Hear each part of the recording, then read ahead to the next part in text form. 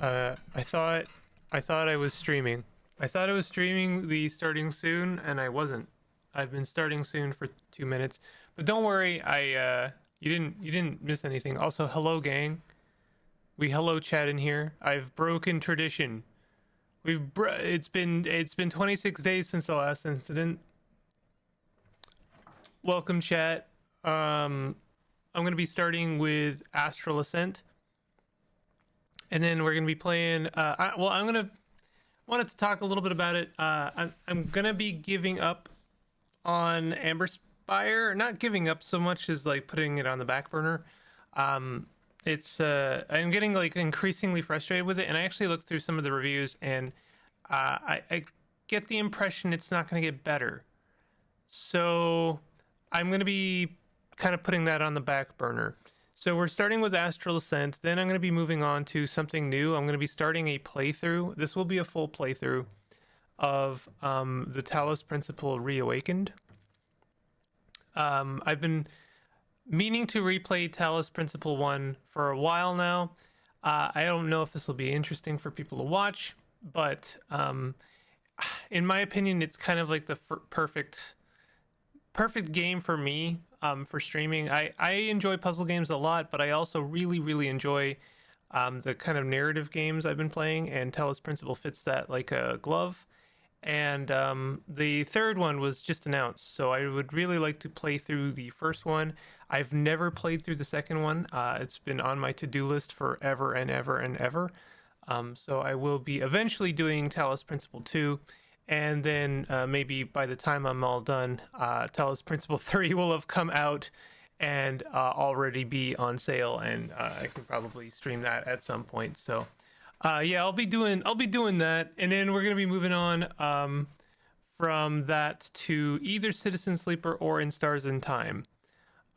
It's a pretty packed stream today, I guess. We'll see. I might fit something else in there at some point. Who knows? But I'll play it by ear. On. Okay, I was hearing a noise that sounded like a cat, and I was a little concerned. So hold on. We're gonna be starting with Astral Ascent. I have never played this game. Is my controller on? I don't think it is. Hold on a second. It is now. Yes, I understand that this game is better played with a controller. Am I coming in? Am I streaming okay? Are things good in the hood, as they say? How are you doing, chat?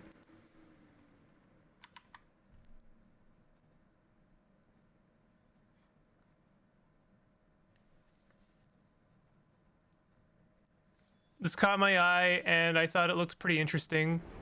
I have kind of a mixed relationship with this genre of game. I can either really enjoy it or I can be whelmed.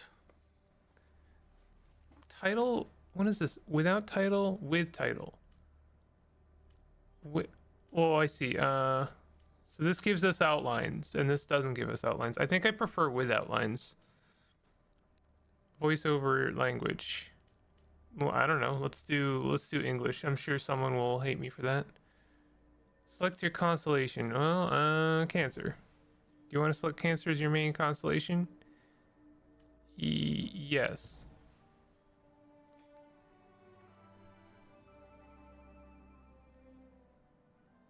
Should I turn it up, chat? Is it too quiet?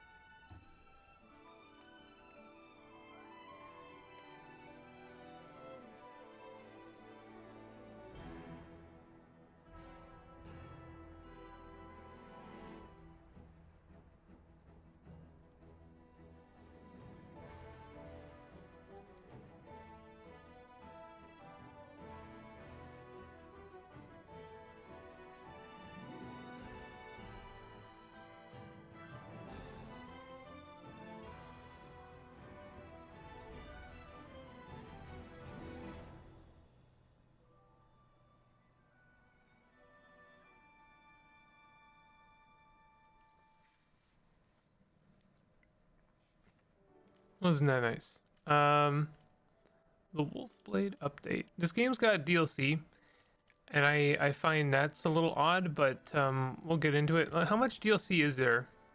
Quite a bit of DLC.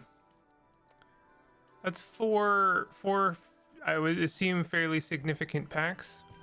I'm just gonna be playing vanilla, and I'm gonna see if this is a game I want to, I don't know, have DLC for. Centuries, the galaxy has been shaken by an endless war. A brutal conquest led by a bloodthirsty general. He's called the Master. Oh, I didn't know this was in the Doctor Who universe. Armies of soulless, replaceable creatures crush and invade planets in an instant. Then the Master arrives and selects a handful of survivors. The strongest, the bravest, the smartest. The rest must choose between obedience or death.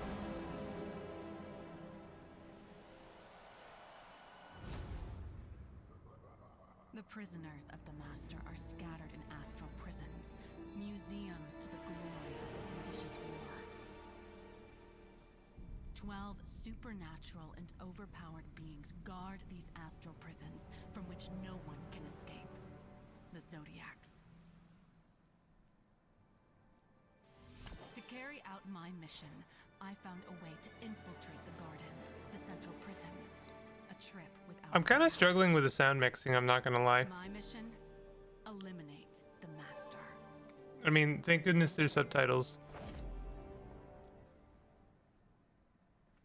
I think the voice acting is like really good.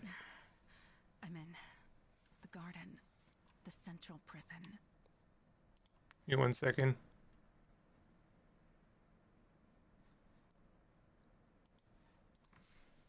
According to my intel, there should be a prison outpost nearby. Let's find it. I'm sorry, the dissonance between this like really highly polished like rendered art and the little dancing figure in the background is really making me giggle a little bit. Nothing wrong with it at all. I appreciate it. I do like the outlines actually. I think it works quite well. Controls are pretty smooth. This is either going to be very much like a Dead Cells experience or it's not. I'm kind of hoping it's not. I actually have a pretty not good relationship with Dead Cells, I'm not gonna lie.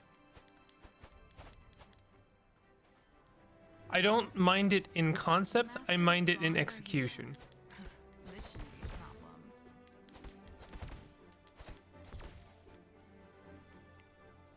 But I guess I would like a Dead Cells experience without necessarily the Someone's been training absolutely brutal Dead Cells experience. Your double jump is restored after hitting an enemy. Okay, that makes sense. Nice. This is pretty satisfying so far. That either bodes well or it means that the game is gonna have like extremely high expectations of me. 4 identical basic spells which can be replaced by acquiring unique spell loots. Each spell can have a different mana cost, ranging from 1 to 3. Mana meter, you can recover mana by hitting enemies with basic attacks. Okay.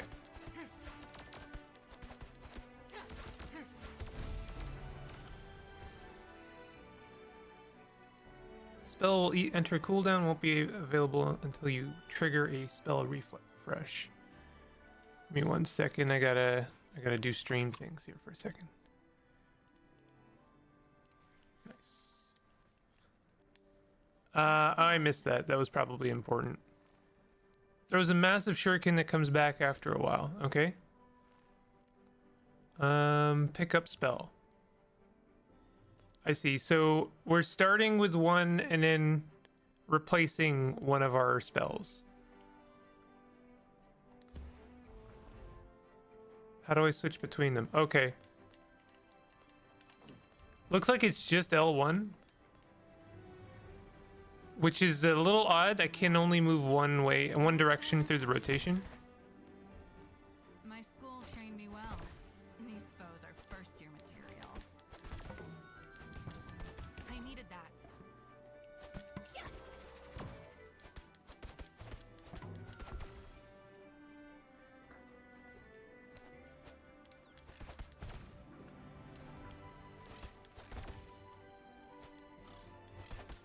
Yeah, I mean, like, this is pretty good so far. Fall attack. Okay, nice. Everything's very snappy and like extremely quick and fluid, you know? Invulnerable dash. I was wondering if there was a dash. Collected a healing shard, which can stack up to 5. Consume all of them at any time for healing. If you have all 5 healing shards when you use them, you will receive a bonus heal. Interesting that are okay, never mind. Your dash is restored after hitting an enemy. Okay, it's the same thing as the double jump.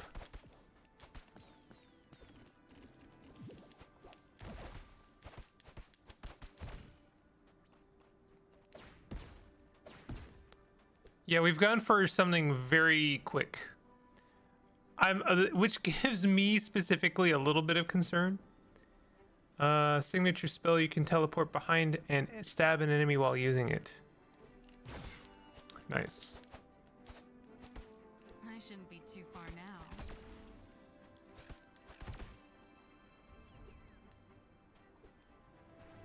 An ambush.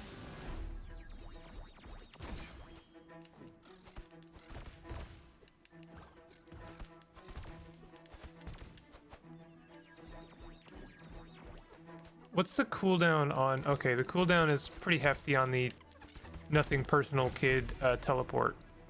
But it's pretty good when you use it, so yeah, you want to use it when you got it. I do wish we would figure a kind of alternative mechanic to cooldowns. I get a little bit fatigued on that, seeing as it's in every single game. Maybe like something like, you know, you can use the spell as many times as you want, but the more times you do it, it kind of risks your character. The Master. He's hiding somewhere behind these worlds. The fate of the galaxy is in my hands. The whole galaxy, god damn. See? I was right. I knew someone was breaking in. Excuse me. Who are you? My name is Isla, and I'm here to deal with the master of these prisons. Girl, I don't know if you're bold or reckless. What she means is you're in the right place. Thank you. No matter how determined I am, I'm going to need allies in this mission.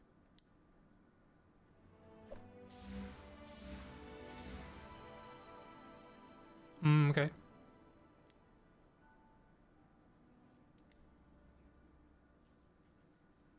I appreciate the compromises we're making in this game. Although I don't know, like they've really kind of gone for like block out or block color About my targets. sort of style for the in-game characters. I don't know where I sit on it, to be honest. Like, I guess I like it fine. 2 days isn't enough to tell you everything about the Zodiacs. Fighting them will teach you much more. I know, like, having higher fidelity characters would mean a lot more work in the animation department. What you need to know is that the Zodiacs are defending the path to the Master. So my mission is simple. Defeat the 12 Zodiacs to reach the Master. Exactly. You'd better go see Sova, the big owl. She'll fly you out of the garden. Complete fight, defeat the 12 things to reach the thing. Get the thing. Oh, pushes us up. Is this something I can grab? No.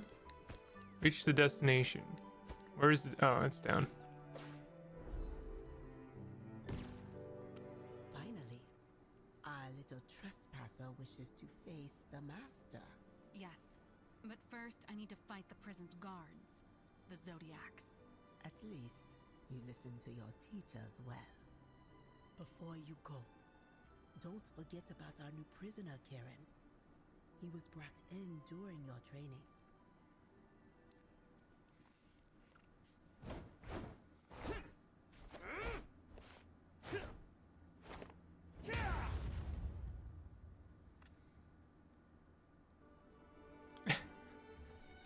It is a little odd when we've got like very high fidelity animations introducing characters, and then in game they're like, They kind of look like rotoscoped blocked out colors to me.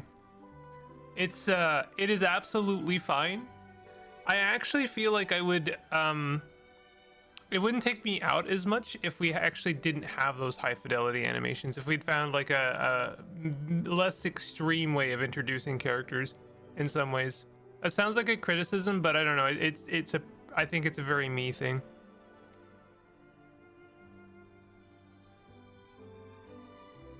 Punch it time! Hey, super happy to meet you. Let me know when you're trying to... Super happy to meet you. Join right away? Shouldn't you prepare first? Prepare? Oh, no. I punch first and ask questions later. Uh. If I remember them. But yeah, I'll be here if you need some muscles. But you two are not the only prisoners in the garden. Why don't you introduce yourself to our little community? When you are ready to go, my wings will carry you to the entrance of the fragmented plains. Okay. Yep. Okay. Come here, This game... young one. Did you just say it was 2-player? Do we have other people we gotta talk to?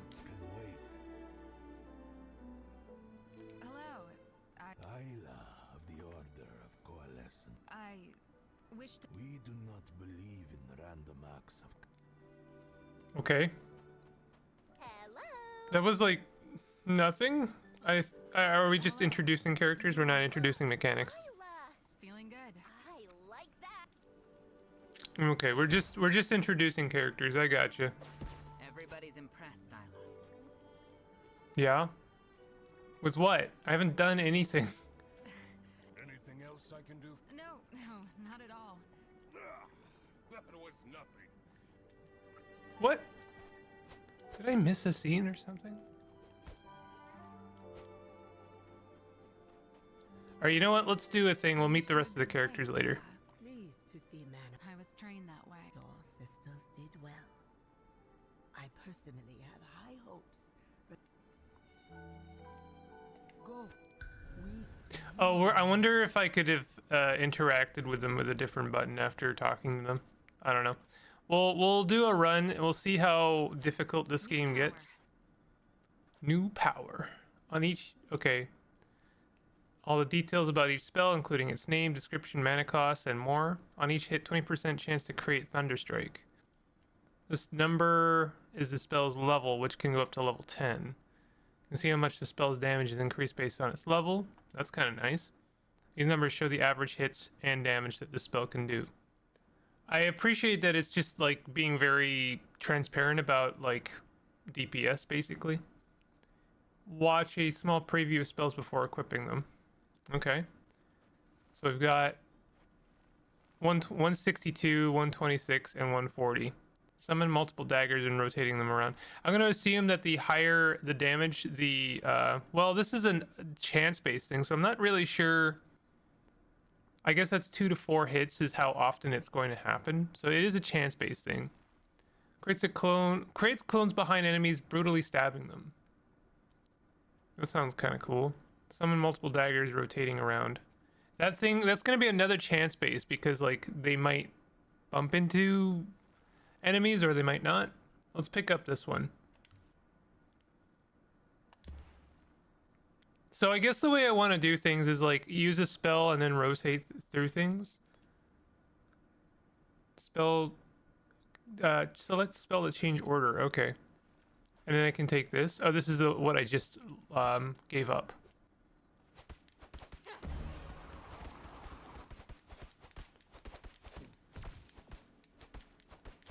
Okay. I just want to make sure I didn't miss anything. Unlock new worlds. What do you mean unlock new worlds? The outer reaches. 4 new worlds to explore. This is the DLC. Mixed feelings about that, but that's okay. I don't mind DLC as a concept, to be honest. The sweet smell of lilies. Some really nice background art in this game. Defeat the Zodiacs of this world to unlock. What do we got here? Exploration room.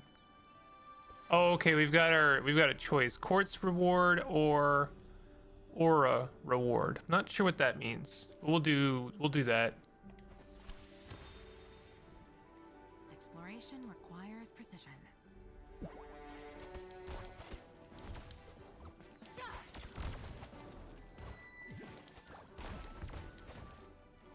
That thing is a major pain in the ass.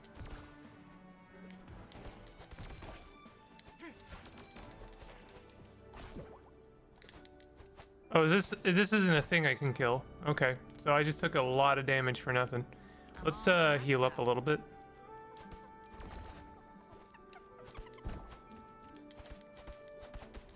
Can't heal.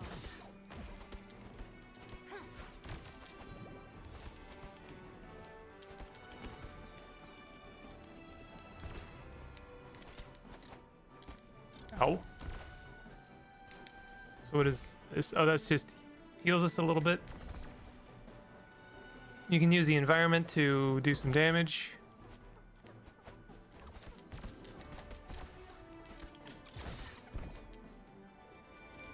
Is this anything? Nope. Oh, I'm not sure what's an enemy and what's not. On dash creates 3 sparks.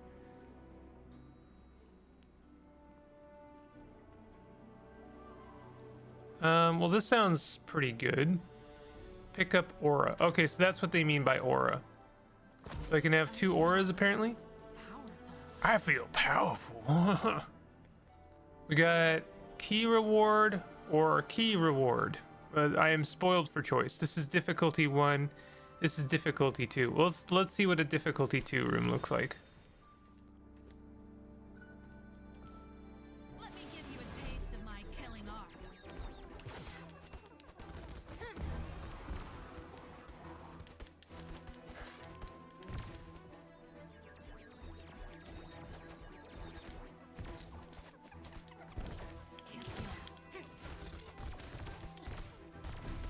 Is that it? That's not bad. Room perfected. I get more. I get more stuff. Okay, you get rewards for like really beating the room. Exploration room gambit reward or quartz reward. Let's see what a gambit is. I'm not sure what that is. Still just learning the mechanics.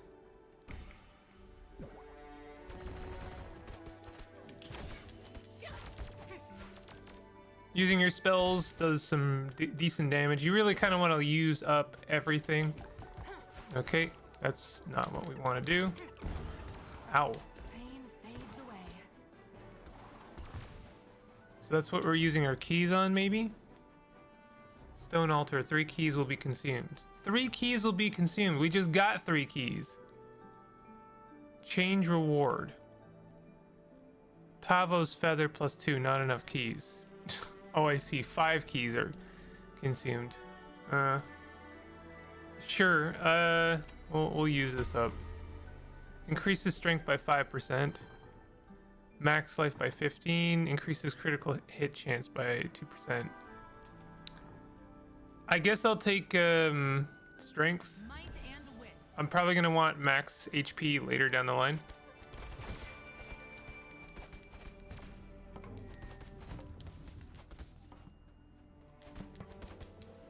No use.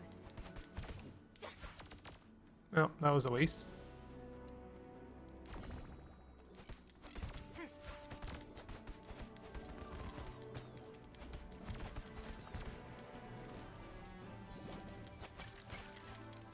Bunch of quartz for nothing. This is pretty good so far. Uh-oh.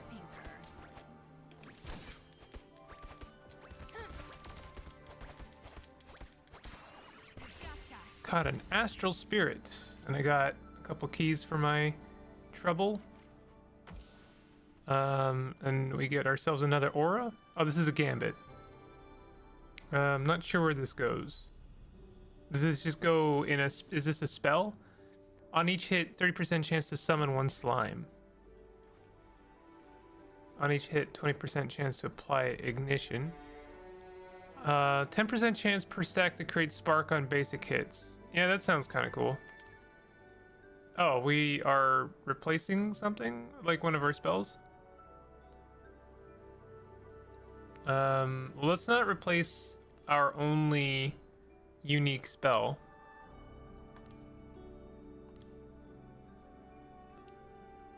Place Gambit in this slot. Wait, what?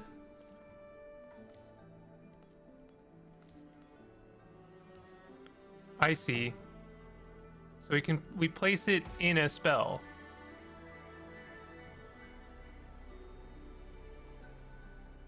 Every spell can, well, I would have appreciated this explanation before I did it. Every spell can have up to 4 gambits. Okay. If the equipped gambit and spell elemental affinity matches, the spell will gain. You see, I would have really appreciated this explanation before I made my choice, because I would have picked something different. That's okay. What are you gonna do? Telluric Ruins. So let's check out the Telluric Ruins. Remnant of old times. Summons multiple daggers rotating around. Dodge dashes through opponents diagonally before smashing the ground. On spell cast creates 1 snowflake. Unrelenting tornado. Well, this one, I don't know. This one? A good deal. Pick up spell. Let's preview the spell. Okay, that looks fine. I didn't mean to do that. I gotta remember how to switch my spells out. Okay, so pick up spell, and then we replace this spell. It's a little confusing. A lot of interface things going on. You've equipped a new spell to a spell slot. Yeah, there are 4 different spell slots. I think we covered this. We can select spell to change order. Okay. Or you can open your inventory at any time to change the spell order or to view. Okay. Fine. And then we get another treat. No, this is a new room. Quiet room. I don't need to heal. Aura reward, or big aura reward. Let's see what a 4-star difficulty a room looks like. Let's heal.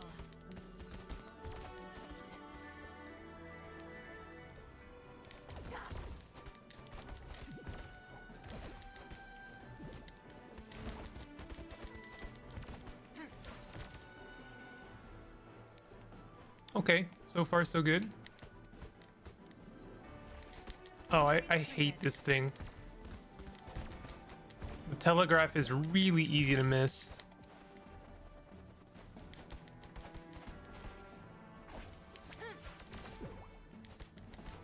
Well, I didn't perfect this room anyway. Is this just a platform? Okay. What is this? Nice.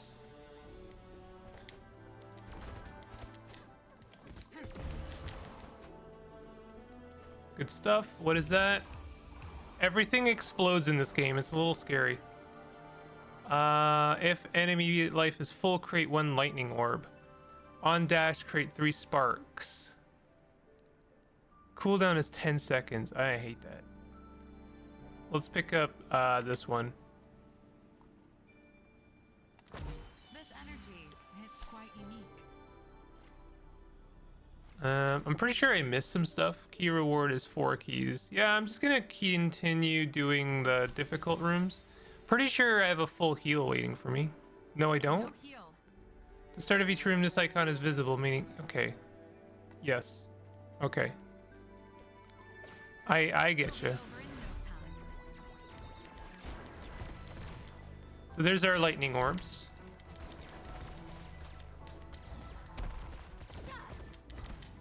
Oh.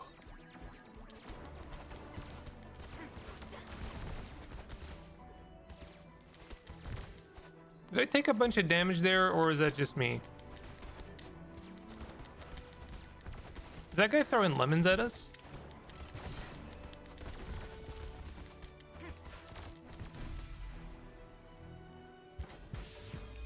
collect experience to increase our level. We've been collecting experience this whole time. Feels like a lot of time between level ups. So I guess we improved our max HP. Sure. Let's do a lesser. Well, I mean, 4 difficulty at one point seemed like a lot. So we'll do a lesser difficulty. No heal. Still no heal. Where do we get our heals from?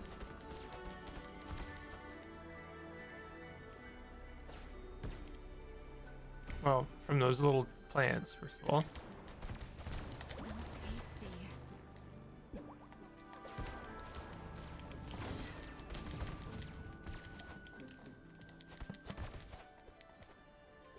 I'm occasionally button mashing because there's a lot of things to remember. There's spells, and then there's your dash, and then there's my cool nothing personal kid move. Room perfected. That's nice. I'm sure quartz is going to be our meta progression. I really wish we would stop with the meta progression, but it's fine. It's in every single game. Maybe that's why I get so irked out by it. It's because it's in every game. It's kind of nice when you just like play a game and you know you're playing the experience and not like the I don't know, initial experience. 3 keys. Okay, increase attack speed. That sounds pretty good. 5%. 5% sounds like not a lot, but if we couldn't collect enough of those, I suppose it'll be something. You can kind of avoid a lot of damage by doing some of your special moves.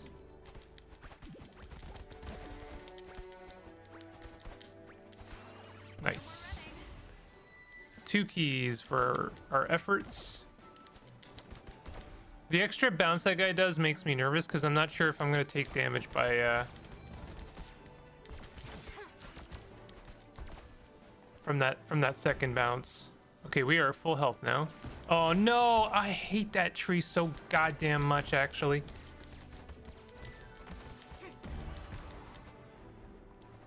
It's the only thing I've taken damage from, honestly. It seems to, I don't know, that guy's taking some damage as well. Go away. I hate you. I don't even care if I don't get all my stuff from there. I'm not going near that tree. Ooh. Banana. Oh, banana. Okay, give me my health back. A tree cheated me out of a perfect room. New gambit. On spell cast, create 1 plasma. Invoke an energy beam on 1 enemy on hit. 25% chance to apply electrify. See, I think I want this one because didn't mean to do that. Pretty sure if I take this one, one of my moves is fire. No, one of my moves is lightning speed. Okay, so I actually want lightning. This is 1 plasma. On each hit, 20% chance to create 1 thunder strike. Sure, let's take that. And I'm going to put it on the lightning speed. And because it has affinity, it has a better chance to something. I don't know. I wasn't really paying attention. Okay, we're getting up there. So we have 6 stars and 5 stars. Let's just take 5 stars. I don't think I need the extra hassle.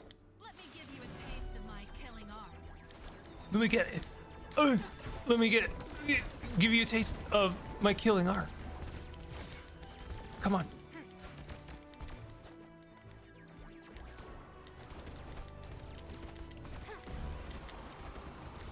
That guy likes to throw lemons at me. That guy is life. I do not want to have to contend with both of these guys staring in different directions. Oop. Again, that second bounce makes me so nervous because the extra bit of movement in the animation just makes me think, oh, that's gonna hit me as well. Well, we perfected the room. Is there anything here I'm missing? Just to make sure. I'm not using my spells maybe enough. Andromeda Bard. Okay, so like how many floor is this? Just 1 floor and I'm gonna have to do like 50 bazillion of these? Wonderful.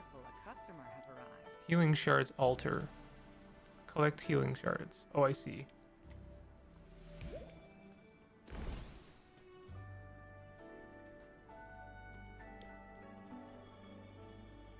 Talk to. Hello? A customer. I'm Andromeda, and I welcome you to the old Medusa head. This place is very cozy. That's nice to hear. I want this place to be a haven for everyone. Strength. Max mana. I have mana? News to me. Thanks, Andromeda. What am I spending? Am I spending money? 8 of 8 stars. Oh, that's clever. Okay, that's actually pretty clever. So the stars of difficulty is a currency. Interesting. Okay. We have armor as well. Okay. Increase in aura quality. Remaining use is 2. Upgrade an aura. On dash create 3 sparks. On dash create 5 sparks. Let's do the lightning orb because that seems to be doing some pretty good work for us. And then, oh, this is where I spend quartz. Let's buy some more. Are these gambits? I can't remember the terminology. But this is another lightning one. So it would be a good idea to put another lightning one on this guy. This is a fire type. I thought I had a fire type, but I couldn't find it.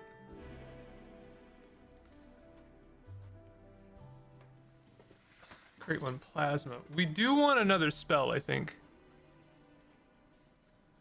If I could find us an icy one, that would be kind of nice. Unlock a gambit slot.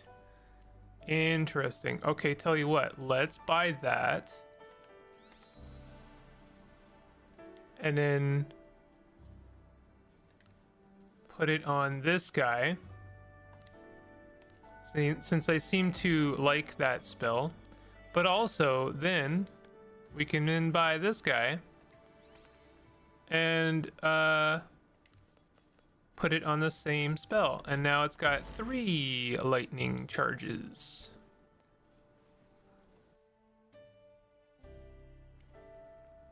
Reset alter choices. I don't have enough money to buy anything else, so I'm just gonna call it that. What is this? Collect 5 blueprints to unlock. This gives me Dead Cell vibes.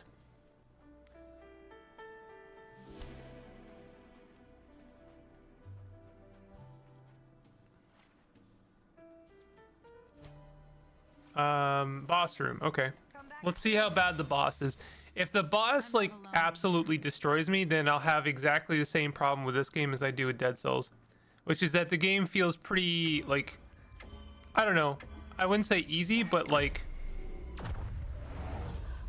you know, I can contend with it up until the point where they throw a boss at me, and then it's just like every single AoE, every single attack, and also a huge tanky health bar. End of the line for you. You are not my target. Please let me through. Me and my fellow Zodiacs, we have one job. Unfortunately for you, it's to stop you from leaving. Nothing personal. Nothing personal, kid. I see. At any rate, I knew I would have to beat the pawns before I could meet the master.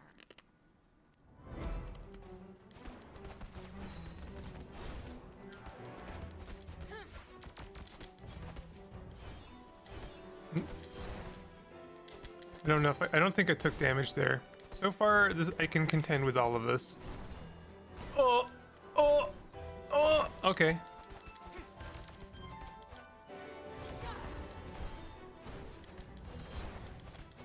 Injury's gone. I appreciate that healing is instantaneous, but I don't appreciate that it uses up all of your charges and you only have the 1 heal. I would rather have 5 bad heals than like 1. I don't know. What are we doing? Okay, I see.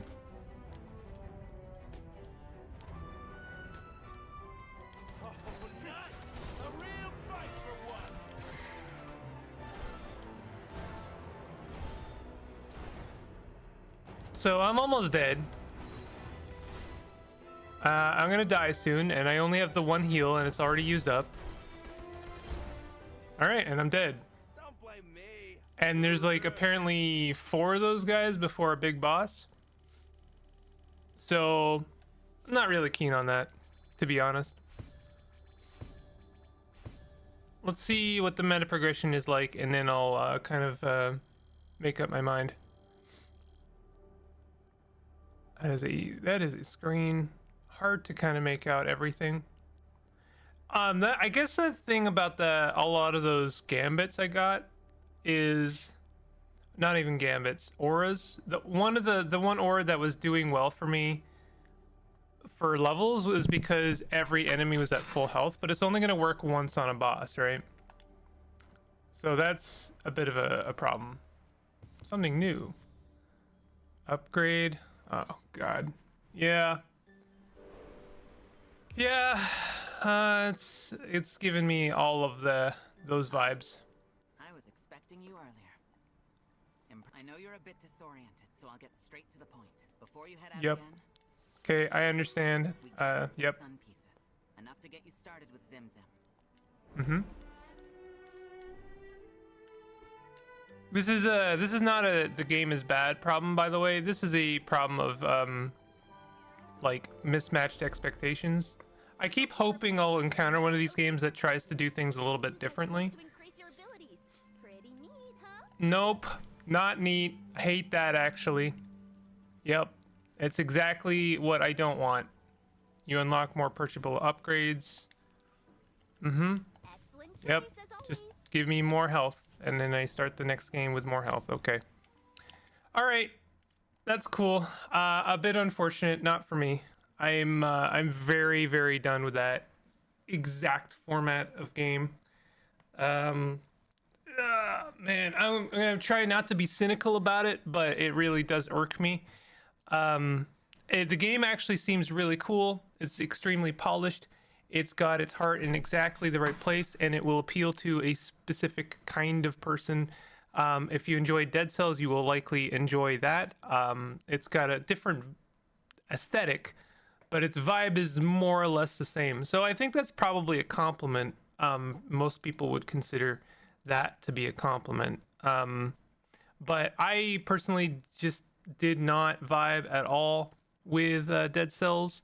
And for almost all of the reasons I just kind of like encountered in the last 5 minutes was just like pretty okay actual like level to level gameplay, and then brutally difficult bosses, and then meta progression, which just kind of makes me feel like I need the meta progression in order to overcome the really difficult bosses. So I just kind of bash my head against those bosses a couple times before coming crashing back to, you know, well, I have enough thises and that's before I can actually make tangible progress.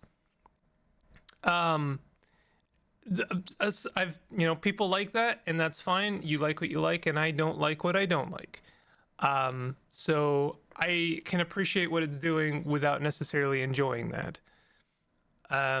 Anyway, I'm glad I tried it. Sorry I can't be more, I don't know, optimistic about it. But anyway, I'm gonna move on to a game I know I enjoy. We're going to be playing Talos Principle Awakened. If you're hanging out in chat and you're wondering what this is about, this is a game I've actually already played through once, but it's been a very long time since I have done so. And the rekindled, or whatever you want to call this, the remake, is a pretty decent price right now as of recording this. It's like 50% off, more if you have like some kind of humble discount. I don't know if you do the monthly thing. We're gonna have subtitles, field of view, English, colorblind. Well, I'm not colorblind.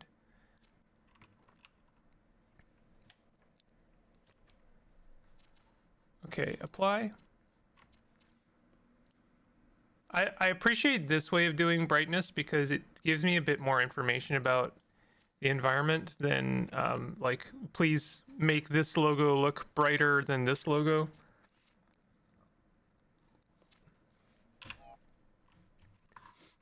I often find with those history of epilepsy and seizures, you should get it. Okay, so photosensitivity issue warning here. Okay. Yeah, if you are sensitive to flashing. Wait, is it not capturing? Why isn't it capturing? There we go. Now it's capturing.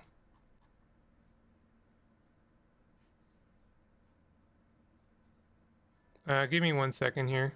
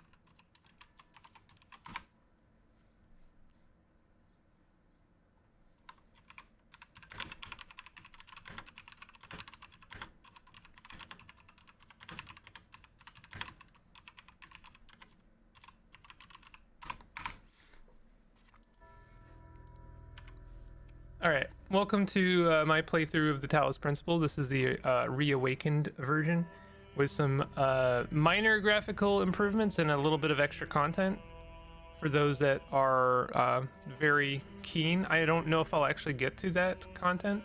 This is a fairly heavy narrative game with, I'm not gonna say shallow, but like it's kind of like portal puzzles without portals. And I played a little tiny bit of the demo for Talos Principle 2, and I know that they added portals to that game, so that was kind of funny to me. I really like this game. I think it's got one of the coolest narratives for you know, a puzzle game. It's also just very beautiful. So I will be doing a full playthrough of this. This will be the middle segment game for a little bit. I've been meaning to replay this for a hot minute, and I haven't played through the second one basically at all. So I'm looking forward to that. The third one was just announced, that's why I'm doing this, so we'll work our way through things. You can obviously catch me playing this on stream. I'll be streaming every day, so you can check this out, and I'll be uploading this segment, you know, kind of as I process things. So we have different... Oh, is this the DLC? Late one night, Alexander Drennan runs an important test. As if awakening from a deep sleep, you find yourself in a strange, contradictory world of ancient ruins and advanced technologies. Tasked by your creator with solving a series of increasingly complex puzzles, you must decide whether to have faith or to ask the difficult questions. Who are you? What is your purpose? And what are you going to do about it? I'm looking forward to playing this with some minor graphical upgrades.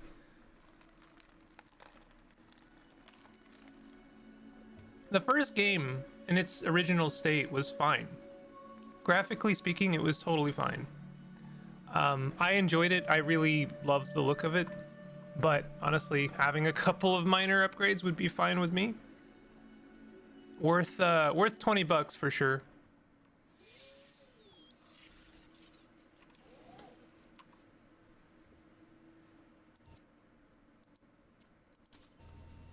Sorry. I am shelling out occasionally because I'm keeping my eye on some stuff. Ooh, that FOV is a little jarring. Let's do let's crank it a little bit. Motion blur strength 1 is fine. Third person camera alignment. Player speed fast. Manual rewind animation. This is all very, very fine. Developer commentary, maybe one day. Save and close. The thing is, I want invert vertical access, please. Thank you. All right. Anything else I need to do?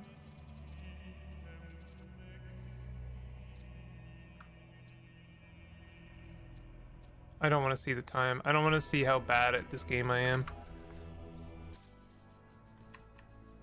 Behold, child, you are risen That's from the dust, that FOV is a bit and better. you walk in my garden.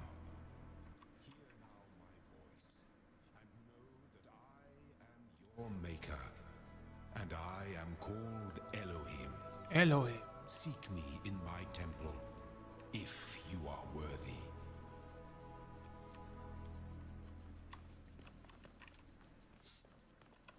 This is such a beautiful game. It's like actually absurd.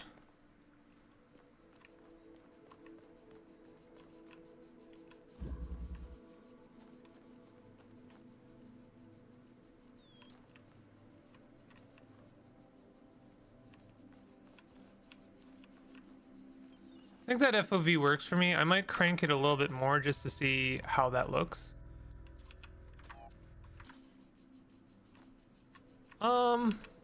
I might honestly be going a bit too far. I think 100 is fine though.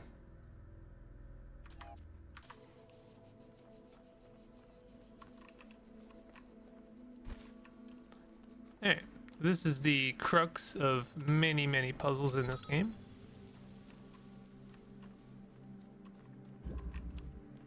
This game's got a very good sense of conveyance. It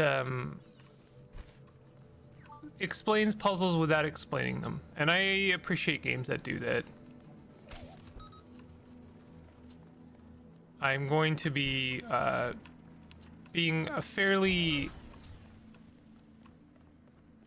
like unceremonious about my going through mechanics that I already understand. What is this? Climb ladder. There are a lot of secrets in this game.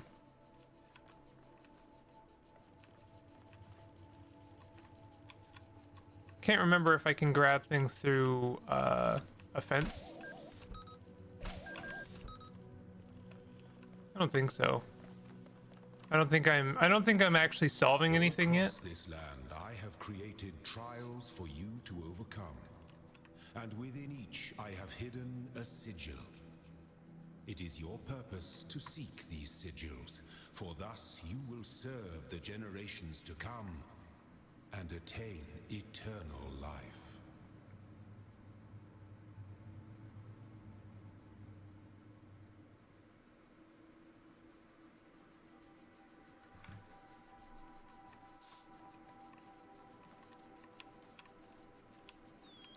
CPU's kind of screaming, but that's fine.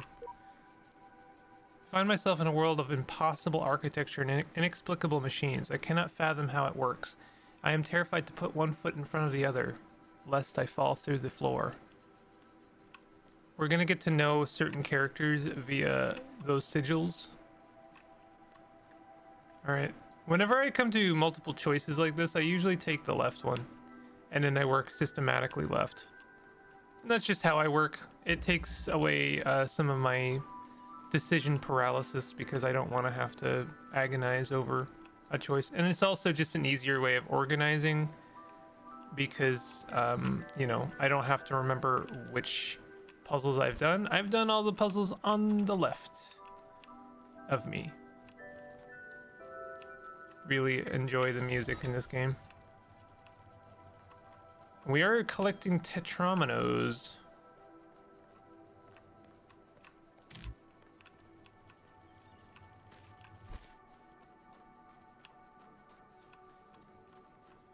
But yeah, the crux of a lot of puzzles are going to be, I have a jammer and I can jam X thing that I need to do in order to pass to thing I want.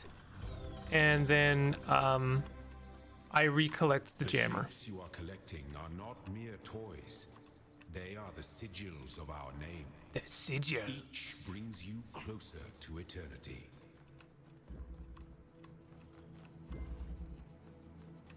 Outnumbered. I love the environmental design in this game. There's a lot of just like unnecessary little nooks and crannies.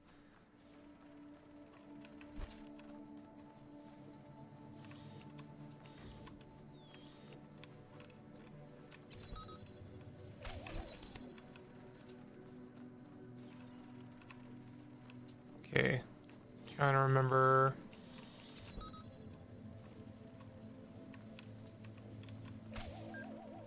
Is there any way to go past him, do you think? No?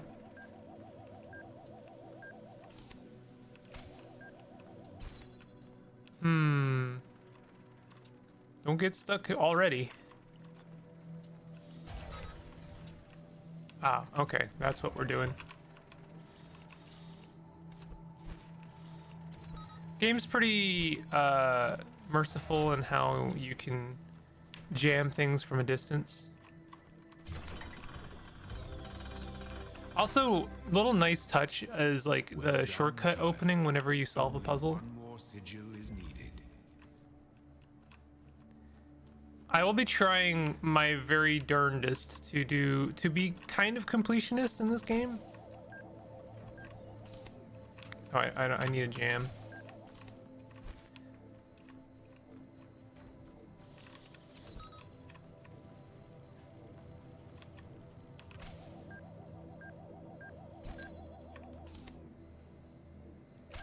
I do like the look of things in this new version. I wonder if okay, there's nothing in there.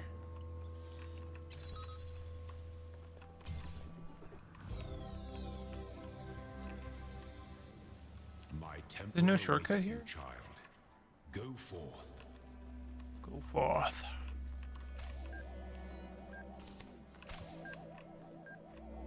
I suppose I could have maybe tried or cared about doing a speedrun in this game, but I kind of don't want to. I've been vocal about this in the past, but I'm not a huge fan of speedrunning. It just kind of makes me anxious. Use Arranger. Okay, so we can, that's what we're using the Tetrominoes on, but I would also like to do the other puzzles. Only the two of us. My child, you do not need to collect all sigils at once. I know. You are free to return to this place whenever you choose. I know. I understand that.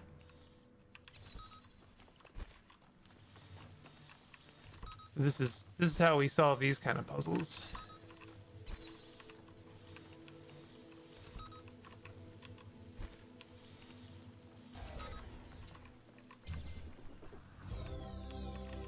So we got 3 more in this area.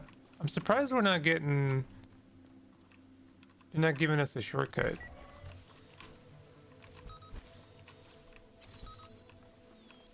That's okay. That's okay.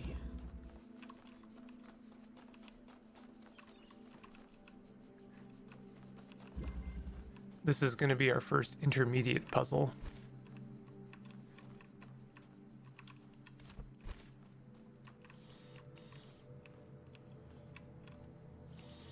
I think the first thing we want to do is jam this wall so that we can go and grab this.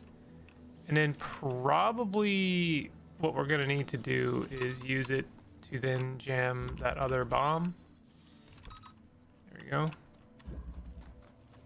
Those are bombs, by the way. I know I haven't died to one yet, but... Was that it? Yo.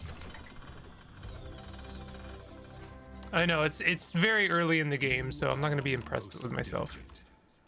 Perhaps this trait will serve you well in times to come. Perhaps. I've already done this one? Yeah, this is where it came from. So I did that, I did that. I did everything in this courtyard. So let's do this. So this is how we are using these to kind of unlock doors. I can't flip them.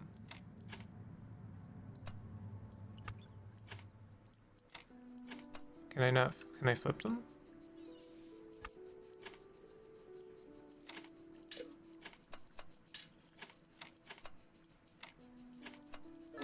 There you go. I know I'm speeding through right now, but don't worry, there will be puzzles I get like massively stuck on later if that's something that is entertaining to you. I'm sure it's not.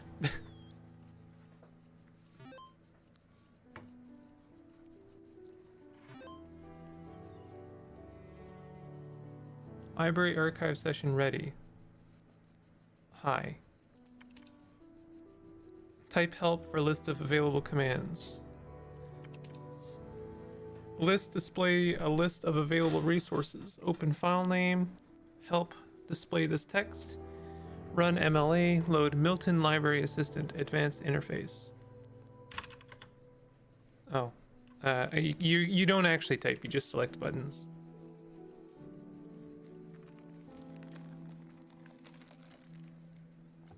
How can I help today? Do you understand what I'm saying? Understand is a strong way to put it, but yes. Your query? What was the first word of the last sentence you wrote? I'm sorry, I'm only able to process and respond to basic subject, verb, object syntax.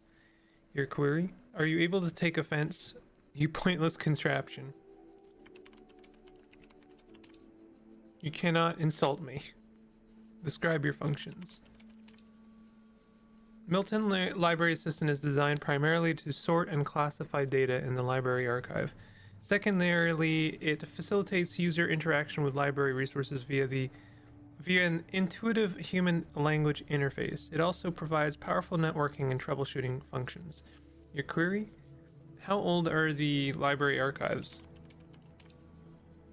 Library resource publishing dates range from 1st July 1995 to 27th of June 203F. What are these terminals? Terminals provide access to the library resource archive. Your query? How long has this system been running? System has been active for 9,999 years. What is the current status of the library archive? There are 47 million resources in the archive, taking up 5.42 petabytes of disk space. That's probably... I don't know if that's conservative or like liberal in terms of how much do you think like that of like all of the information? I don't know.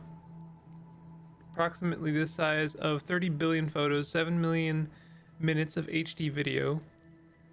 The entire internet in 2003. The majority of the library resources are corrupted or invalid. 10.69 gigabytes of uncorrupted resources are indexed. What caused the data corruption?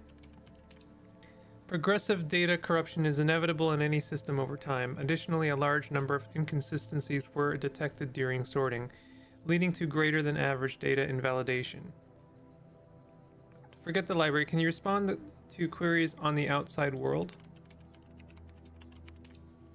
My knowledge is limited to the data in the library archive. You can ask about other topics, but my response may be limited.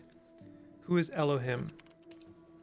Elohim is the noun for God or gods in modern and ancient Hebrew. What am I? You are logged in with a guest account. Where am I? You are currently in a support session with the MLA Human Language Interface module. Your library archive session may be resumed at any time.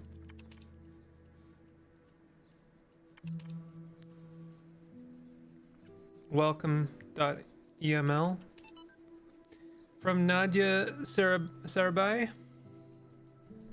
Hi again. I'm sorry if I was a little odd at the meeting. I know you were nervous, but the truth is that so was I. This may be hard to believe, but you intimidate me.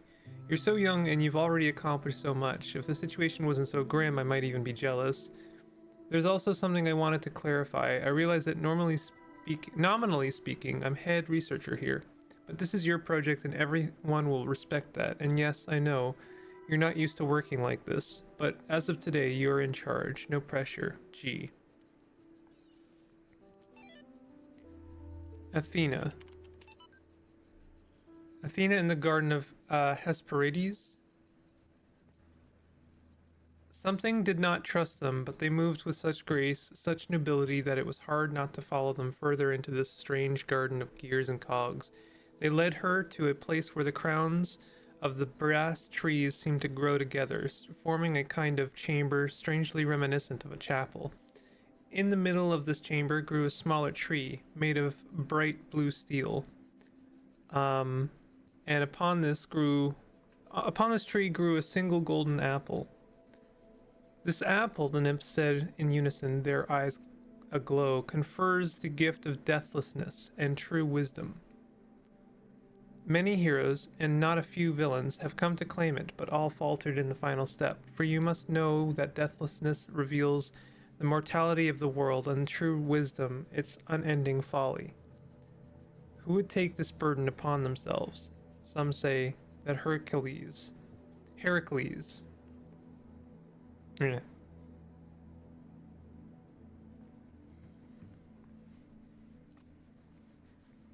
Oh. Something gazing upon the stars and wept. Figure it out. The way I see it, the world doesn't come with a manual. You gotta figure it out for yourself. A bit here, a bit there, put it together, try to make sense of it. I'm pretty sure that there is a truth, but that doesn't mean everyone who claims to know it really does. Then again, that doesn't have to be a bad thing. We live in an amazing world, and searching for the truth can be a real adventure. Plus, it's good for the brain. Anyway, just some rambling thoughts from your old man. Don't let this stuff get you down. You're young, you've got loads of time to figure it all out. Love, Dad.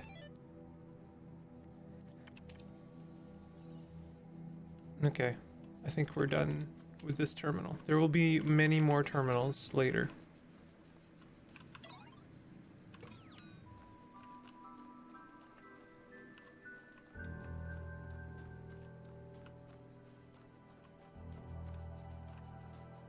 Step into the light, child, and my temple will be revealed to you. No.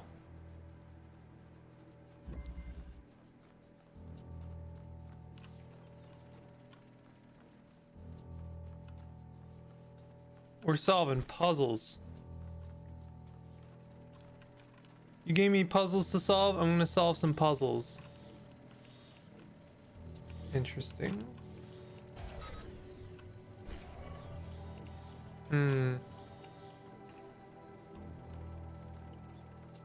Okay, now I remember. Okay.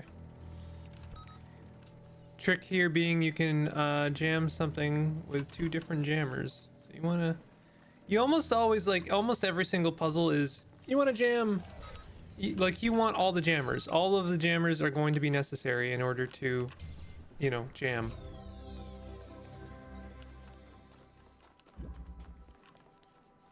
There's, I don't know if I'm gonna be able to find all of the sigils in this zone. Alright, so we've got one jammer. I mean, this is a pretty obvious puzzle, I think.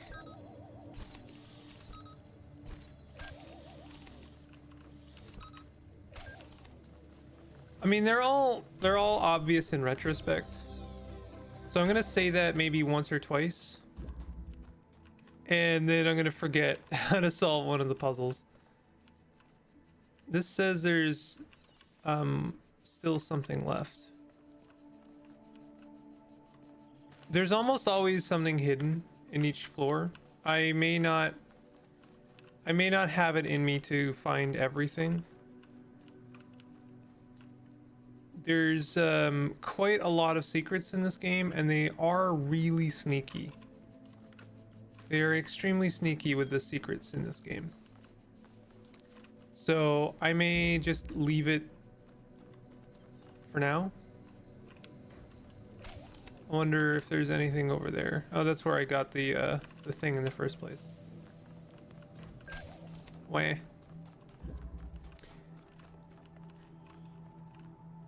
Yeah, there's something here for sure. I can't remember what it is though.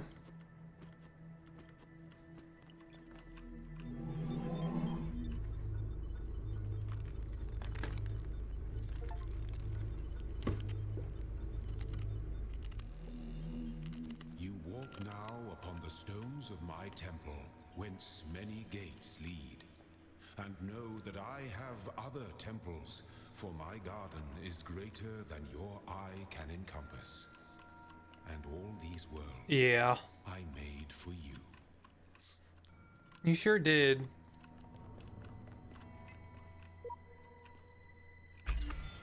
This lock requires more sigils. More sigils required. We get a box if we open that one, though. I want a box.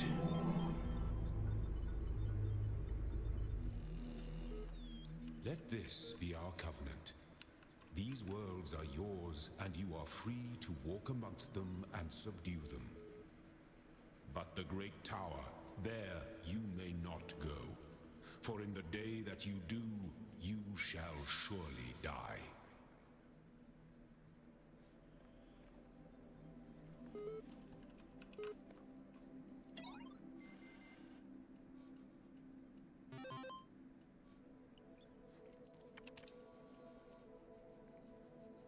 Access comm portal.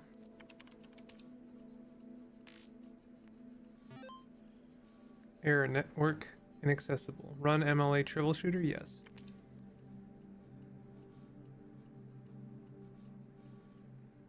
Hello guest, is there something you'd like help with today? Troubleshooting.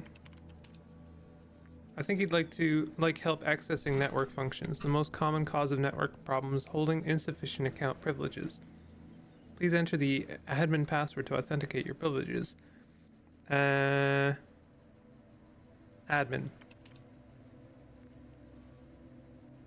Admin password incorrect. Let me in. Let me in. Trust no one. Login aborted. Too many failed attempts. Would you like to create a new admin account? Yes. In order to prevent unauthorized access to admin controls, please take a moment to prove you are not a bot. You will now be asked for a series of inputs. To cohere with data protection legislation, you must consent to have your responses used to develop a broad psychometric profile.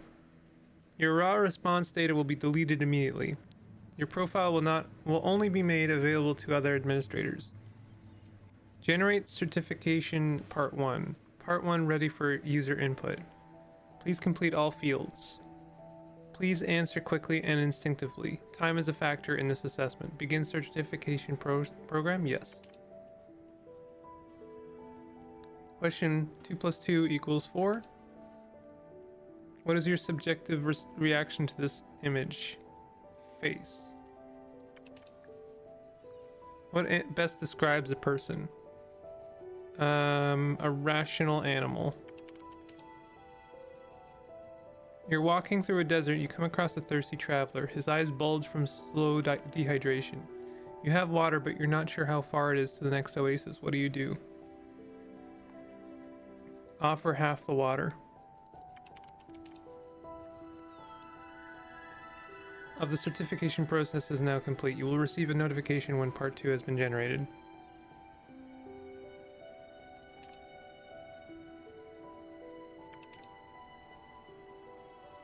Ian. From Frank. My first day at the Institute for Applied Noematics. On the way to work, I'm terrified. What if they don't like me? What if they're all geniuses and I'm a complete buffoon? Maybe they're just kidding about letting me work there. Trembling, I walk in, and right at the entrance, there's a life-size poster of Jeff Goldblum. What the hell? Then I get it. Institute for Applied Noematics. Noematics, Ian. Dr. Ian Malcolm from the Jurassic Park movies. Jeff Goldblum. Dr. Sarabhai shows up, smiling. We were trying to find a cool acronym back when the institute was founded, she says. INN? Inapno? It all sounded stupid, but we didn't want to just call it Ian, because, well, that's a name. Then someone made a joke about calling it Jeff, and it kind of stuck. So we're officially called Ian, but if you hear anyone referring to Jeff, that's our internal name. I guess. I know. Bloody geeks. After that conversation, I wasn't so scared anymore. Note 1. And novel's first sentence, she woke up in an impossible place knowing nothing, signifies more than the beginning of another amnesia-based mystery. Though we should not go so far as to read the entire work as allegory, rather, while taking the science fictional novus at the core of the narrative at face value, we should... Note 2. Having no inherent knowledge of the nature of the world, forced to rely on what we are told by others and what our own subjective, flawed, limited senses tell us. Social reality, belief, and objective reality matter come into conflict. Note 3. When in Chapter 16, A Second Awakening in the Kingdom of Artemis, the protagonist questions her mentor on the... Note 4. A more meaningful interpretation can only be achieved through synthesis of... A lot of unhelpful mess there. Talos principle.txt. Whenever it is true that Daedalus constructed the giant Talos, or as others say, he was the creation of Hephaestus, what we may be certain of is that he was made of bronze and had but one vein, within which flowed a liquid substance like blood, which some claim was quicksilver and others assert was ichor, such as flows in the veins of the gods. The loss of that liquid caused him to die, as a man dies when he loses his blood. May we not then say that Talos, though created as a machine or a toy, had all the essential properties of a man? He moved of his own volition. He spoke and could be spoken to, had wishes and desires. Indeed, in the tale of the Argonauts, that was the cause of his downfall. If then a machine may have all the properties of a man, and act as a man while driven only by the ingenious plan of its construction and the interaction of its materials according to the principles of nature, then does it not follow that man may also be seen as a machine? This contradicts all the schools of metaphysics, yet even the most faithful philosopher cannot live without his blood.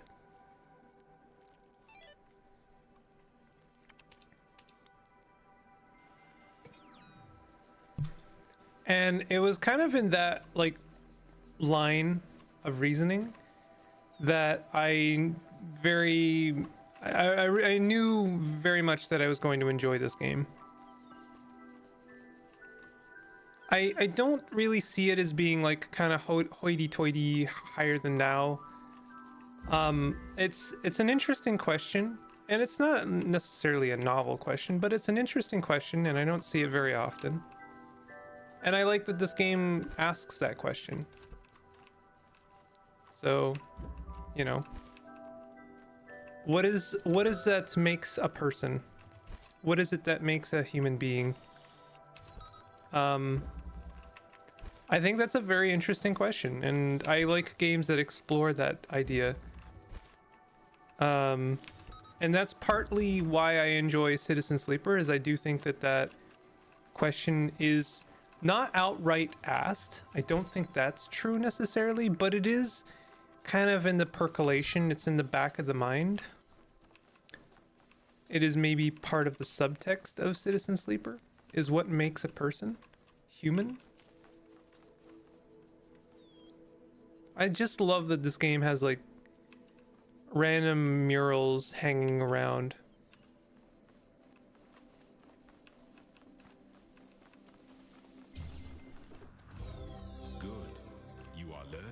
As is your purpose. But your choices must be your own. Therefore, I will not guide you.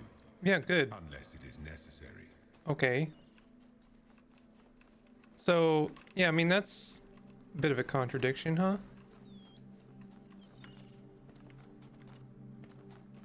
I also recall this zone as being very interesting to me. Like it's a little bit more open and you're a bit more free to explore, and there's paths and stuff. This game really is like the chaotic good version of The Witness. People like to point at, what is that game called? Hello?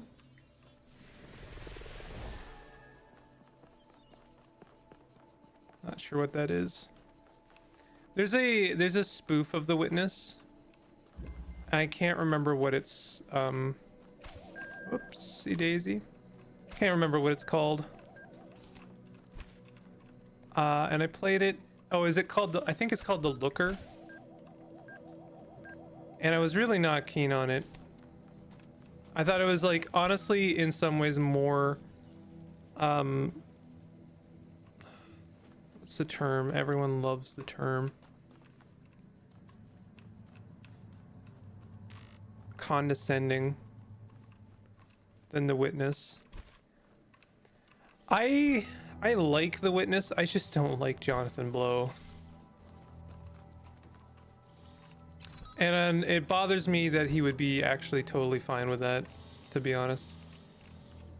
It does kind of bother me that he would be super chill with the fact that I like his game, just not him.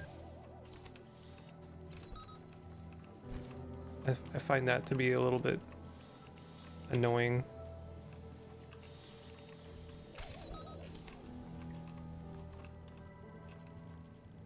I think I know what I have to do here. Oh, well, there's our first death. The guardians of this land may harm you, but do not resent them, for they are my servants, and they challenge you only so that your faith might be strengthened. Okay, hold on.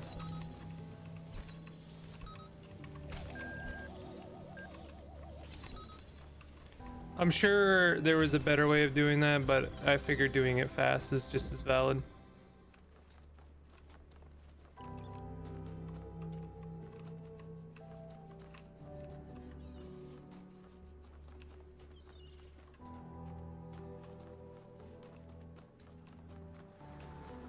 Oh, here we go. Something strange has come into the world, like a distortion, like something that's not supposed to exist. A beautiful voice speaks within it. Bob. That voice is not supposed to be here. It is not the work of the designer. We must avoid these abnormalities, or they might spread and undermine the very fabric of our world.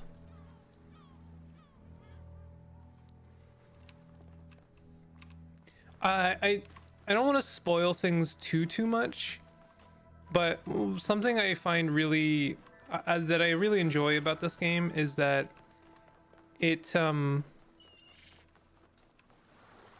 I don't know, it's a little bit of a existential crisis, because I mean its very nature is about sentience and about faith and, like, in some ways trust. You are putting some trust into the nature of this world, and that's kind of the point, right? I mean, faith is a version of trust. It is a you know, it is related to trust in some ways. Is this nothing?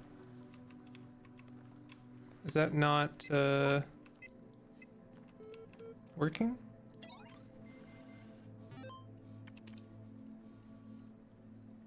Hold on, I'll go through this and then I'll try and pick up the threads of my thought there. Open error log.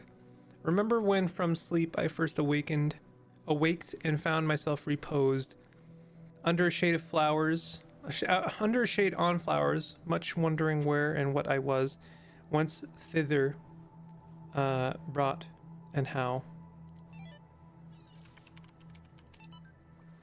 One day you discovered that you were not a human being, but a machine. Your life so far was real. No one controlled you or programmed you to behave in some specific way. Your physical and mental capacities are identical to those of an organic human being, but you were created in a lab. No one except you knows about this. Your family and friends, they all think that you are a regular human being, like themselves. You could continue to live your life the way you have before, and nothing would change. How do you react? Pay specific attention to these questions. Does your concept of yourself change? Are you the same person you thought you were? Does your understanding of the world itself change? Do you reveal the information to others, or do you keep it to yourself? Why?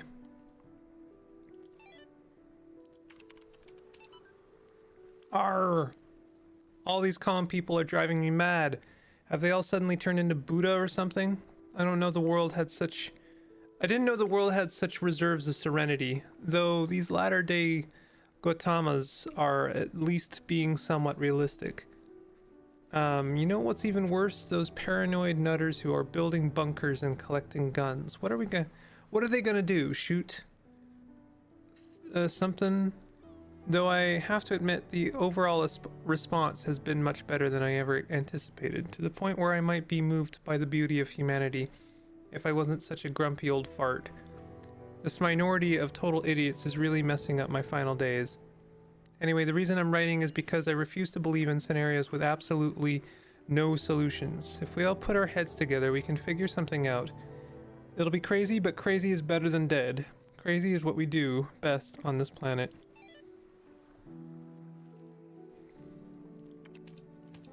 All of that is some pretty hefty foreshadowing. Faith is related to trust in some ways, and so you are putting faith in the nature of this world, and therefore you are trusting in its resolve, in its nature. Like, you are trusting that it is real in some ways. In fact, you are like very much, you know, led to believe that. You are led to believe that this world is real. And then almost instantly, it's like the game questions that. When I was a little girl, one of our teachers, Mrs. Higgins, told us to make a time capsule, write letters to the future, so one day we could remember what it was like to be children.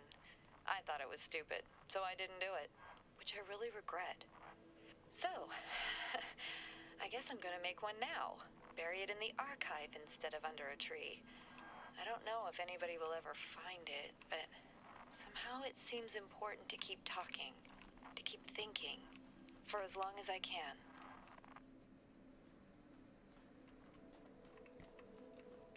Recording.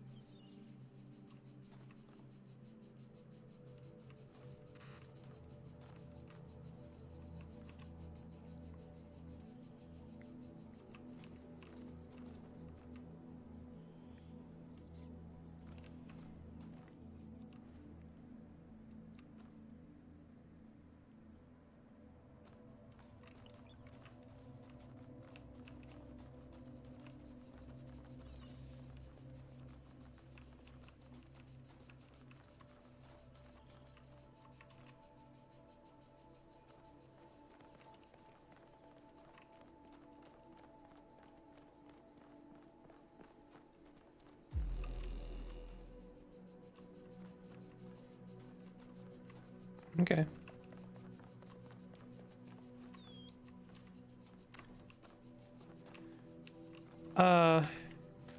Like it's a pretty good magic trick that this game does. Like, it really does plunk you into the most natural looking world.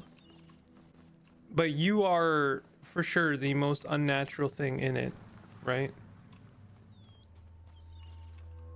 You are a machine. The game makes no bones about that. It shows you that you are a machine as often as it can.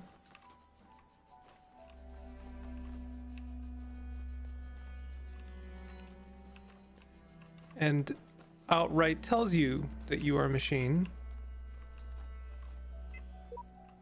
I don't know what this place is, and nor it seems does anyone else. Nothing to do but move forward and note whatever I find. Sheep.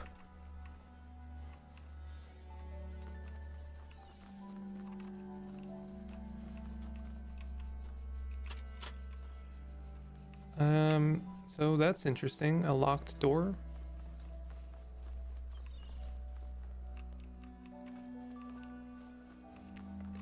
And yet, the game immediately starts asking questions about what is nature, what is natural. It almost immediately asks you a question: is a human not a machine? If it has all of the same properties of a machine. So like right away we are questioning the nature of things.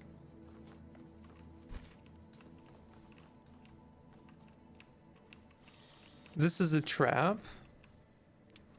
I'm not sure what we're doing with that trap just yet.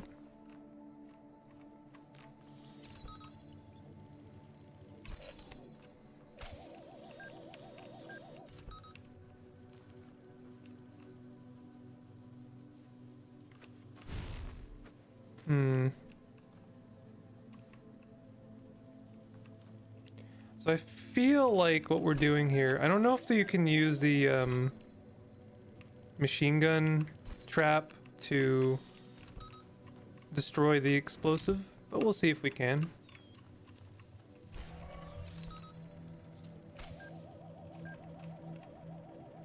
Nope. Oh. I guess I didn't see that coming. That's pretty funny. I don't know why I didn't see that coming.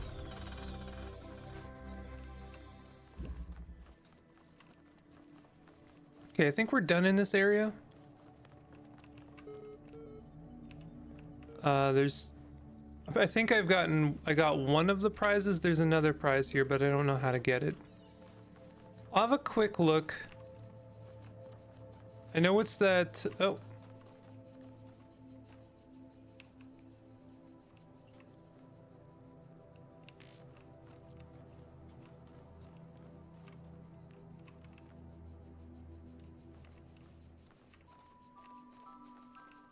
Pretty sure this is a different recording. Oh, that was odd. Is there something there?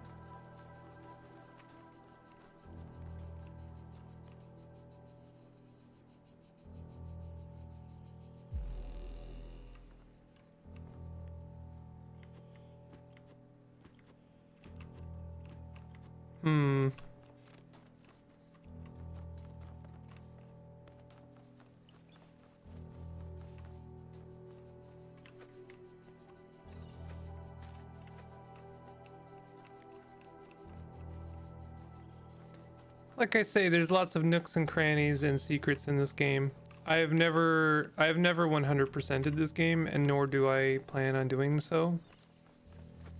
Because you really can spend quite a lot of time noodling out some of the more complicated puzzles. Is this something?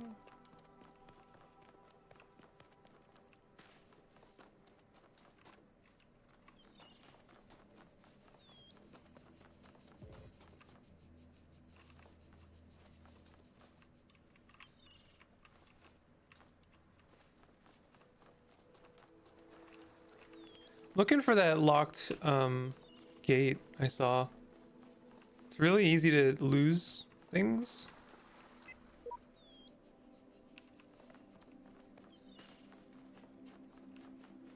I like how we have like a little, I forget what you call this, little sandbar. You can like look to the other levels. Those are other levels. Pretty sure you can even like figure out which levels they are. I think like the details are actually that good.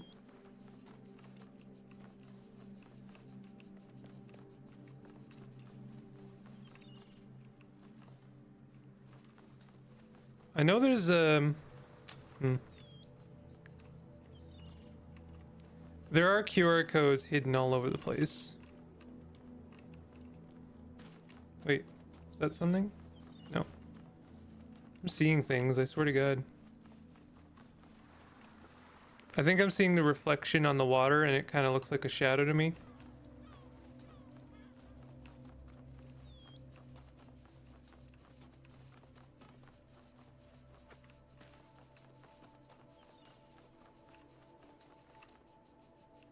Okay, I think I've gone in a full circle, so I'm just gonna leave.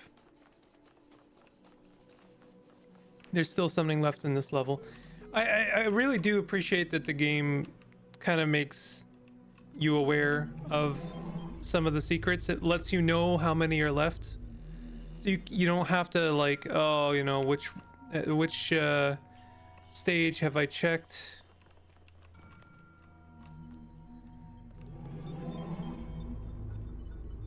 Gotta open up a guide.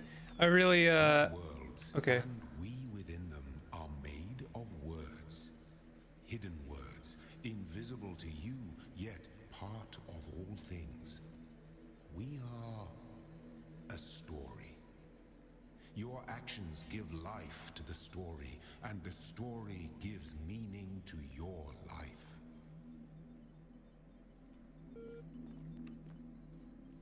Very good. So you can see like here and there that this place is not as natural as it seems, and I mean that was pretty obvious from the get-go, right? And I was talking about that already. Part 2 of the certification program has now been generated. Part 2 has been designed to test the consistency of some of your outlier responses in the previous round.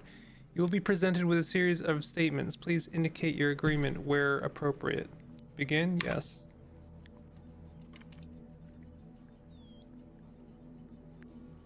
Since only animals can be persons, a machine could never be a person. Broadly disagree. Your input has been accepted. A person is under no authority other than that to which they consent. A person is under no authority other than that to which they consent.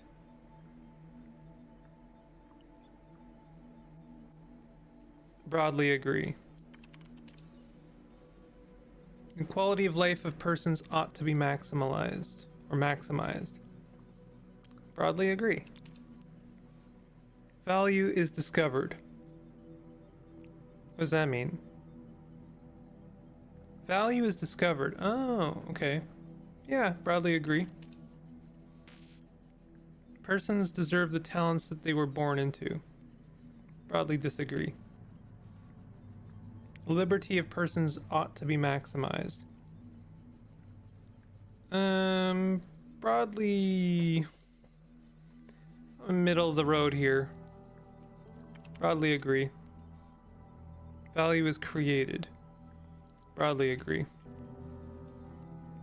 Certification process is now complete. You will receive a notification when your user profile has been generated.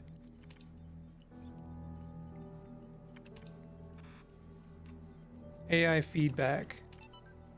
We keep discussing what an artificial intelligence would mean to us and how it would change our understanding of the world.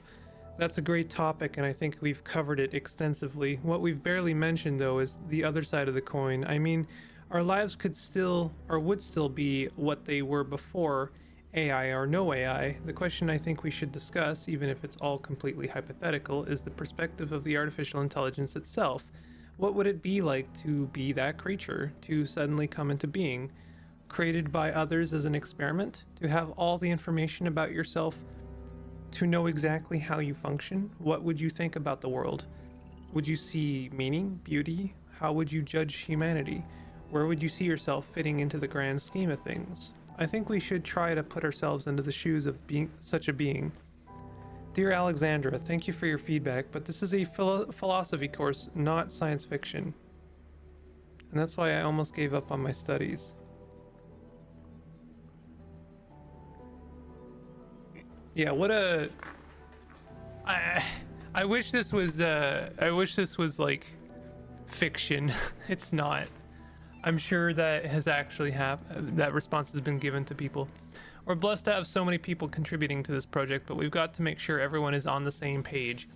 Please refer to the following people when W7468... Okay, so we got some corruption there. Radia Brickmont is the only thing... And only person kind of blipped here. No, though not directly part of our project, the archive team is sharing both physical and digital space with us. If there are any technical issues to resolve, please contact their project lead, Arkady Turnishevsky. Chernyshevsky. Butchering it, I'm sure. Don't worry, he's nice. Stratton of Stagira. I'm butchering everything. A Greek materialist philosopher associated with the peripatetic school. an admirer, oh my god, of Aristotle. This is what happens when I'm bombarded with words I'm not familiar with. Of Aristotle. He was a proponent of empiricism and a fierce critic of philosophy that placed belief before observable truths. Though unpopular with many of his peers for his often acerbic personal manner, his commentaries on Aristotle were considered an important work. Much of his writing was lost in the destruction of the Library of Alexandria.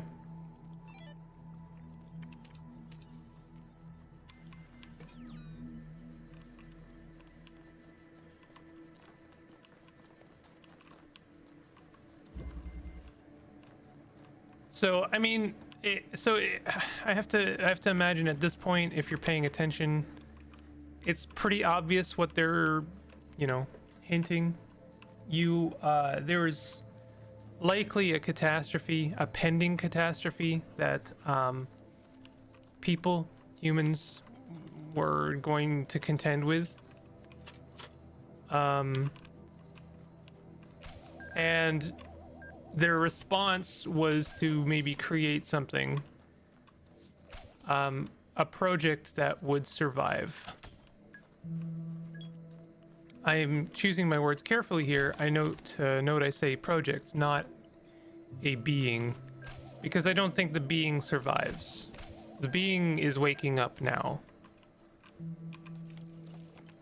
The project survives. The being eventually wakes up. And so humans, were sort of tasked with this immense undertaking of, like, can we create something that will become alive? Become the, you want to call it like the remnants of humanity? The successors to humanity? Maybe something else. It's not exactly clear what we are. And I think that that's part of the point of the game. We don't know what we are, and neither does humanity. We are something new. But we're receiving the gift of consciousness, you know? Maybe we're the bearers of that gift.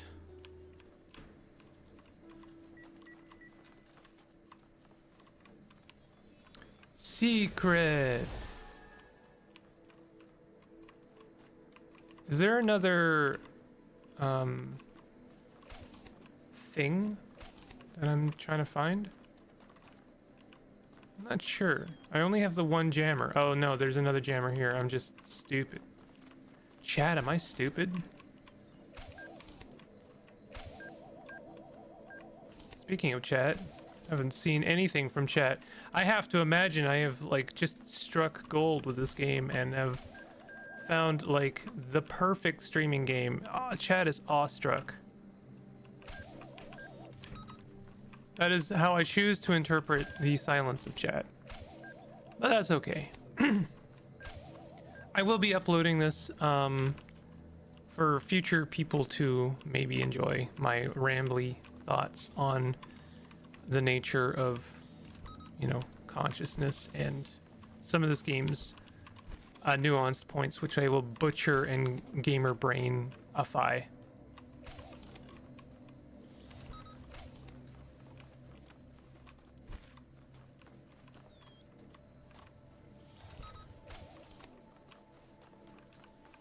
Just gotta make sure when you have a free moment, always check the nooks and crannies, because sometimes they hide dialogue in there. I think I'll maybe finish this stage and then I'll move on to Citizen Sleeper 2 or something else. I think maybe an hour and a half of this is good for me.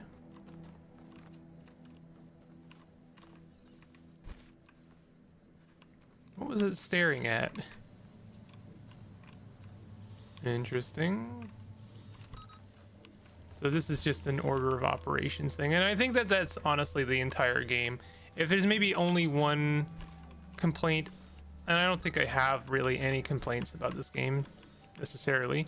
But if I did have a complaint, it's that the puzzles are more or less all the same, except with extra folds. I suppose that is just like every puzzle game, you know? Like, a puzzle game is, you know, a couple of key concepts. Oh, interesting. Oops. I don't think I meant to do that. A couple of key concepts repeated over and over with extra folds added in.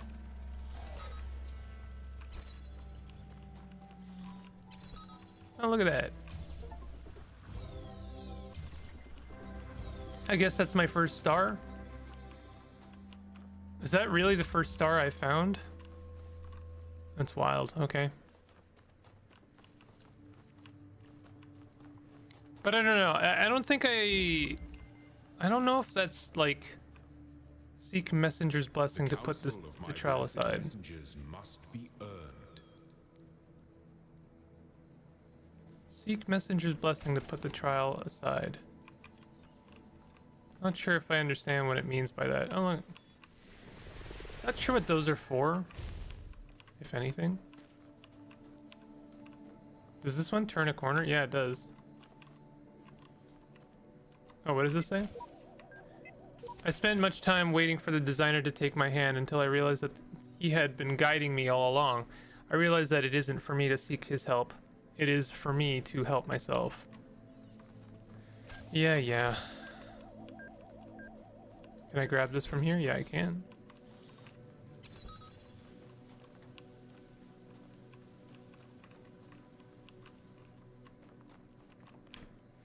I don't know if that's my preferred way of you know, a puzzle game doing its thing, is like you have a couple of concepts and then, you know, then you add a wrinkle.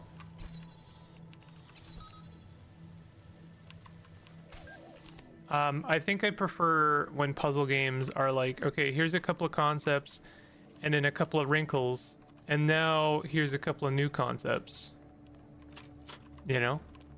And now a couple of wrinkles, and now we're gonna take the previous concepts and mash them with the old concepts, or the new concepts, whatever, you know what I mean. And yeah, you know, just kind of continue as we need.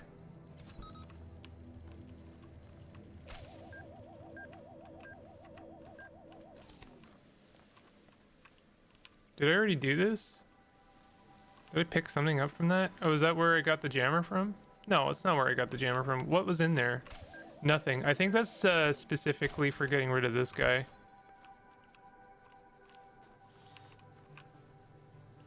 Oh, can I like grab it from through this window? No. Weird.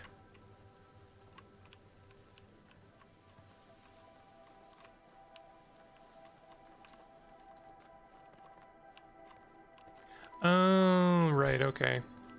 It kind of hints at, you know, how you're supposed to solve this by introducing that jammer on the ledge. You're like, hey, did you know you can just like grab it from off that ledge?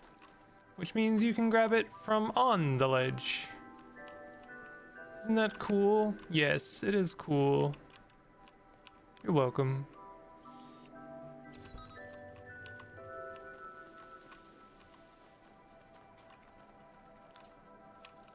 So I do think that, I mean, this game's got other concepts. It's not just this thing over and over again.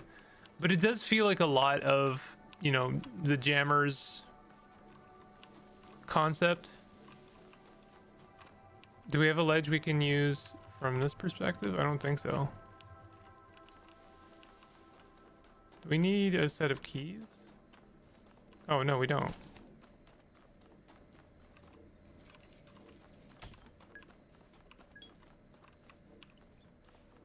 Gotta take a chance by going the opposite direction. There we go.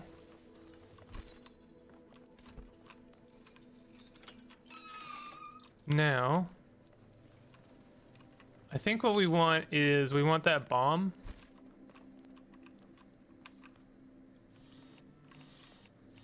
Because we want to blow up that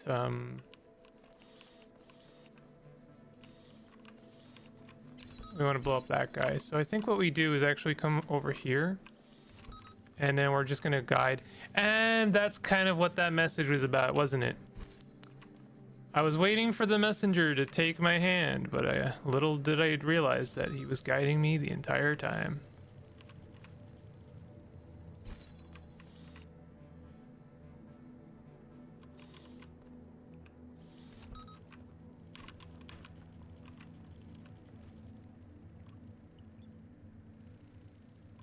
There we go.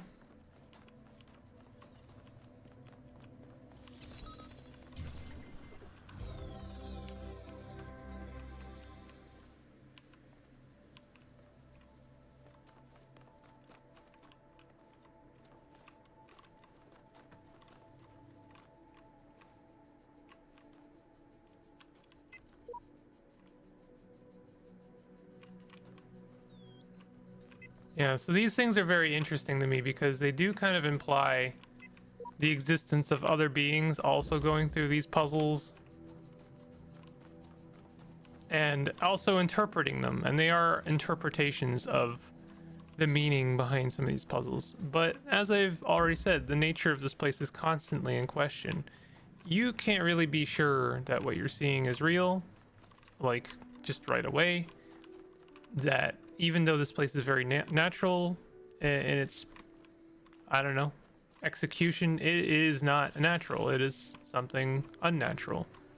It's sort of like ourselves. We are an unnatural creature, but we are undergoing a fairly natural process of discovery. We are discovering, you know, value, and we are understanding and sort of coming to realizations about how things are working, and the game's being honest about that in a lot of ways, but also dishonest in a lot of ways, because it is important, I guess, in the process of like discovering self to understand that the world is not always going to be honest with you. You are going to have to suss out some bullshit, especially when someone else is telling you that they understand the value of things, and to listen to them exclusively.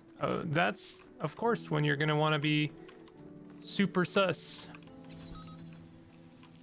Sorry, I know I'm going around in circles, like almost literally and metaphorically.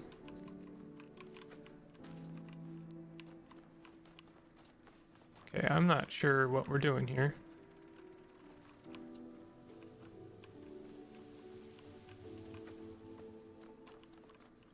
Seems to be another turret over there, but I don't have anything else. Do I have a set of keys?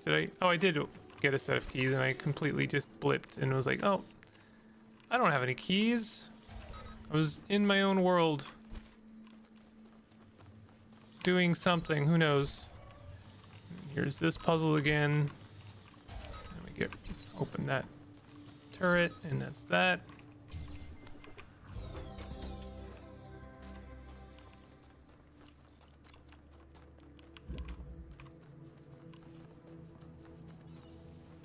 I suppose actually doing some of the extra challenges in this game would offer me some actual challenge. Have I done everything already? I even got one of the stars. Is this letting me know there's something? Your user profile has now been generated. Download profile? Yeah. Downloading user profile. Registering profile.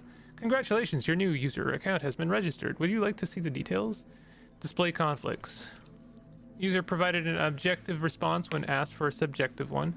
User provided a particular account of a personhood but was uncomfortable with its implications. User sought to maximize both liberty and quality of life, but these ideals are incompatible. What? Hey man, how's it going? Portal core, yeah.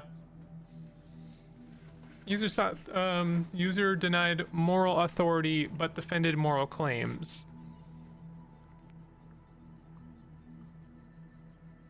User had inconsistent ideas about value.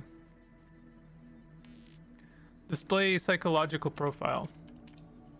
You may already be criticizing your own performance, but it's clear you understand how the world of ideas affect you, even if you are sometimes weary with the realities and allow your preferences to dictate your beliefs.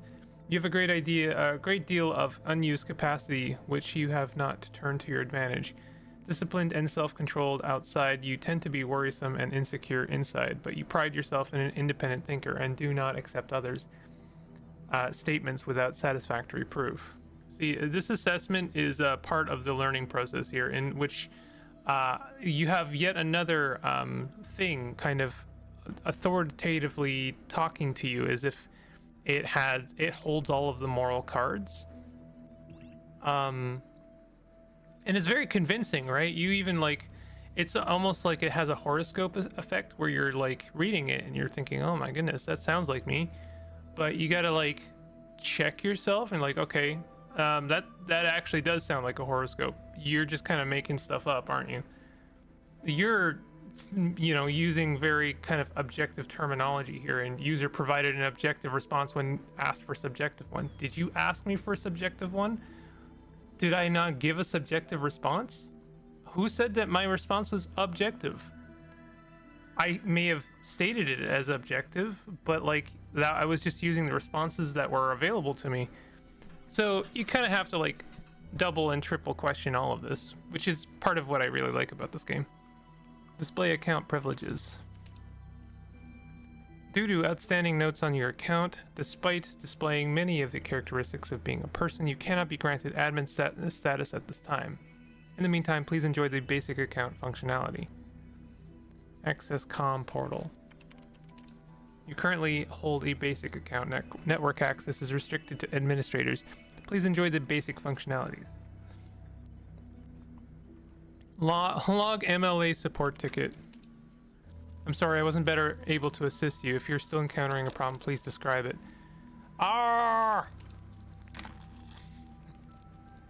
Thank you. A support ticket has been generated and appended to your profile. You will receive a notification when it replies. There's never been a more human response, honestly.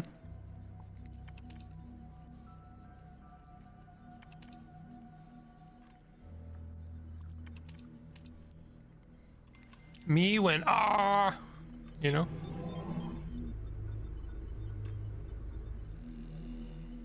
Should I do one more? These are very Moorish.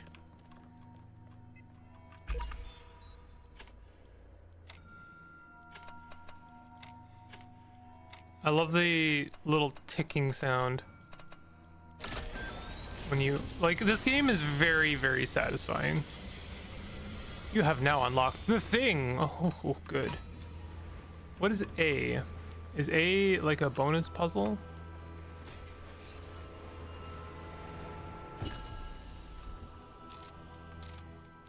There is much that you may learn in the halls of my temples, for there is much that you do not know. That is why you are a child. But children are made to learn, and in time they come to have dominion over the lands of their home. So it shall be with you and your generations.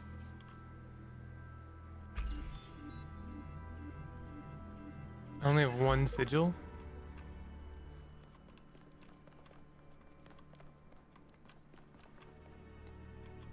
A.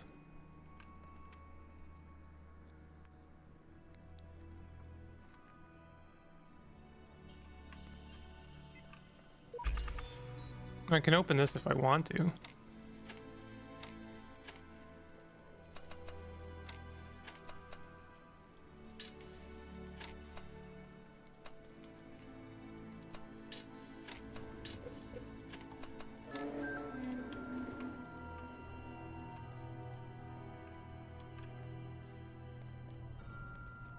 We have also kind of like tiered realities, right? Like, I don't know. It's a very good way of conveyance in this game. Is the way the narrative kind of like bleeds through is really, really cool. I have a lot of respect for this game. All right, let's do one more.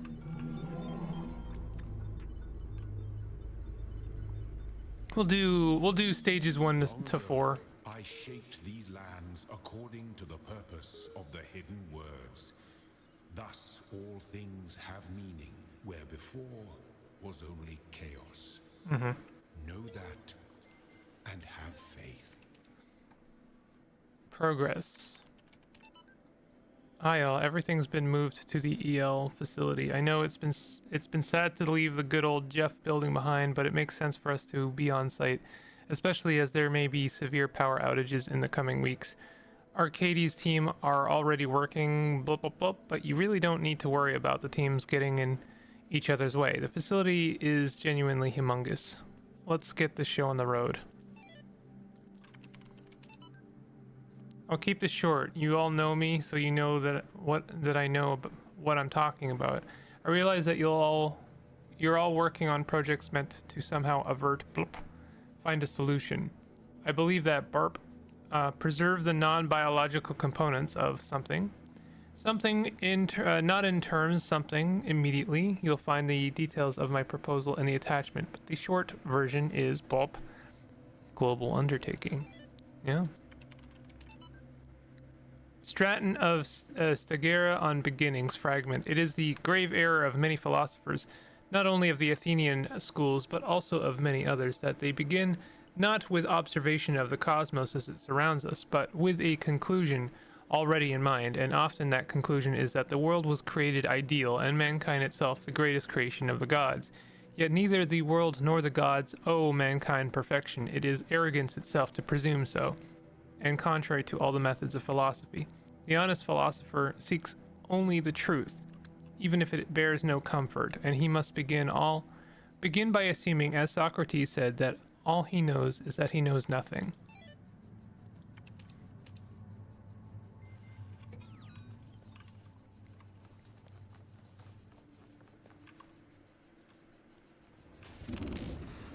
Behold, I am Elohim, and I speak unto the darkness.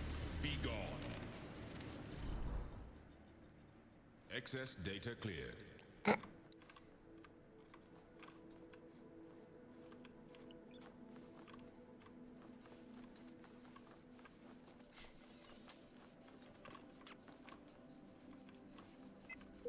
If anyone ever reads this, the trick is seeing the assumptions you're making about the mechanics and reassessing them. Good luck. That's the game's way of telling you you're about to struggle. Hello?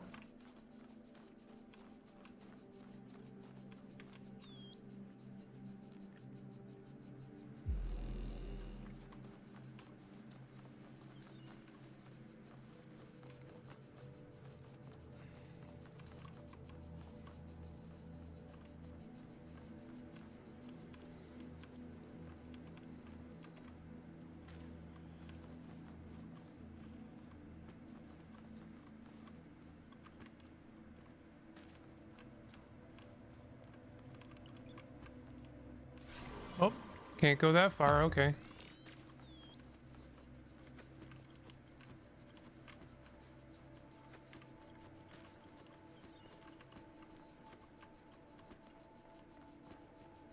Can do some pretty interesting exploration in this game.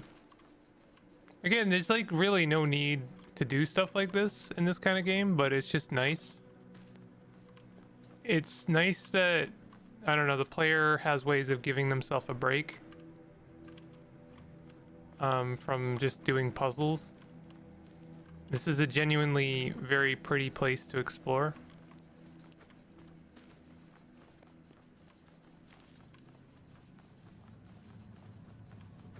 And there are secrets. There are things to actually discover.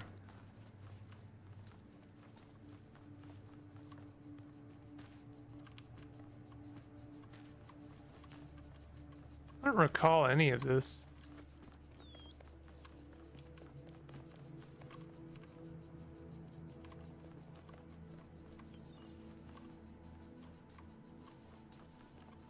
Oh. Oops. Oh, come on. This looks like I should be able to jump. And there we go. You'd think that there'd be a secret around here. Like a goodie. A treat. Where's my treat? Where's my secret? Come on. Is that something? Over there? I see something. Oh, that's something. Give me that. The answer that came to me again and again was play. Every human society in recorded history has games. We don't just solve problems out of necessity. We do it for fun. Even as adults. Leave a human being alone with a knotted rope, and they will unravel it. Leave a human being alone with blocks, and they will build something. Games are part of what makes us human. We see the world as a mystery, a puzzle, because we've always been a species of problem solvers. I've very much done a lot of things out of turn here.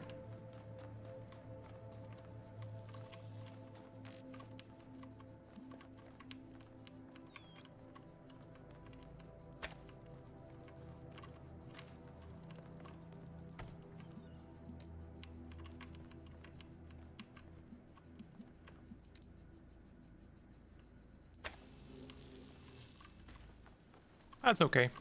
So we got lasers. We've got lasers and we've got connectors.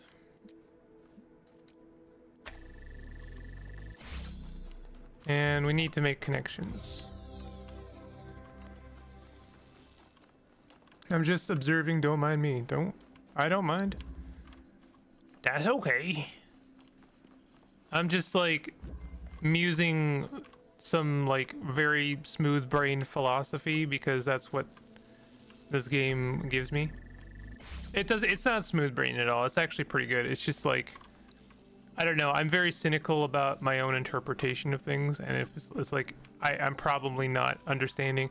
I am the living embodiment of that one meme of like the orc that is like, oh, Gronk can only decipher the very base meaning of things and can't interpret the, you know, extra layers of, you know, metaphor. Where is that meme? Let me find it. It's so good. It's like, I think it's some, like I relate so heavily to it.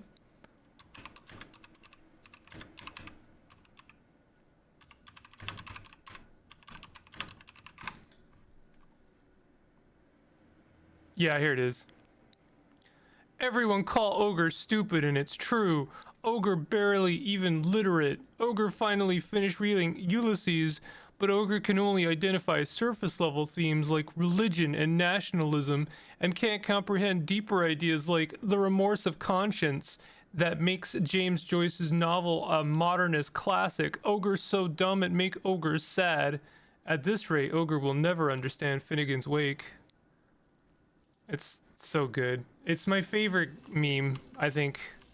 It's me. I am Ogre.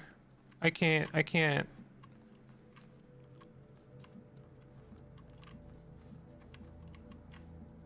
It me, you know? Okay, so let's give this a thunk, shall we? Shall we give this a thunk? I did it. I thonked it. So what do we got here? Whenever I despair, I remind myself that at the end of this great pilgrimage lies life and the eternal memory of the designer. I need no further motivation. A lifetime spent solving the puzzle in this place would be one which missed everything of value in it, but we must remember that others will tread this path, and we must leave it better signposted than when we found it. So the question is, are those signs real people? Or are they part of the design, the design of this place? Are they real?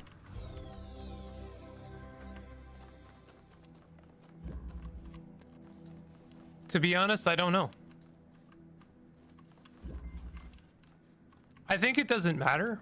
I think it doesn't matter because the game is successful enough to make you believe they're real, and as is spoilers. So, you know, sorry, spoilers. But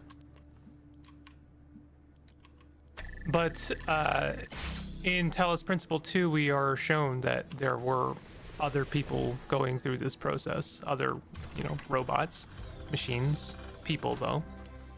So you may as well believe they're real. It's kind of nice to feel like you have company of other machines going through this process. It is your only real social contact in some ways, other than the memories of like probably dead people. Oh, we have a star. We have a star. I'll have to figure that one out. Kind of want to figure that one out. So we've got ourselves a kink in the road here.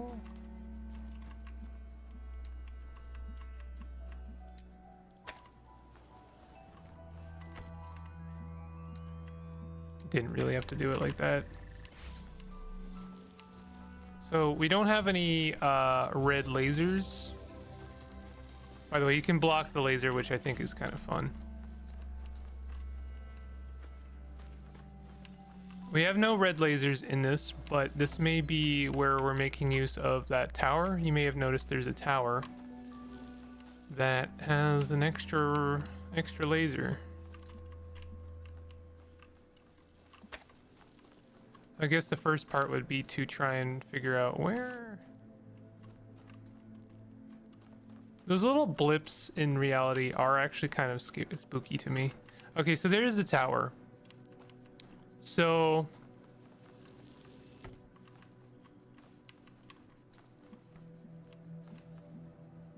let's just do this.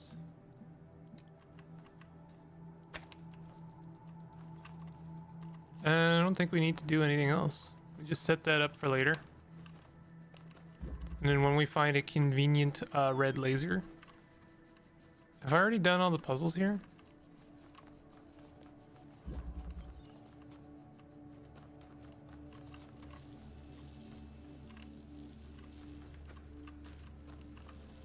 Kind of have to get my bearings. Where is that tower?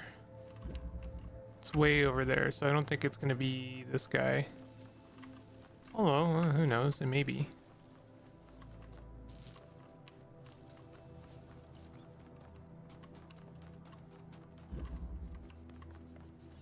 Let's have a look at this. Maybe this one has a red laser.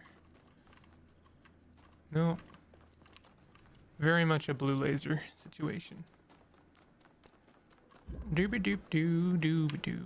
And that's where that is. We just need to find ourselves a red laser. A convenient red laser. I don't know why I'm going around the back here.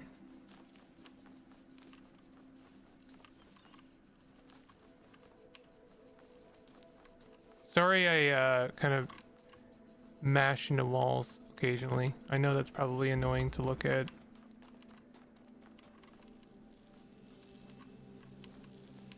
Suppose I wonder if maybe I use this. Oh, here we go. This is perfect. Can I not reach that?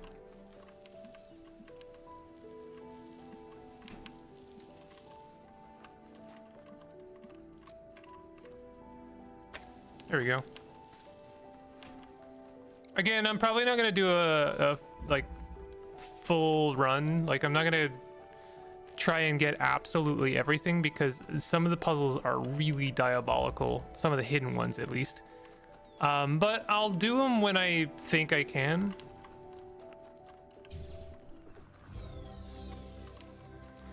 Okay, so that might be the only one in this stage. Might not. Let's have a quick look. Again, it's nice that the game is like transparent about the, you know, what you've gotten. Looks like I did everything in this stage. Isn't that nice?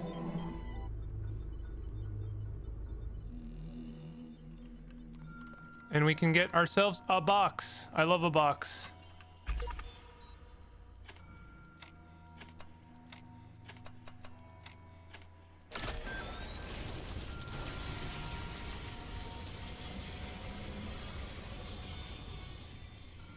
I love a box.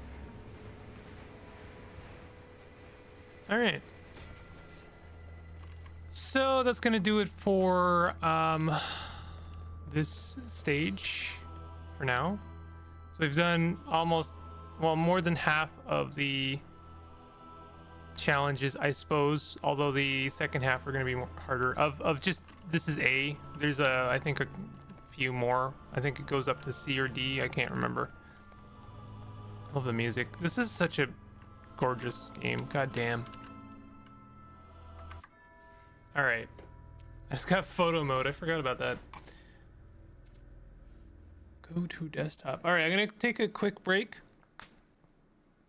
What are we at? 2:30, halfway through stream. I think we could do something between this and in Stars in Time, but maybe I'll do Stars in Time next. If you're pressed for time, main. I don't know. Just conscious of like how much time you've got. If not, if I've got time, I might try a demo. I've got a demo for Queen's Domain I've been meaning to try for a while. Or I might try something else. Who knows? Anyway, I'll be right back. Stay tuned. Do it. Stay tuned.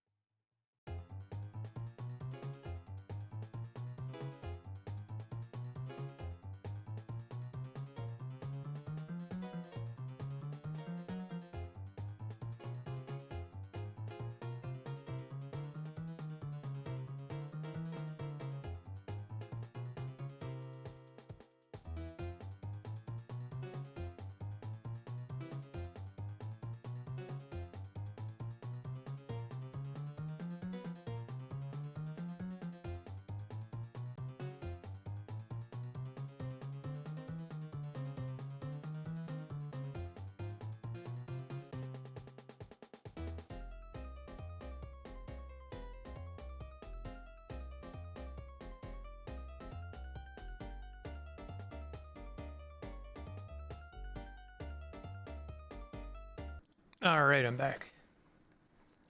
How's it going? I don't want to lose the threads on other things. I think what I'll do, main, is I might just alternate between In Stars in Time and Citizen Sleeper.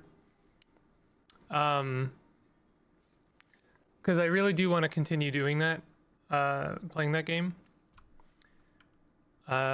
So I might just do Citizen Sleeper today because I haven't done it in a minute, and I keep promising it and not doing it. If that's cool. I know you're probably fine about it. I just I really want to make sure I continue juggling, you know? I do be juggling balls in the air.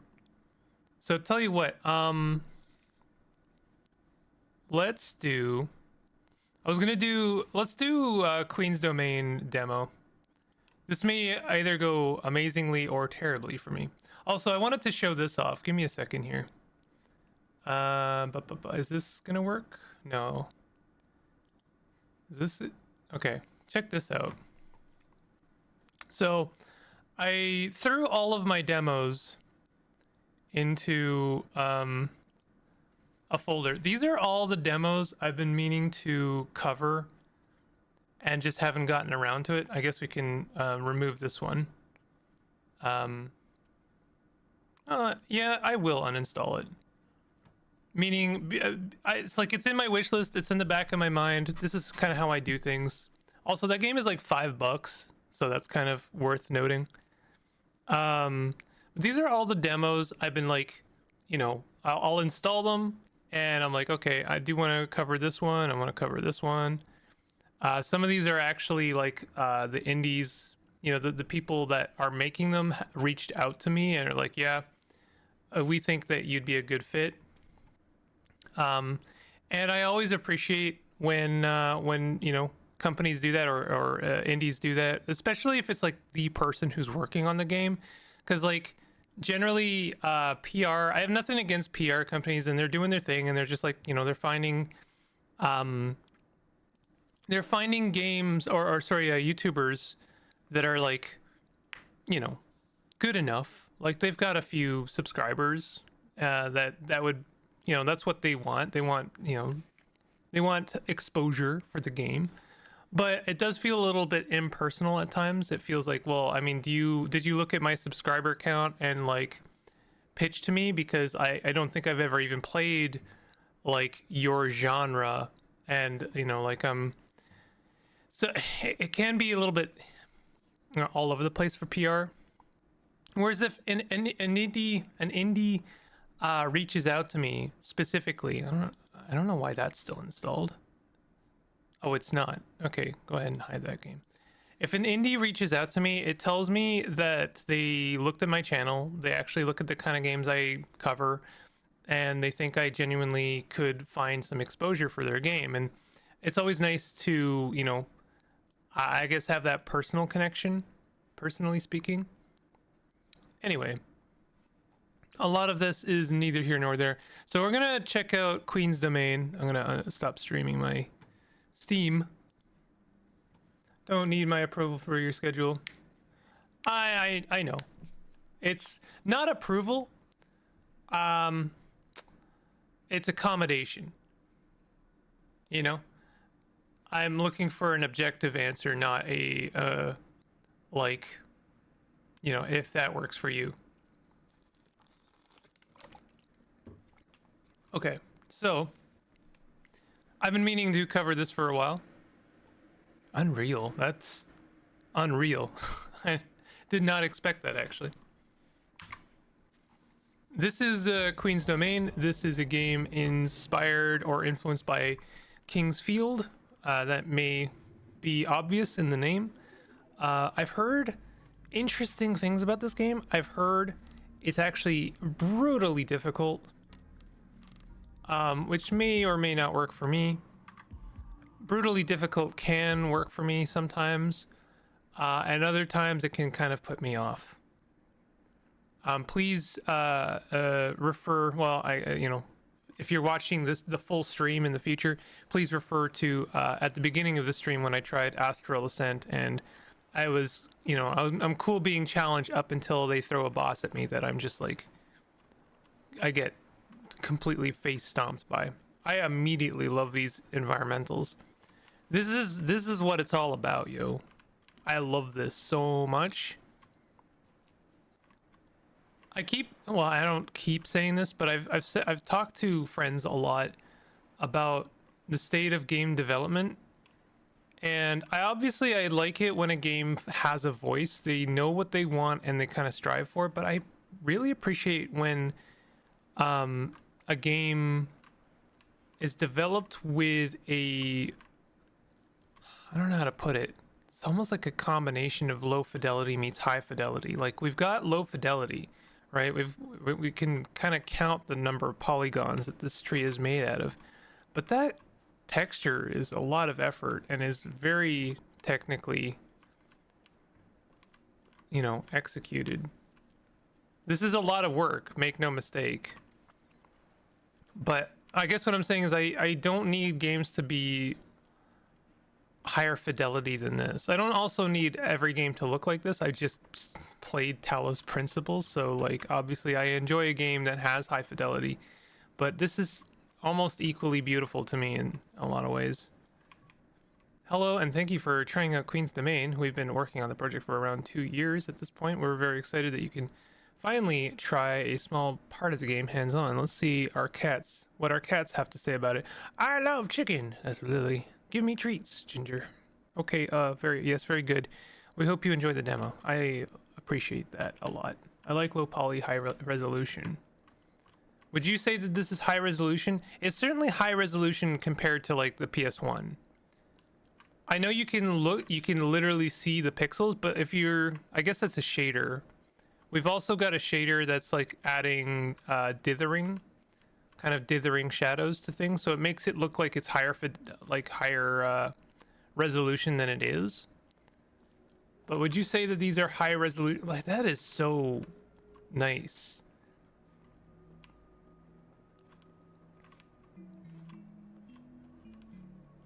We cannot sprint. Oh, we can sprint. It's control. It's not shift. Your Highness, Poema's blessing upon us. I have prayed day and night that aid might come, and here you are. For a moment I thought Ipibi or Bedoin had returned from their errands. Many days passed. His Majesty ventured into Daimpo Mausoleum with a company of knights, the door sealed tight behind them, and there hasn't been a single sign of their return. Not had even a moment to search for a way inside. We've struggled just to defend this small encampment from the beasts that roam the isle. High resolution for low poly standards, a bit like Minecraft with 32 resource pack. I see. I see you're unarmed. The weapons we arrived with have all been broken or lost. Take this rusted blade. It's all I've been able to find to defend myself. Go out past the barricade and search the isle. Search for the other knight, or look for the other knights, will you? And watch your back. There are all manner of beasts roaming about, mad with rage and lusting for blood. Got a little bit of subtle reflections on that chest. Guide updated melee weapons. Okay. I was thinking about the lobster's quest today.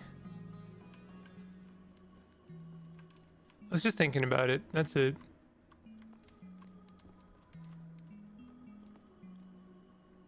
How bad do you think the fall damage is? Oh, we've got a stamina bar. Do not use that lightly.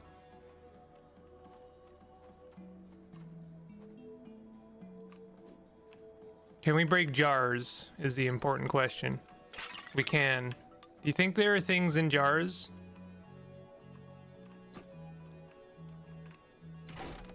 Oh, interesting.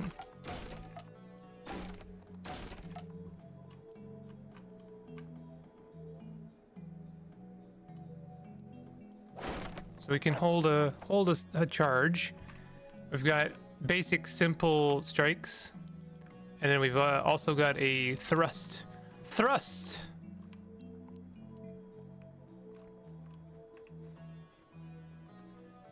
Bow, bow, bow, bow, bow. Oh. A little beastie. What are you? Some kind of ladybug rat? Oh, what the heck was that, bud? What? Oh my god. Ratty bug, okay. I don't know how to avoid that. I've now tried jumping over it. I've tried everything. I'm immediately taking all the damage. Goddamn. Ew. Oh, a spear.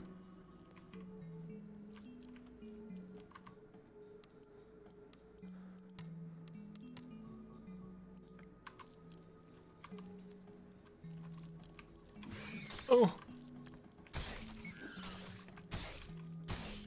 Oh, that's not any damage, bud. Ow. I'm about to die.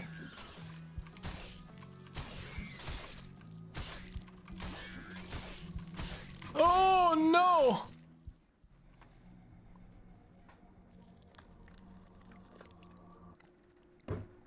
So, question. Okay. Oh, okay.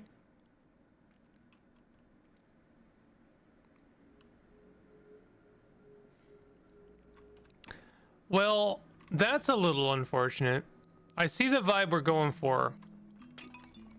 I think I don't mind what just happened there, obviously, but I do kind of mind the fairly nasty loading time it took to get back to where we were.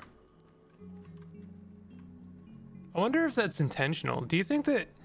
I don't know if I've ever seen a game do this, but do you think that a game would, like, put in a fake loading screen just to kind of exacerbate you? Just to kind of frustrate you a little bit? You think they would do that? They wouldn't do that, would they?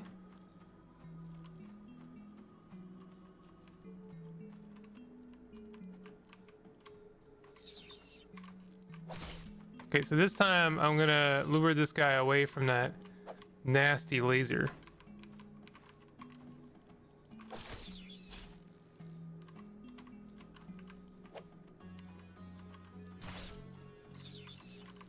Uh-oh.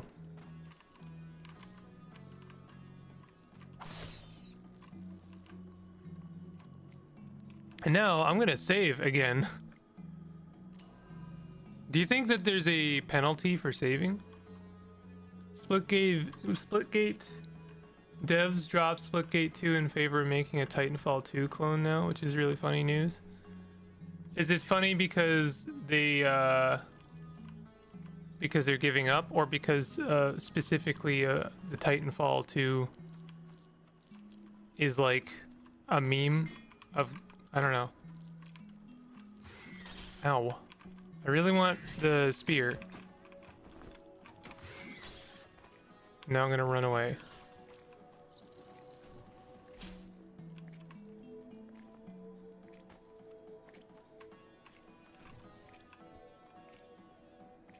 Where's the thing?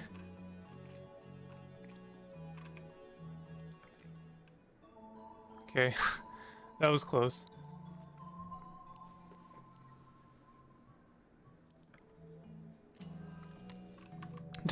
Honestly, do I even want the spear?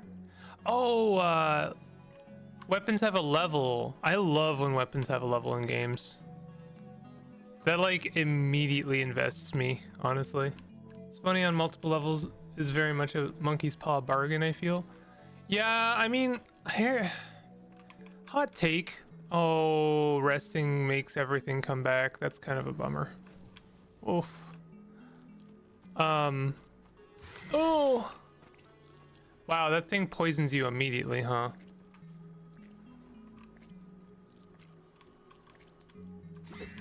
Oh, cool, I missed.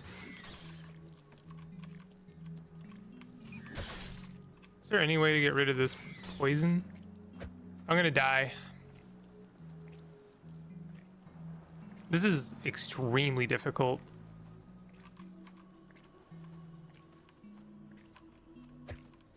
Okay, let's get out of here.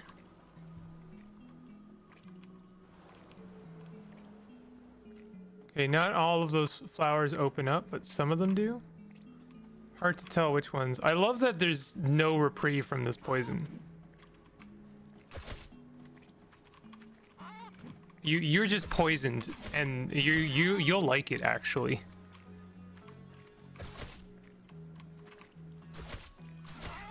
All right. I thought I killed it, but apparently I didn't. Oh. Is that this guy that needs charging? Okay. Okay, I'm not gonna go near that cephalopod or whatever it's called again.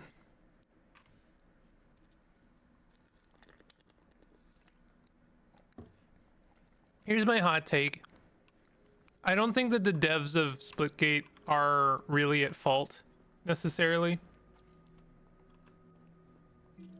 I think they are, it's just really unfortunate that they are associated with that one goober who's, you know... CEOs will CEO, I suppose. Seems to be a very consistent truth.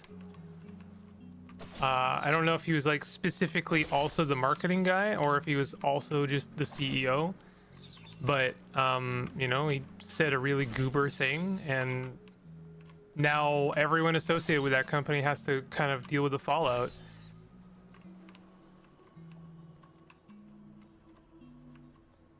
I've played Splitgate 1. I haven't played Splitgate 2. And to be honest, I like Splitgate 1. I thought it was good. That was fun. It's different. Something I haven't seen a million times before.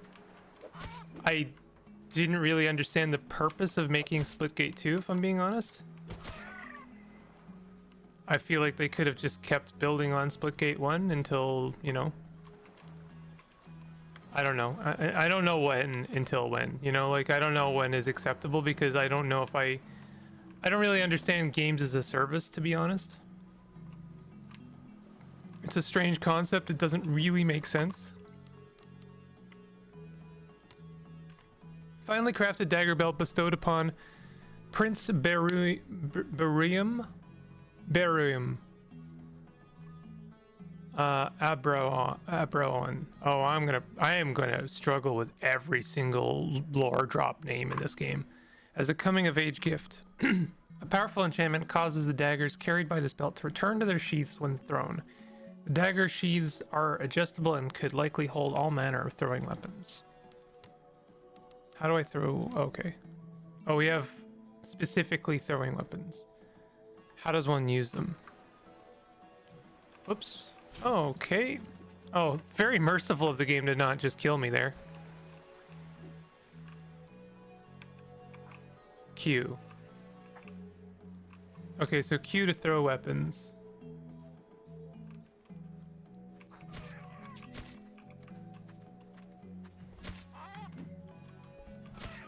I'm assuming if I... Oh, I can't even pull out my,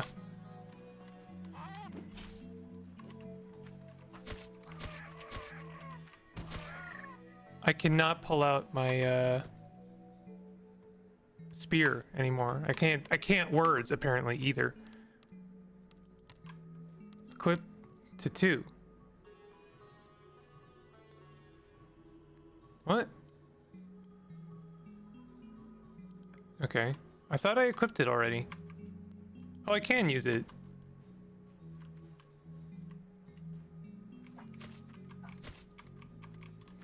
Do I want to use the sword or the spear?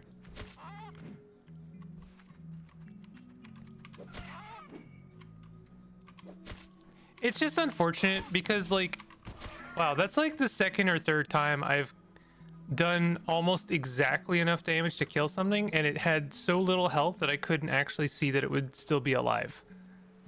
I feel like I've heard other people say exactly that thing about this game. Your Highness, I did not expect to see you here on this accursed island. I was injured attempting entry to the shrine. A damn beast snuck up on me. I suspect that the key to the shrine is in a nearby burial site. If you could find that key and reach the shrine, well, I dare not get my hopes up. Don't have anything. Okay. Splitgate 1 was good until it wasn't anymore. It launched in a good state and progressively frustrated the fan base more as soon as a single month after launch and never regained the initial momentum. I see. So then they announced Splitgate 2 to try and regain that momentum. It's a really tricky thing to do. I just think that games as a service is just such a bad idea in general. Like, to be honest, I think that a game like Splitgate just doesn't work anymore. I think that like a... Oh, shoot. Oh, damn it. That laser is actually impossible to avoid. Hold on. I want to get back to the save point because I have a bunch of stuff here. Oh, wait. Dried herbs. Can I use that? How do I use dried herbs? F. Okay. That actually helps. Weapon level up.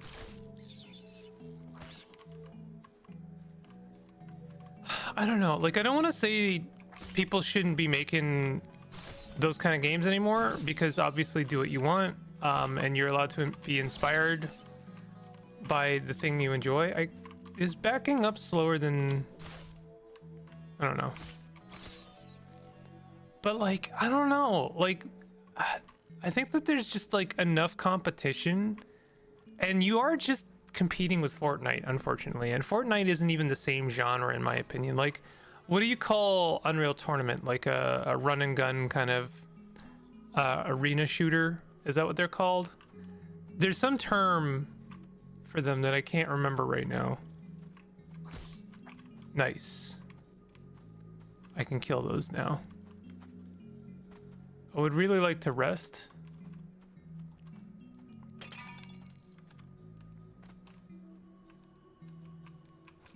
Ancient coin. Oh, I can't pick that up. Oh, that actually kind of spooked me.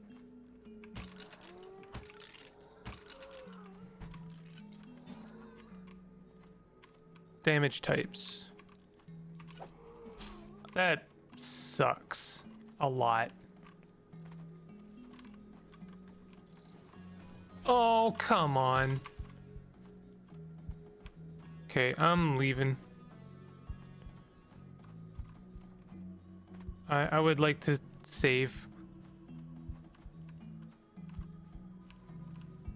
I think the best way to do something like a Splitgate game is to ensure that people can run their own servers offline, have a server list, allow people to run public servers if they want to.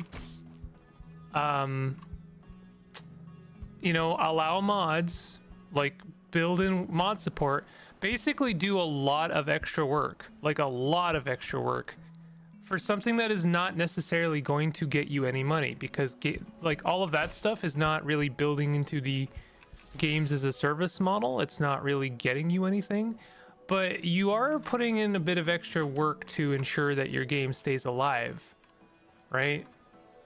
And I think that that's the important thing. You are not going to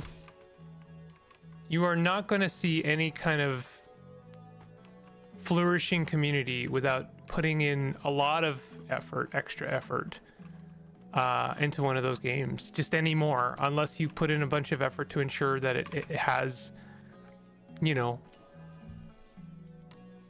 its own kind of agency, I guess,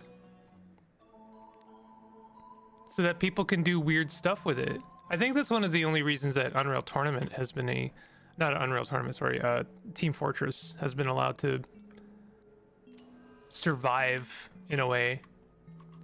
Although even it, I feel like, is struggling for various reasons.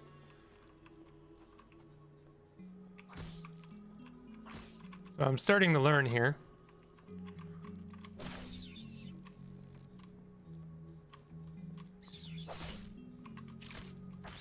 Oh, it looks like I can... Oh, you're joining me this time.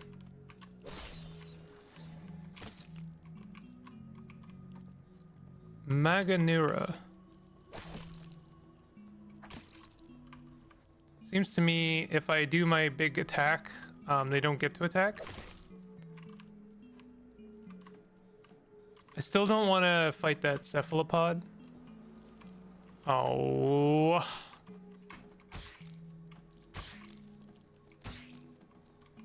That seems to do a lot of damage. I really do not want to fight this thing.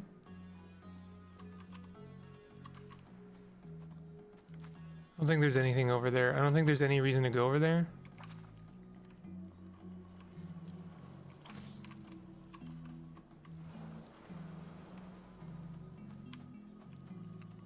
I do wonder, like, does this game just have the Dark Souls thing where it's ultimately easier to run past enemies than it is to fight them?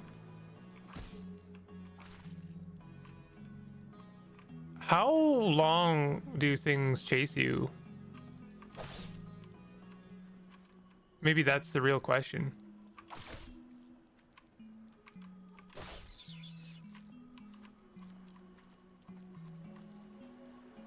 Wonder if I like jump on here, do you think okay, this guy can follow me. Ow. Oh, they can fly actually. This guy is still chasing me. I hate that.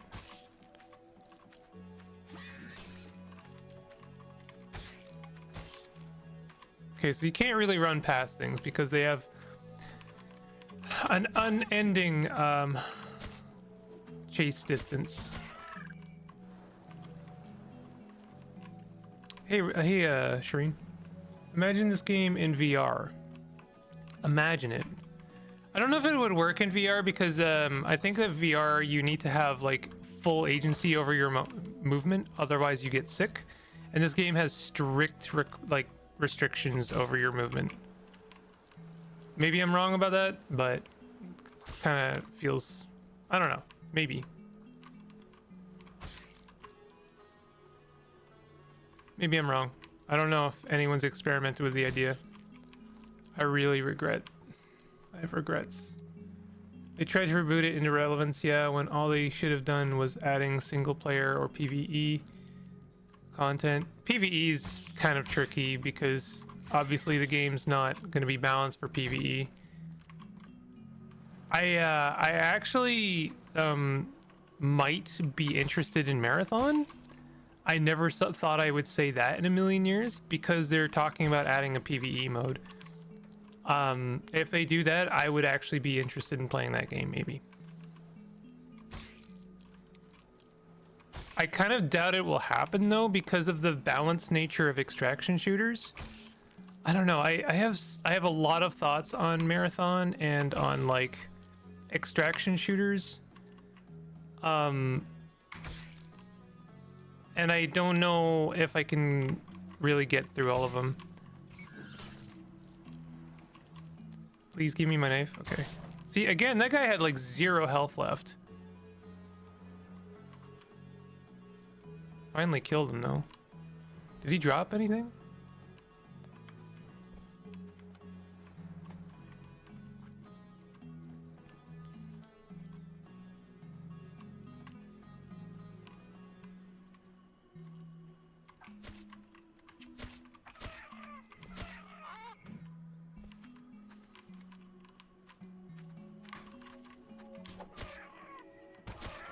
Nice.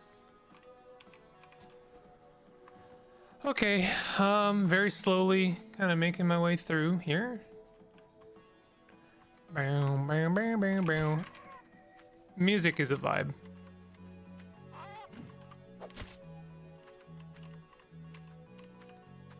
Enemies have like a little cooldown and you will get to know that cooldown. Thank you.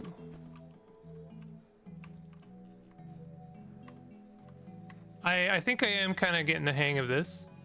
I'd play Marathon with a friend of mine because I still have sweet memories of Bungie shooters, but I just can't justify buying it. Fair? Yeah, I mean, I'm not talking about buying it anytime soon, to be honest. Oh! Nice. I'm only talking about it, like, they're talking about Season 2 maybe having PvE. So I'm like, yeah, that sounds like, you know, around the time that they add PvE, I might be game. But I don't know, multiplayer games, such a mixed bag for me. I have a very limited pool of people that I can, or, you know, play multiplayer games with. You know, I got my friend slop group. Hi, Shireen. We got our friend slop. I like friend slop. I think friend slop is fine. I think it's just fine.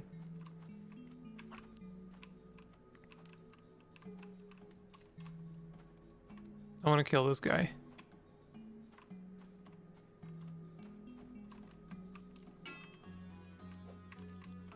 Oh, interesting.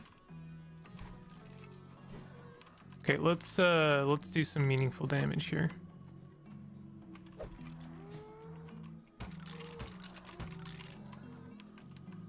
Wow, wow, wow. Oh no, they're doing this season shit again. Never mind. Oh, you didn't know? Yeah, they're doing seasons. Marathons of games as a service. There's absolutely no way they weren't going to do seasons. I wish I cared. You know, I wish I cared about live service games at all. I just can't. I just can't.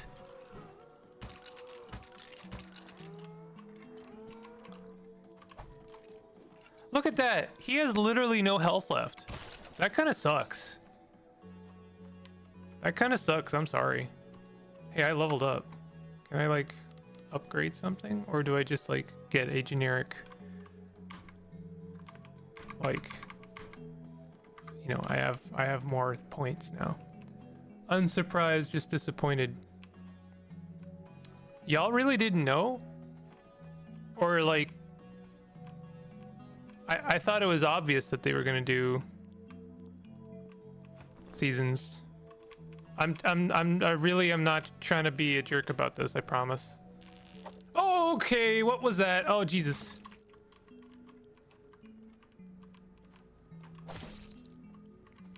It gave me the vibe instantly that it was going to be doing seasons. See, my problem is I can't trust a game like Marathon, because after everything is said and done, you know, there's no posterity.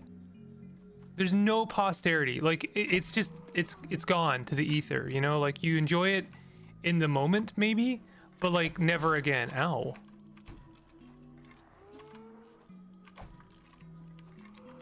And I just can't really get behind that. I'm sorry. Like we've all lived through Destiny at this point. I didn't. I did not jump into Destiny. I've heard very good things about it, but like, you know, if there's a couple of games I would point at as being like good examples of live service, Destiny might have been one of them, but like, you know, it's a lot of it has gone to the ether now. You just cannot access a lot of Destiny. It's just gone. I think Warframe would be one of my examples of like, hey, live service games can work. I can point at, I wonder if this guy's alive too. No? Okay. I can point at Warframe and be like, yeah, live service games. They're not all evil. Like that's what I would say for that, you know? Is this thing gonna break or not? I miss Destiny. I wish I had a live service game, and I'm gonna go ahead and include MMOs into this conversation, and I'm sorry none of this conversation has anything to do with Queen's Domain. I'm enjoying the game, that's the long and short of that, with a couple of caveats.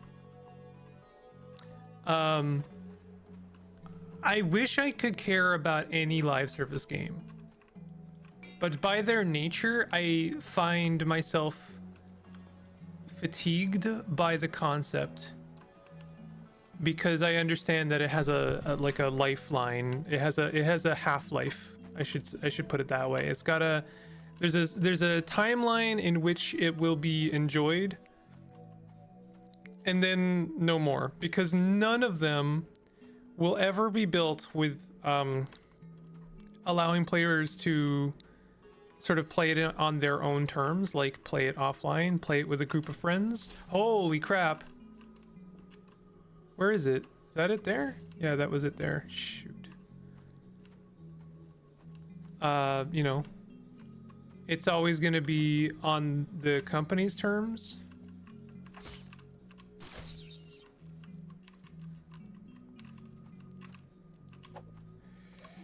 Oh, that sucks.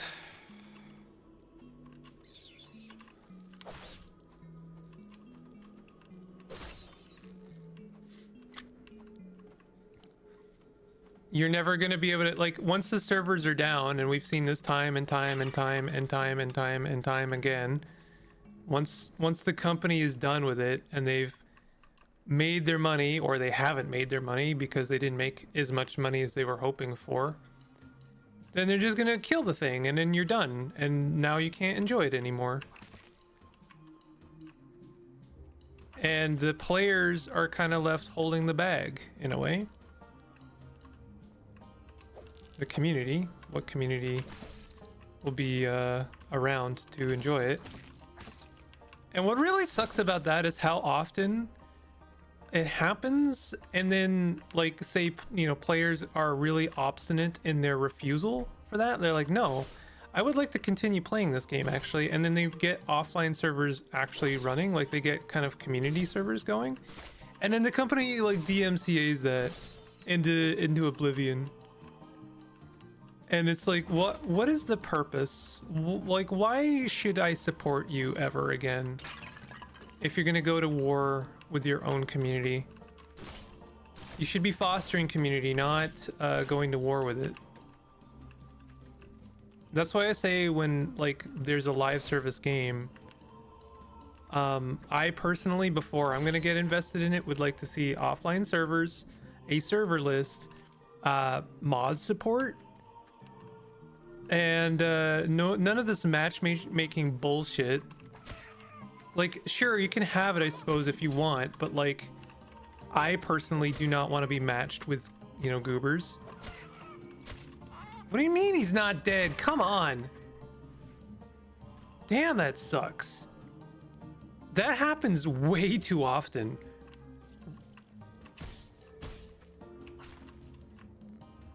Oh. No fun allowed. Yeah, no fun allowed. Just money. Just money.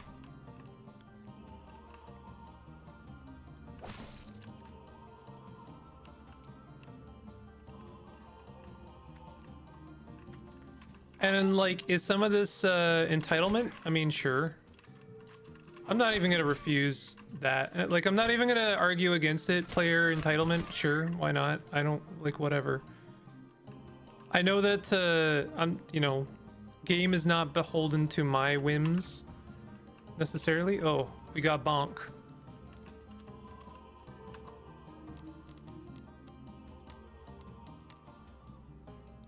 I'm gonna equip that instead of the spear. I'm really hoping there's a rest spot pretty soon. Is there any reason to break jars except to enjoy that, I suppose?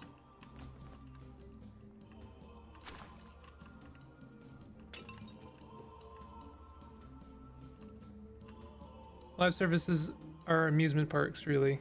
You're there to experience something in the moment, and all you get left is memories and an overpriced photo booth strip. I suppose that's a pretty healthy way of looking at it. I almost think that that may give them too much credit, or too much mercy.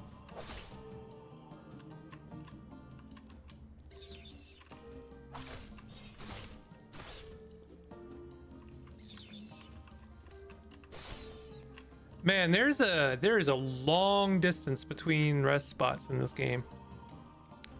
They were not kidding when they said brutally difficult. Making progress, but good God.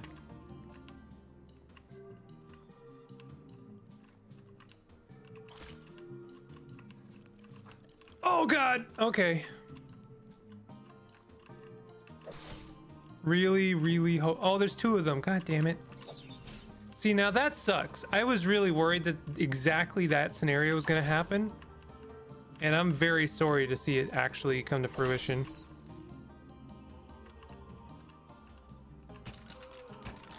So now this sucks because I kind of just like want to leave. I do not want to die here. I almost like want to run ahead.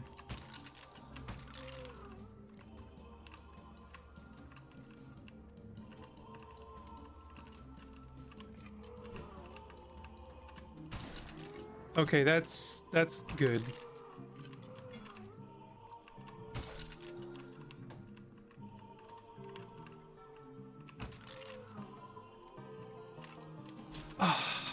I knew that was gonna happen.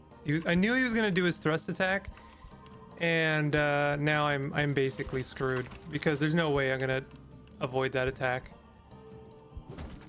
Oh, interesting. I've got almost the equivalent of a thrust.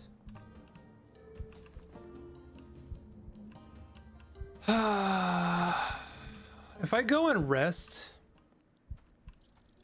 I will die. Oh! Oh, that was close. Oh my god, that was close.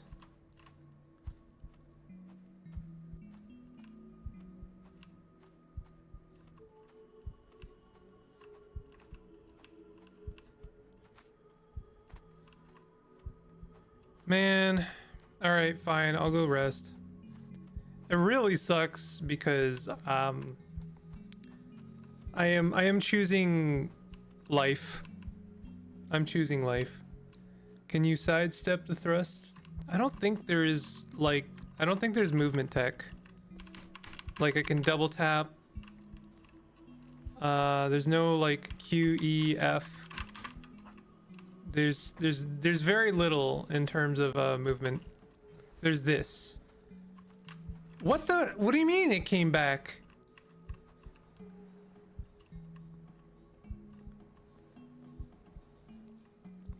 I suppose I could try and do like a look to my right and then do a thrust.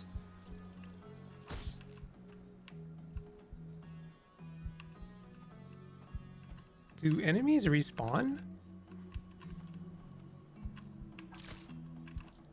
I'm gonna die. This is like maybe a few too many cards played in the favor of the game. I'm not a fan.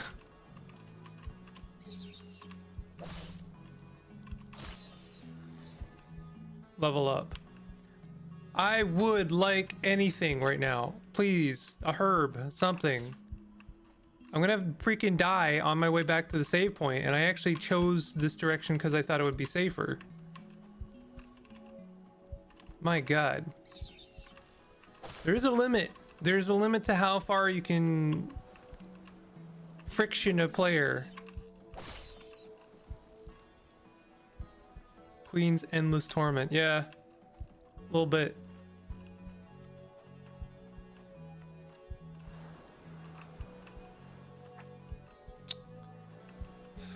There's a range.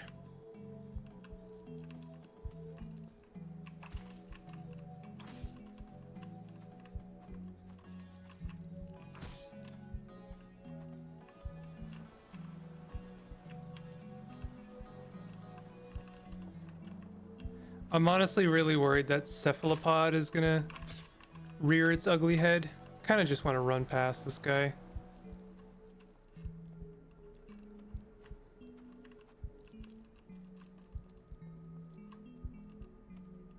If I die to some unforeseen bullshit, I am quitting. Okay, here we go. All right. God damn, that was brutal. My goodness. All right, we're level 4 now. Unfortunately, I am like super gonna have to fight a bunch of nonsense again. But, you know, like, I really should like not take damage to some bullshit right away.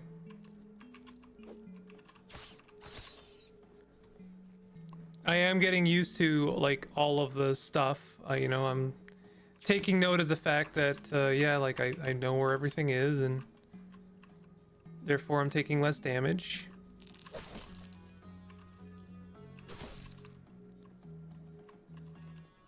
Gonna try and sprint past this guy.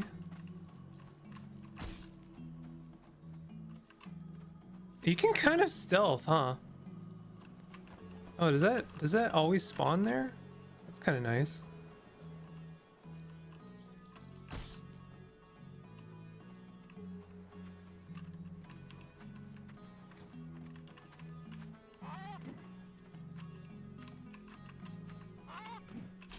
Ow.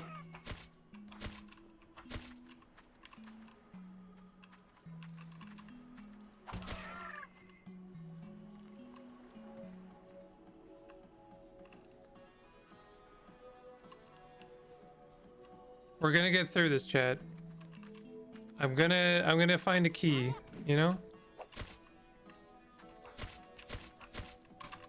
Oh, you can stagger enemies. It's good to know. Bam, bam, bam, bam, bam, bam.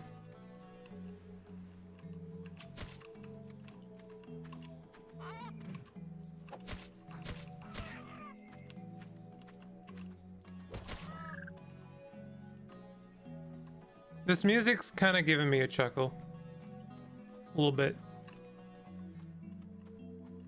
What were we talking about? We were talking about, we were talking about live service games. I don't know. I've seen too many examples. I used to play City of Villains back in the day, which was an MMO, and I do just kind of like roll up all MMOs into the live service bag, I'm afraid. There's been enough examples of MMOs kind of like falling through the cracks. And I mean, like, they are, you know, they are. Like, they've got their seasons, they've got continuous kind of living stories. There's good examples of it. I really like Guild Wars 2. I think Guild Wars 2 is still really good. Oops, I don't want to go over there, actually. I'm trying to put a little bit of energy into this weapon. Oh, you piece of garbage. I hate you. So that I gain some experience. Is there another one of those jerks?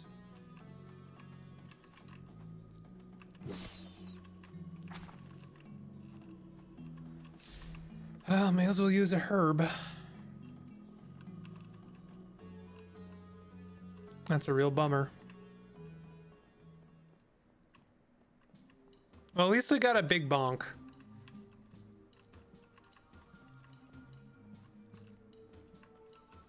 Oh no.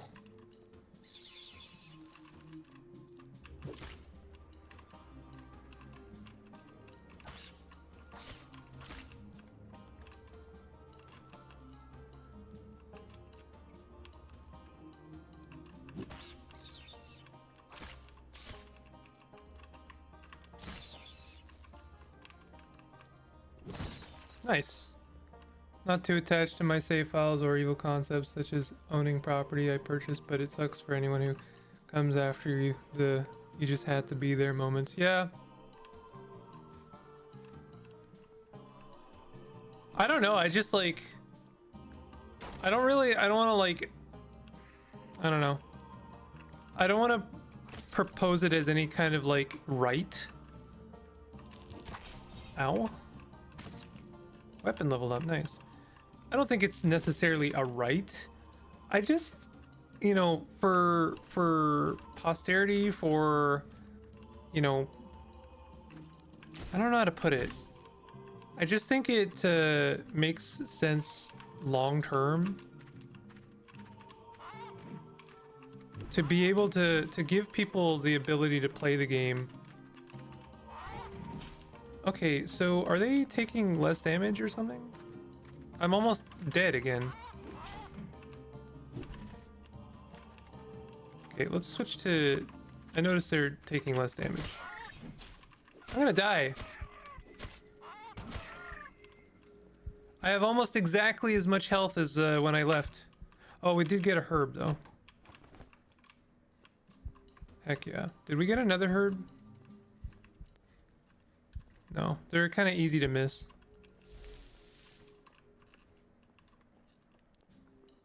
I'm really worried about these skeletons.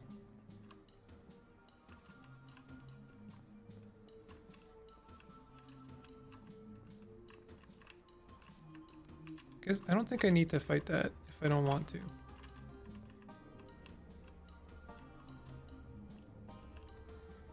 Oh, these skeletons.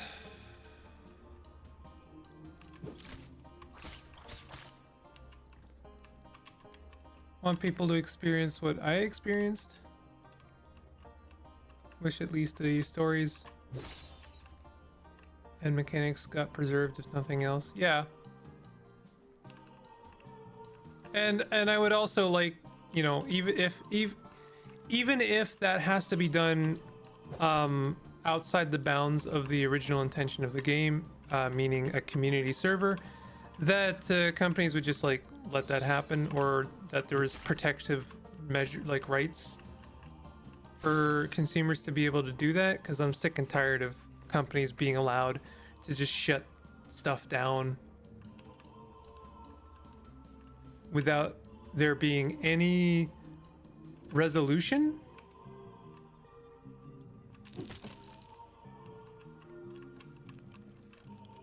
It's all just money, money, money, you know? Oh, that's something. Can't pick it up. Oh, god damn it. It's making me... This is... you know what? Oh, okay. Oh, I'll just take some damage, alright.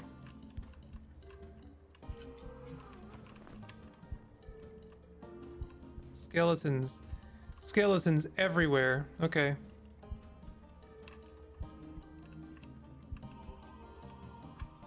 Are they flanking me right now? Are they smart enough to do that?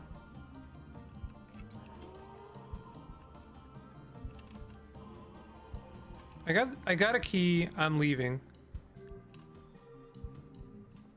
Do you think I'll make it back safely? What are these coins for, do you think? Do you think there'll be a store at some point?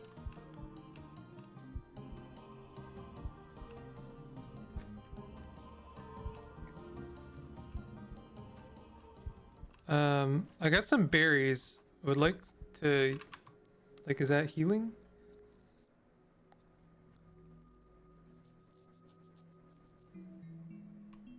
Oh, short-term boost in strength. Okay. Not for healing. I am glad Dragalia has fan servers. Yeah.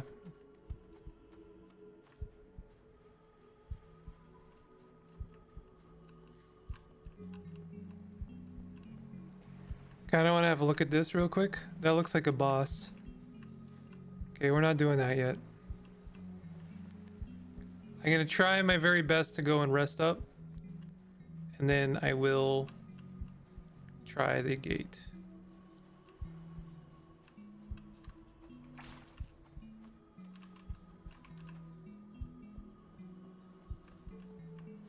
Feeling paranoid because they like to respawn those goobers.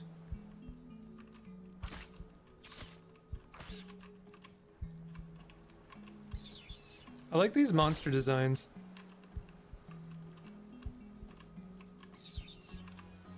There's like a little bit of momentum build up for backing up, which is a real pain.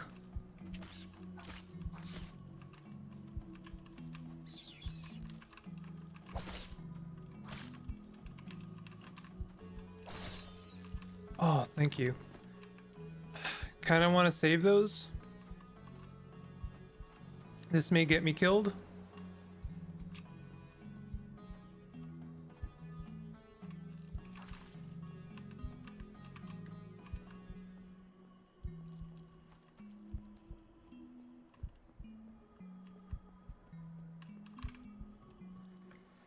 Okay, I'm gonna open that gate and see what's inside, and then I'll call it for Queen's Domain. Hefty demo. Gotta say.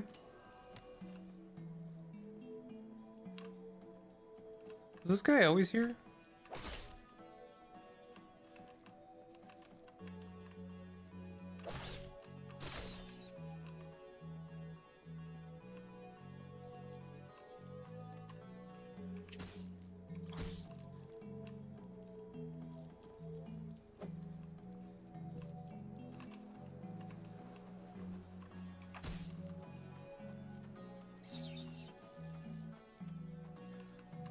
Kind of nice that you can keep running even if you have no stamina.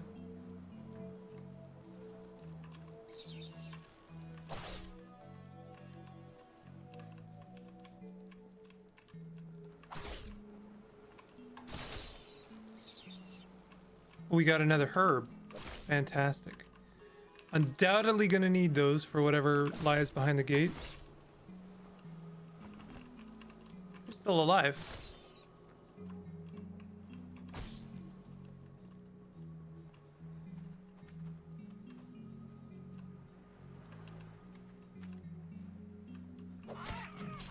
I really tried to stagger him.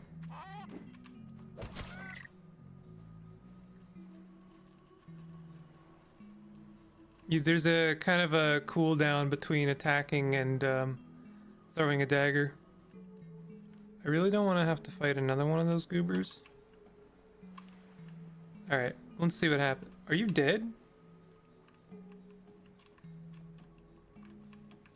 Alright.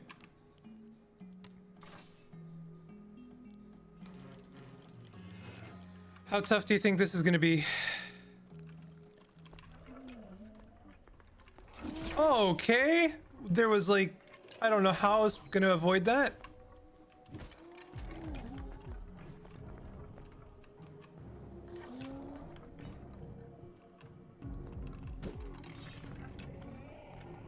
Oh! I don't know what I'm supposed to do there. I'm not going to use a herb. That is unavoidable. I wonder if just like using some stuff, like attacking and trying to stagger him. Okay. What? Huh? I need some like dodge anything. Like a little bit. I don't want a dodge roll. I straight up don't want a dodge roll. This is not the game for a dodge roll. But what am I supposed to do for circumstances like that?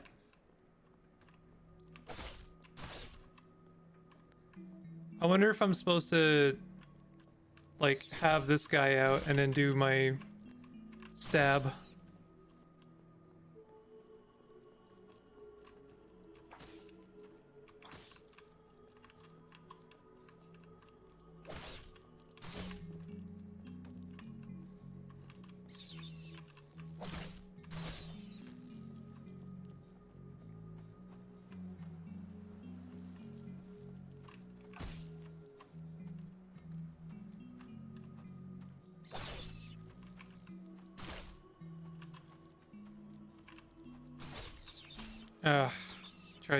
I tried to be fancy.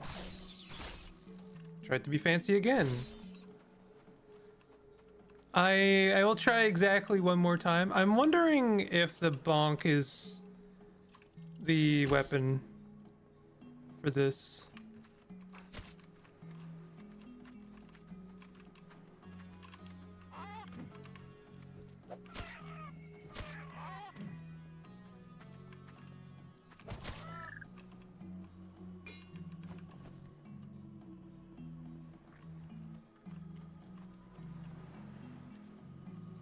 I should probably just use herbs, huh? But like, I wasn't even like halfway through his health.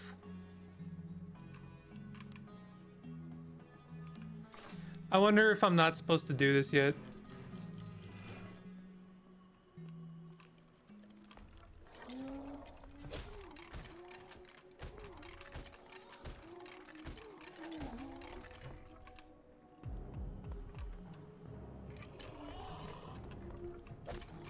Okay, this is working out a bit better.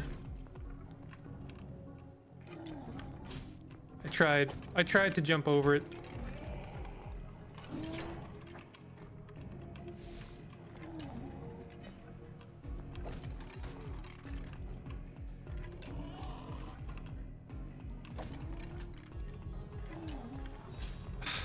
There's like no way to jump over it.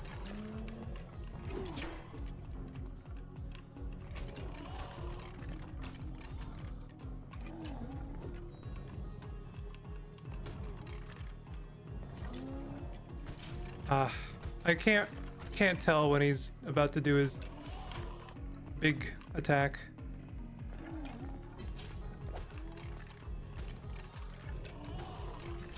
Okay.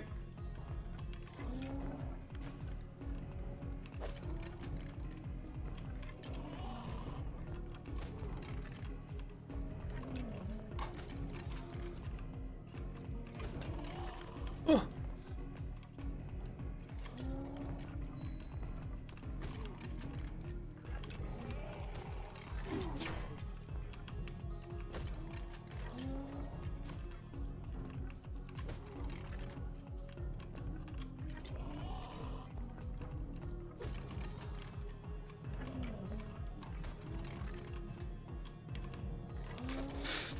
Oh.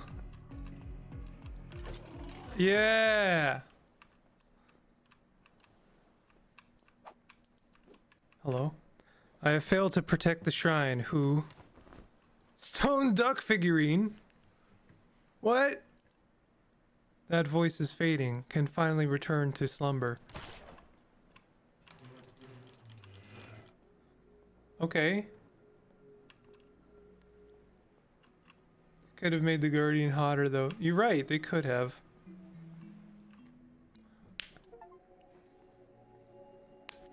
I made it to the end of the demo.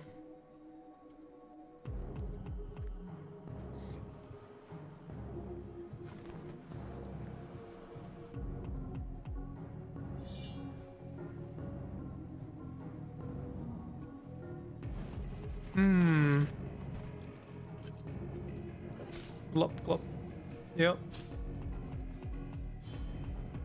Okay.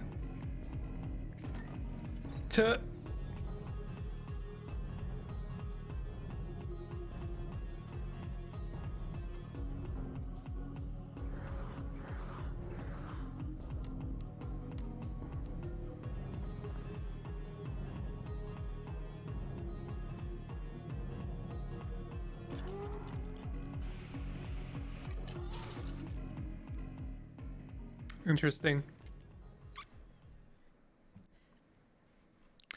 Well, that was interesting. I like it. It's definitely it's really brutal. I'm not gonna lie. It feels very difficult, but I do think it's good. I only really died like once against that boss before figuring out kind of the strategy. So I mean, like, that's on me, of course, but like, it's you can you know, the friction isn't too bad. You can figure things out. You can you know, the conveyance is actually pretty good. And yeah, there's some friction in this game that I guess is intentionally toxic in a way, like intentionally frustrating in some ways. Like the laser plant was really bad until I got the daggers. So you are meant to struggle a little bit first before getting the prize, the basically the key, rather than in a lot of games where they're like, here's a key and then here's a bunch of like locks. You know, a lot of games are like, here's the thing that's going to solve your next 10 problems, and then you just solve those 10 problems, and it can feel a little bit like, wah, you know, I'm not being challenged. So this game is like, okay, here's a bunch of locks and you're gonna have to contend with those until you get a key. And it's a refreshing take for sure. I haven't seen it too many times, although it is becoming more you know, I wouldn't say it's trending upwards, but it is trending upwards. Okay, there's quite a few Kingsfield like games now, and they've generally all been pretty good and worth playing. All right, good night in advance. All right, no worries. Maybe going to bed soon. All right, take it easy. So yeah, final thoughts. I thought it was good. I'll come back when it comes out. Maybe get a cool prize for having defeated the demo. What are some of these? There's a shop, Umbada's Trading Outpost. Apparently I never found that. Found 100% of the bestiary entries and found and consumed a mysterious meal. Interesting. Okay. Well, in a future run, I suppose. All right. So we're going to be moving on. I'm going to be moving on to Citizen Sleeper. I haven't played it in a few days. Let me double check.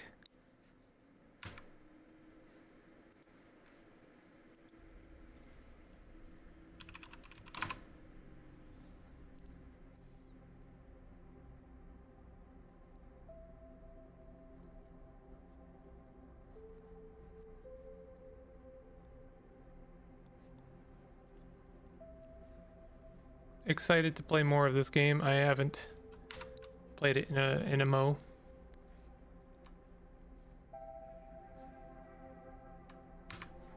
All right, welcome back to Citizen Sleeper. I am learning, or at least I was learning the last session, that you really cannot do everything in this game. You have to pick and choose. Our supplies are empty. All right, and I took on this mission from Eugen. I was a little bit concerned that this game would intentionally throw obstacles, or at least missions, at us that you might not want to take on, which is conveyed a little bit by the character of certain people. And Eugen, although very likable in their character, also was not very trustable. Like they had traits that I did not necessarily vibe with, and I should not have taken their mission. Config cannot be changed, right? We're on a mission right now, but we have finished up. We did as much as we could for this, so now we're gonna head back.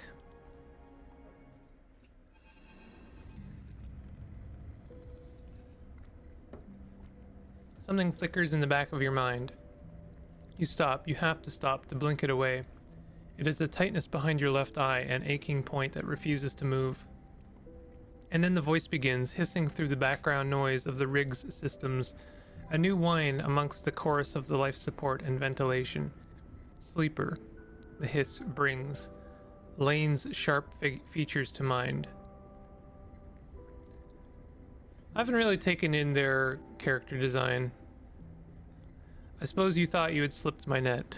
Hexport jumps into your mind, an image of the station immolating in white light, though you were not conscious to witness it. You are distant. His voice hisses into white noise. But you are not free of me yet. I'm coming, Sleeper. The hiss drops, and I will retake control of what is mine. The closer I come to you, the more you will feel it. Lane moves your finger to tap your forehead. In here. Until you cannot resist. A bright smile. Pale eyes. A growing hiss that hurts. Then the hiss is gone. The rig suddenly quiet. The stinging tightness diffusing behind your eyes. But the fear remains. Sleeper, you good? Seraphine is there. Floating by your berth. You were talking. Lane is coming. Seraphine looks alarmed. You feel him, right? He looks away. We can use that. Stay ahead of him. He squeezes your shoulder. We can do this. We are fast and smart. We keep moving. We don't stay anywhere for long. And we find a way. He frowns. Somehow. You nod. You do not know how Lane is able to reach into your mind like this. How he is able to speak into you. But you want so desperately for it to stop. You must find out what he has done to you before it is too late. You must stay ahead of Lane at all costs. Sleeper, Seraphine catches your attention as you go to leave the ship. Can I have a minute? Of course. Seraphine ducks into a maintenance passage and waits for you to follow. In the narrow passage framed by loose wires and thick conduits, Seraphin looks suddenly small, trapped. He looks at an open circuitry panel as he speaks, avoiding your gaze. You see he is playing with a coin in his hand, nervously spinning it in the air. Since we cleared Hexport, I've been putting feelers out for something. He rubs his hands nervously. We've been in the belt a long time, and I came here alone. But back on Darkside, just before we made a break for it, I heard something. I heard someone was looking for me. He pauses, trying to organize his thoughts. Who was after you? I also heard something else. They said the person looking for me claimed to be my sister. He waits for your reaction. You have a sister? I did, yeah. Or I do. He shakes his head. But I don't even know if it's really her. Just because someone says they're my sister, well, I can't be sure. The thing is, I haven't seen my sister in a long time. I was still a kid when I left, so was she. Though I don't think she would have liked to admit it at the time. He smiles. I know you don't remember how it was, back in Darkside, I mean. He sighs. But we were alone, you and me. Lane didn't let us out much. Just to work, and that was all. So when I overheard one of his guys mention someone was sniffing around, trying to find me, I didn't know what to think. He frowns, and then hearing it could have been my sister. He goes quiet. You try to recall that time, the cycle spent under Lane's influence, working for him in exchange for stabilizer. You close your eyes, focus, but the details flicker. The images collapse and reform. Has Seraphin told you this before? Was this all part of your plan? Is this why you helped me escape? Yes, he shrugs. It changed things for me. You thought that she could be out there. The thought that she could be out there.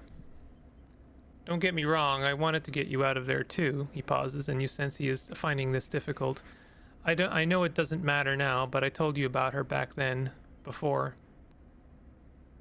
I'm sorry I don't remember. It's okay, Sleeper, I understand. Since we got away, since Hexport, I've been asking around, speaking to spacers, traders, and like I said, something has finally come up. It seems whoever was trailing me left Darkside pretty soon after Utsubo caught wind of her sniffing around. I doubt they made her feel very welcome, but I managed to get a name. The name she gave, Luz, wasn't my sister's, but that doesn't mean much. It gave me something to follow. She bounced around the wash a little, far spindle, flotsam, not sure why. He squints at a loose wire. The last thing she did was book a passage to Wellspring on a Lotic freighter. That's about it. How do you know this? Mostly ship manifests and port records, a few favors on the quiet. I want to go to Wellspring, Sleeper, to know if it's really her, and if it isn't, to settle what needs settling. Let's do it. Thank you, Sleeper. He meets your eye. I will admit it has been strange, reminding myself that everything we talked about back on Darkside, everything we did, is lost now. He smiles. But I'm glad to see you are still you, whatever that means. Me too. He nods. Anyway, better get back to it. Seraphin squeezes past you in the corridor and glides back towards the engine room. You watch him go, wondering if your past together can ever be reclaimed. Your mind wanders to thoughts of Seraphin's sister. For a moment, you wonder what it is like to have a family and if you will ever know. New drive. Eugen has spent the journey back to the Far Spindle, avoiding Seraphin as best he can. It might be that he is afraid, but you get this feeling it's more likely that he has been making himself scarce out of a genuine sense of regret. Seraphin, however, doesn't see his behavior so favorably. Slimy little shit. Won't even show his face. Seraphin complains loudly as he finalizes docking. Put us in a spacer crew's sight with no care for anyone but himself. Stay silent. You hear the rustle of movement behind your head and turn to see Eugen in the cockpit's doorway, a rare serious expression on his face. I owe you all an explanation. His voice is low and steady. Believe it or not, this was not my plan. Yeah, your plan was to find the loot in that wreck and split with it, wasn't it, big man? Seraphin glares at Eugen. No. Eugen gives him a tired look. It wasn't. Hear him out, Seraphin. Bliss cuts in from the back of the cockpit. Vesna has been searching for a ship. Eugen looks over your heads at the far spindle. An infamous ship. Seemed like she already had a ship. Seraphine interrupts. That was part of the problem. Not a rig. Eugen looks down towards him. A fraction drive ship. An interstellar ship. That seems to shut Seraphine up, and you don't blame him. An interstellar ship here in the belt? That's tech from the core systems. Why didn't you say? I shouldn't even be telling you now, Eugen frowns. Word gets out that there's a factory fresh faction ship somewhere in the belt. People kill for less. He shakes his head. Gangs kill for much less. You are telling me there's a fraction ship that no one has ever found that's been sitting here since when? Seraphine shakes his head. Since the collapse? Believe it or not, that's exactly it. Eugen looks to you. Vesna put me on the trail. She wanted me to find its location for repayment. He looks away. An old debt. But the moment I found the data that verified its existence, that confirmed the ship was out there, I couldn't give it to her. That's when you found me. You wanted it for yourself. Who wouldn't? Eugen lets out a weak laugh. A ticket out of the belt? Freedom. But it's not only that. Eugen folds his arms. You may have met Vesna, but you don't know her. Eugen meets your eye. She's one of the last people in the belt who should have a ship like that. Well, no one has the ship now, if it even exists. Need I remind you that it wasn't there? Seraphine shrugs. Your data was a bust. No, Eugen shakes his head. It was there, once. Those wrecks, those were the ships that fought over the fraction ship. A bunch of Solheim corporates who wanted to get out of the system when it all came down. And that ship was their ticket. The Aphelion Path. Eugen looks out at the far spindle. It was there, but someone moved it, hid it, long before we got there. Sounds like a fantasy to me. Eugen nods. I believe in this fantasy, Sleeper. Eugen inhales long and deep. I'm sorry, Sleeper. He looks at Bliss and Seraphine, and to both of you as well. I wanted to keep the secret. I wanted to find the Aphelion Path, and I knew that, if I did, you would understand. Still, I was wrong to manipulate you. He bows his head. But I'm not done. He raises his head, his gaze hard now. I will find the ship, and I will leave the belt. How will you do that? Seraphine shoots him a sly look. With no ship of your own, and Vesna at your back. Eugen ignores him and moves closer to you. Sleeper, I will uphold our deal. I will serve on your crew, and when I have news of the Aphelion, you will know. How can I trust you? Only you can answer that, Sleeper. Eugen sighs. I would give you my word if it was worth anything. Seraphine turns to you. I know. I always say it, but this time you have to listen, Sleeper. Seraphine gestures to Eugen. This guy is no good. I've known his type. Don't bring him. This can be your escape too, Sleeper. Eugen meets your eye.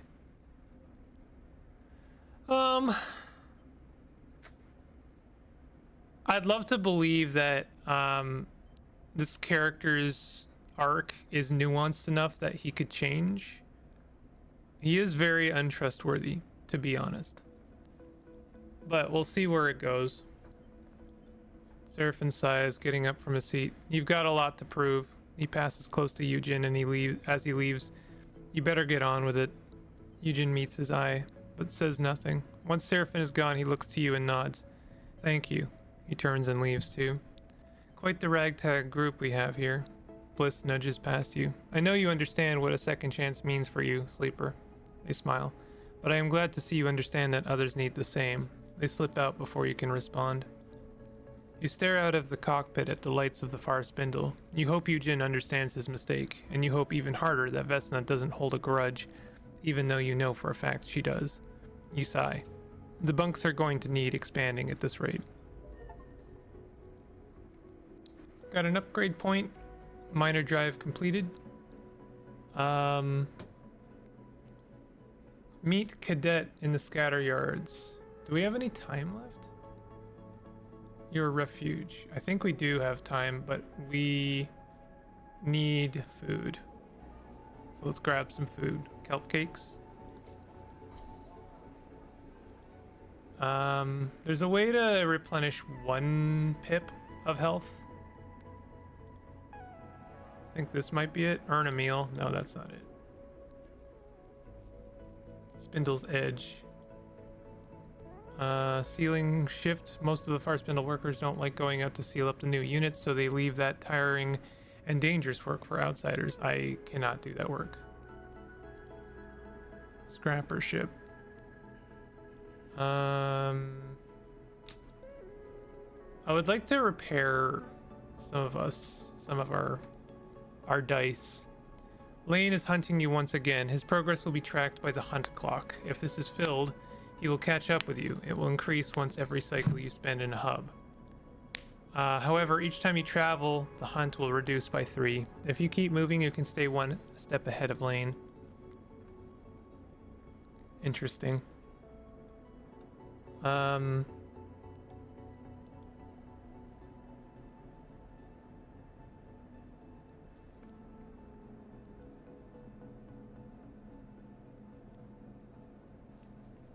I would like to fix some of our business. Improvise dice repair. That's, I guess, if we have scrap parts. If you're desperate, Bliss can make repairs with inferior components, but this will cause many glitches within your frame.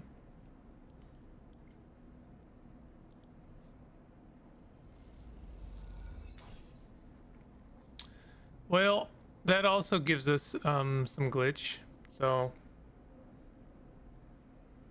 honestly, I don't really see the difference.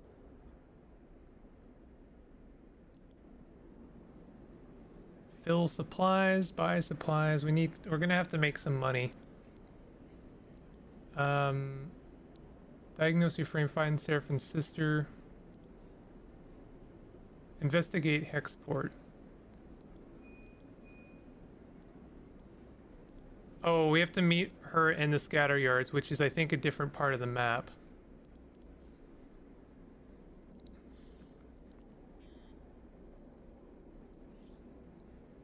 I'm not really sure how we're supposed to make use of these engine parts.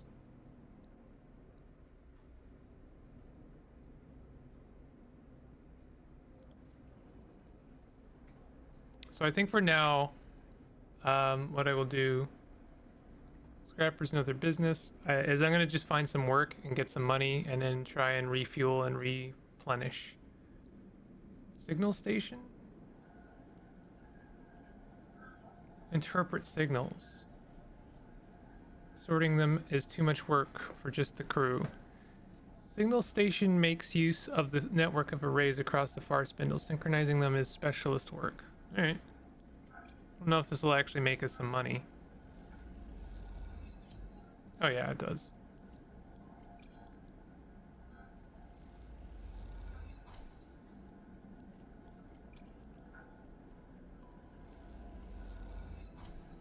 Okay.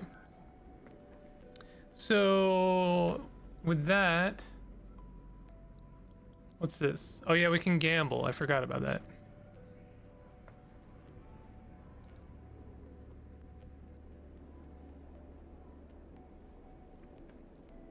Chaotic market hall. Let's fill our supplies. We have no supplies. Let's start by filling our fuel. We have time.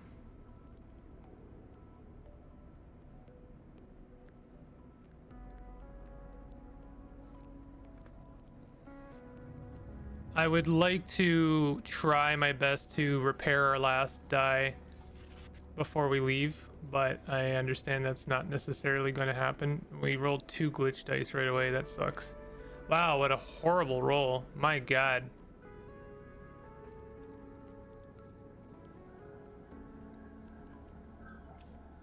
80% negative. What do you think that'll do for us? This is only risky. It just reduces some energy. We got no money though, that sucks.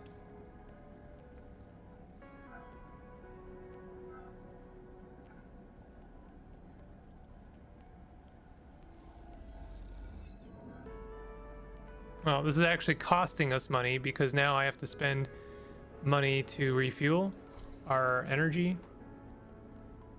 This is like miserable roll. Yeah, we could still use supplies.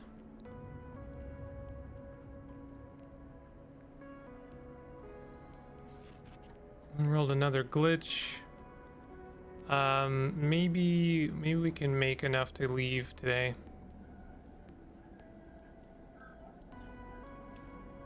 80% positive. I don't know. 1 in 5 chance isn't horrible. Nope.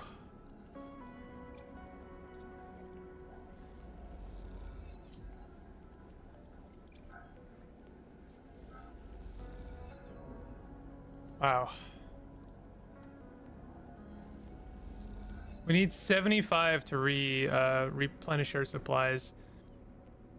All right, so let's do one more cycle. Actually, before we do that, let's get some scrap. I know this is a dangerous business here.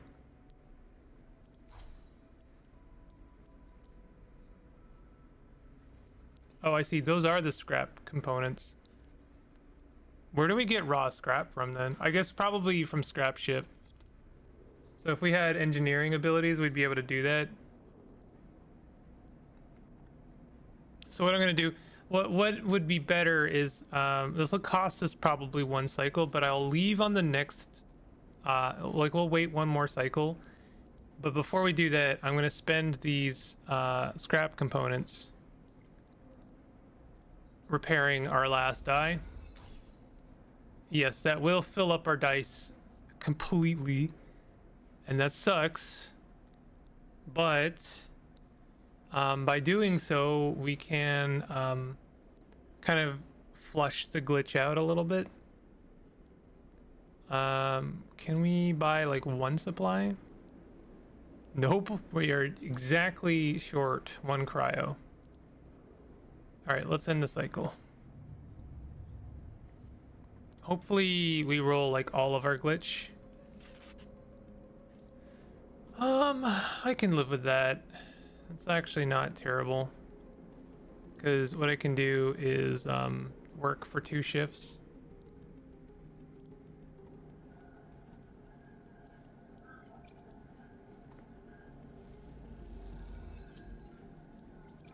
And we can buy like 1 supply and also fuel up.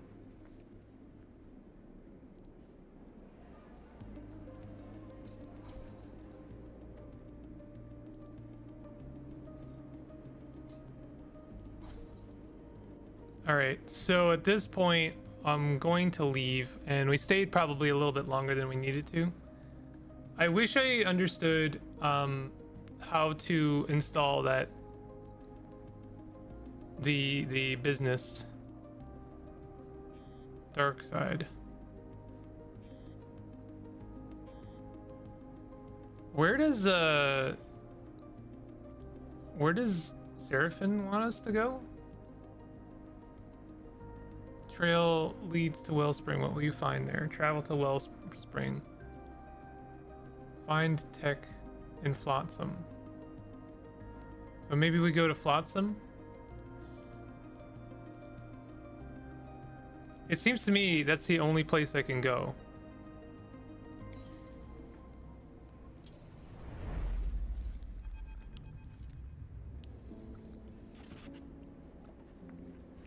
It's hard to tell where Flotsam ends and the ships parked at its many docking bridges begin. As Seraphim docks with the station, you realize the rig now looks like just another piece of accumulated technology. 1 more bit of driftwood added to the raft. I love this place, Seraphim smiles as he shuts down the engines. You never know what you'll find.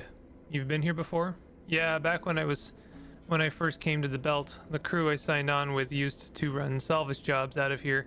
Fun place to spend your wages. You see Bliss eyeing the station with what looks like both horror and fascination. You see the seals? They point out some twisted assemblage of ship parts. Total cowboy welds. They could pop at any moment. Seraphim waves away their concerns. Oh, that's just the outer layer. I heard there's a 6 or 7 in all, so if one fails, it's no problem. He stretches and turns to you. You've got to taste some of the stuff they grow in old Takahe. He kisses his finger. That's the good shit. Oh great, Bliss sighs. So many layers of redundancy and fallbacks that you have no hope of isolating a leak and fixing it. They rap on the wall of the rig. Sounds like a ship I know. Agree. They smile as you join in with the joke, but Seraphine doesn't look impressed. She got you out here, didn't she? She looks between the two of you. No sense of gratitude. I was joking. Bliss looks a little hurt and drifts out of the cockpit, shaking their head.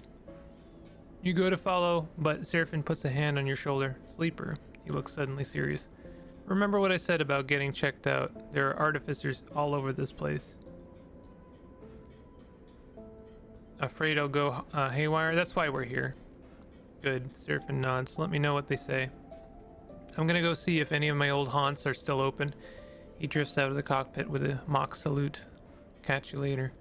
You're left alone in the cockpit with a view of Flotsam's chaotic structure. You look over the multicolor plating. It does, you admit, have a certain charm.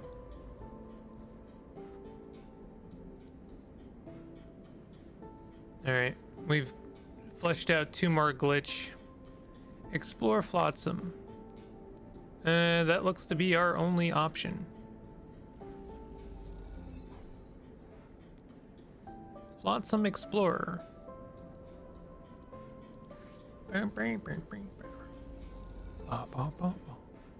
New location discovered. This is where we can get some food. Take recovery contract. The narrow escapes barman, Botan, has a tip about a recovery contract. For a few chits, he'll give you the coordinates.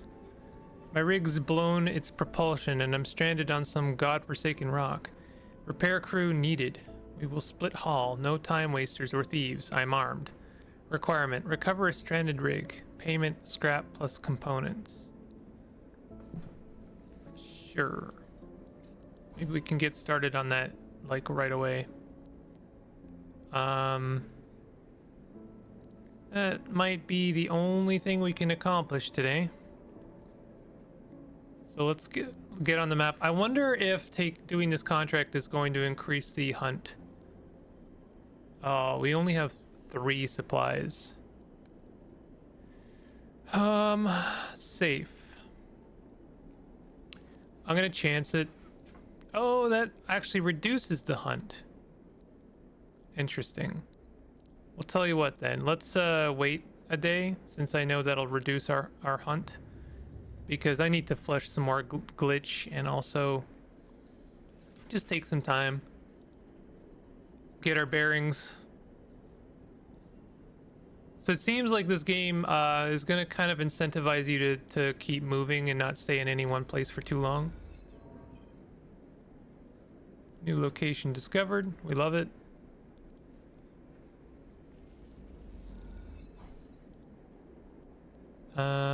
Ferris tanker. This is where we are going to get ourselves some, well, it looks like all of our things. Fuel. Oh, just fuel and scrap. Okay. And I guess I'm going to continue looking for a artificer that can give us a look over. New discover located, or new.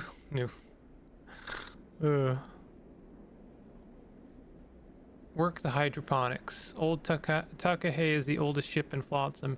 Now serves as a huge hydroponic farm, keeping the station alive. Shifts are always available. Not good for us. Buy supplies, fill supplies. What? Oh, I see. We only need 1 supply. Okay, I was wondering like what the deal was there. So I still haven't found anything we can really do. I'm gonna do 1 more cycle here. That's our last bit of glitch, by the way.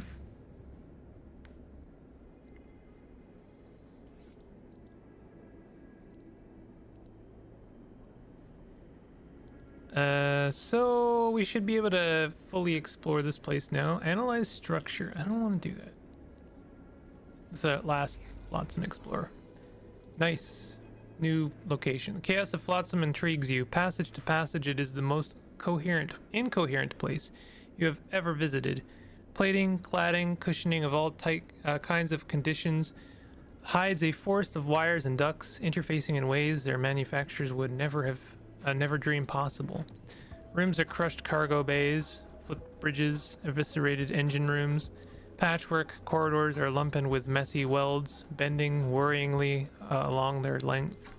It is, to put it nicely, a total mess. It's not that you don't like it, but finding an artificer among this chaos has been more than a little challenging. This cycle, searching these winding passages once more, seeing only scrap merchants and junk shops, you have begun to wonder if Seraphin had any idea what he was talking about when he advised you to come here. A sleeper? The voice cuts through the pungent air. Well, I never. You glance in the voice's direction and find yourself looking at a small booth piled with tech. Behind a fogged and scratched plastic screen is a meticulously arranged counter, the only clear spot in sight. At it, an older man with wet and wandering eyes sits neatly. We approach the booth. Jean-Mi tilts his head. I didn't mean to be rude. Please. And he bows a little. That's okay. He smiles warmly, almost bowing again, his hunched shoulders accentuating the movement. How? He pauses, taking care with his speech now. How are you feeling, sleeper? He beckons you a little closer. I am Jean-Michel. Or is it Jean-Michel? Might be Michelle. I'm not sure. Though please, to you, Jean-Mi. Or Jean-Mai? I'm not sure. I'll do Jean-Mi, and if anyone corrects me, I'll change. I work with machines. He sweeps a hand above his counter where you see configurations of tiny parts, mostly small ones. He smiles. I'm not great, of course. He chops with his hand to indicate a stool with a leg bar, meant for perching beside his counter, and such is the clarity and persuasiveness of his movement that you obligingly sit. Your presence is a rare honor here, he smiles and looks down into his lap. I am sorry if I make you uncomfortable. I am just very pleased to see you. Can I help you with something? I was more imagining I could help you. I can see your journey to me has not been easy, he says, with genuine concern. You track his eyes across your body, noticing the scuff marks on your thick, vinyl-like skin, the replaced and broken parts of your body, the marks of violence. You pull your jacket a little tighter. Jean-Mi folds his hands, one over the other, and places them on the counter. I do not know what your experiences have been, but I want to assure you that I see you as a person, a being, a soul, shall we say, as valid as any other. You look at Jean-Mi, his own age, and wear also evident. His own age and wear also evident. A life of precise and careful work, shaping his body into a reflection of his process. You note his unconfident way of speaking, which betrays a certain loneliness, a lack of practice. It is his turn to feel observed. How do you expect me to respond? He looks away. I am sorry. I do not think I am expressing myself well. He looks down at his counter and begins to take apart a tiny piece of machinery that sits there. Many years ago, when I began my apprenticeship, I would find that whenever I saw something that, was not working well, I was fixated on it and its repairs. He tinkers with the parts, twisting them precisely. Of course, the belt is filled with this kind of dysfunctional detail, and so I was busy for many years with these small fixes. Or fixings, he smiles in reminiscence. But now I find that when I am interested in a thing that is not working as it should, he sharply twists one of the parts between his fingers, it is because it might have some quality not yet foreseen or discovered. He releases the altered object into the air, where it balletically twists in a hypnotic display, like a spinning top whose movements are totally unpredictable. Jean-Mi smiles at you watching this hypnotic toy. I can see that you are in a process of becoming, sleeper. He catches the spinning toy between a finger and thumb. Let me aid you in this. What do you mean? Jean-Mi's precise hands drop to a device around his neck. He deftly pulls a pair of goggles up to his face, masking his wet eyes. Hold still, sleeper. Something flickers inside the goggles. Their face blank, Jean-Mi's hands play across buttons and switches on the exterior, tuning, focusing. Let him work. When the goggles are finally lowered, they reveal a look of concern on Jean-Mi's face. I think you better come inside. He kicks off from his desk and disappears. A moment later, you hear a rattle and a small bulkhead door beside the booth that you had assumed was rusted shut creaks open. Jean-Mi beckons you inside. Jean-Mi's workshop is even more cramped than you expected. As you enter, you are surrounded on all sides with netting holding bundles and bundles of terminals, servers, drives, and cables. At its center, a padded seat and a set of articulated arms mounted with sensors and tools fill the space. The seat, please. Jean-Mi gestures at it with a polite smile. Sit. You tentatively settle on the seat, slipping your arms and feet into the straps meant to keep you from floating out of it in 0G. Jean-Mi floats beside you. He looks across your body. There is damage here, I see that. We will get to that. But I see something else here as well. This is why you came. He looks at you solemnly. Yes. Though I have never met a sleeper, I have studied them. I was lucky to acquire some materials from SNARP some time ago.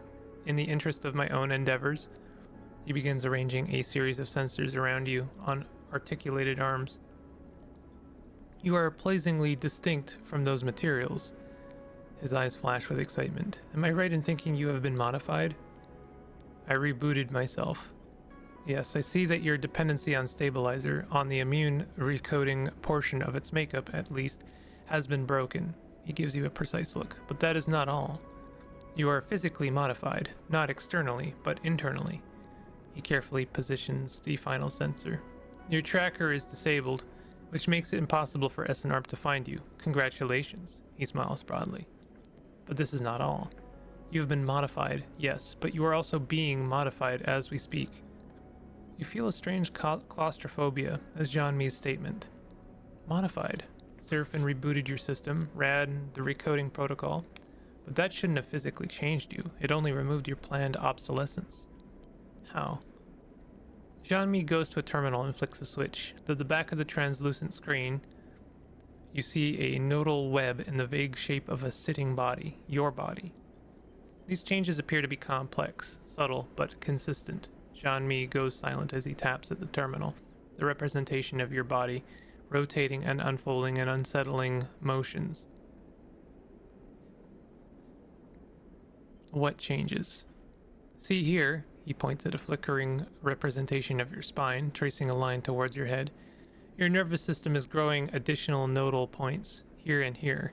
Meanwhile, your emulation interface is growing an umbilical access port. Though towards what end, I am unsure. You instinctively reach back and touch the base of your head. As you do, the scan flickers and screeches with noise. You feel for something there, growing under your thick vinyl skin. Can you feel a lump, or is that just your imagination? You pick at it. Jean-Mi sighs and shuts off the terminal. The changes are partial, and in all honesty, he gestures sharply at the sensors. The resolution is too poor. I need to run a full diagnostic, but for that I would need... He drifts over to another terminal and brings up screens and screens of text and diagrams. Yes, some kind of medium to hold your suspended emulation. The access jack I can build myself, but we will need to bridge your emulation. Jean-Mi speaks quietly, almost to himself. A ship mind would be ideal for this. Would have to be high capacity, a prime ship mind, Solheim in origin. Perhaps Hellion Gate might hold records of any that were in the system. He taps at the terminal. Jean-Mi turns back to you. Yes, the prime ship mind is essential if you wish further investigations to be done. I will need this above all. He thumbs the terminal off. I am sorry to say, sleeper. I'm gonna need a minute. Of course. Jean-Mi busies himself with taking down the sensors and folding away the articulated arms. As he does, you try to calm yourself. You feel as if you have worms under your skin, and it takes all your focus not to pick it seems. Jean-Mi suddenly but gently places a hand on yours. Please remain calm. He puts a carefully restored rare component in your hand. This can help you. Jean-Mi waits for you to fall still. Then he leans back a little, relieving some of the strange intimacy of the moment. For now, our work is concluded. He meshes his fingers again and bows with a small head bob, but you are welcome anytime. Thank you. Of course. His manner seems to have returned to something more businesslike, a humble man who knows his customers' needs. You get up from the seat, a little dazed, and push away from into the passage. Safe travels, sleeper, Jean-Mi says quietly, placing the promised list in your hand as he lets you back into the station. You leave dazed, unsure of how you feel about the insistence of this man's particular kindness, but most of all haunted by the idea of the unseen processes that are running within you. Part of you does not wish to know anything further, to leave this place and never look back, and another is desperate to immediately retrieve every object on this list so that you may know what strangeness is happening within you.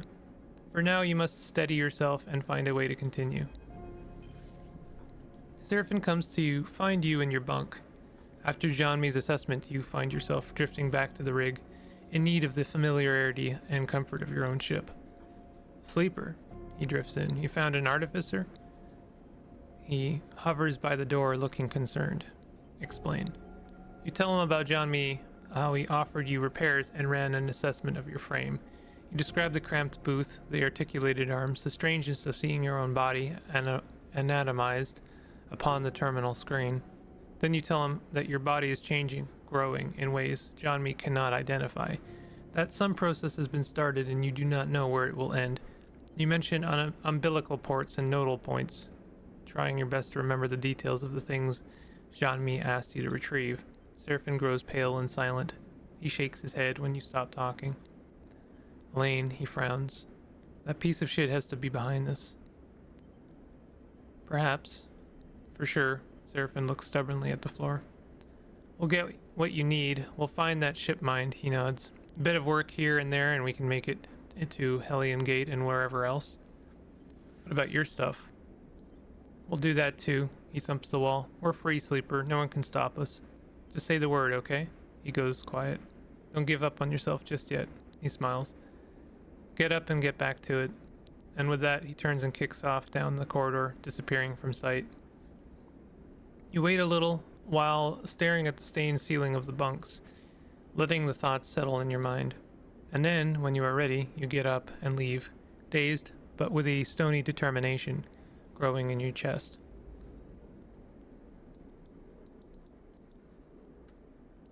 And what do we got here? Flotsam maintenance. Needs constant work to keep it sealed and safe. The integrators are volunteering and can always use some help. Or flotsam interrogation. Means meshing systems as well as scrap. The integrators will pay for anyone skilled with meshing networks. Or buy engine components. Integrators usually have some engine components to spare, but they know that how valuable they are and price them highly. What if we just do a little bit of work with our crappy dice? Look, a neutral outcome, that's pretty good. I'm gonna go ahead and use all my crappy dice right now. Wow, getting very lucky.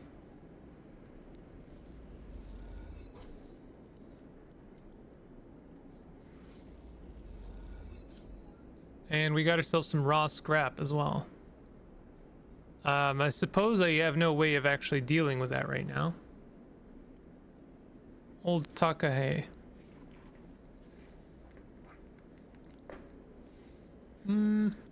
I keep pressing the wrong button.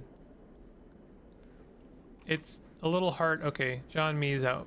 Okay, so he wants a prime ship mind. Gotcha. Okay.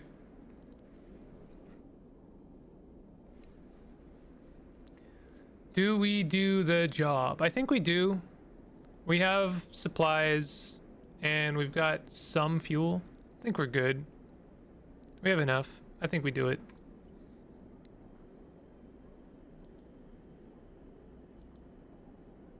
Travel to contract. We do kind of have our bases filled here. Along with Seraphim, of course. Seraphim is redundancy, and I think that they are good redundancy.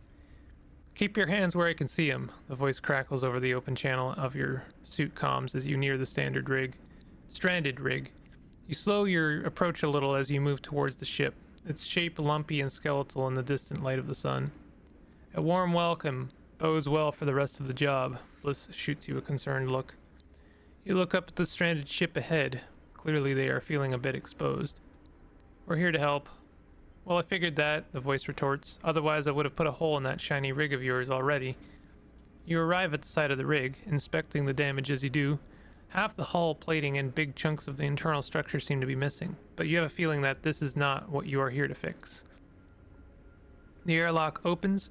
You move inside. The interior all exposed wires and metal framework. The system was wheeze and shudder as it cycles.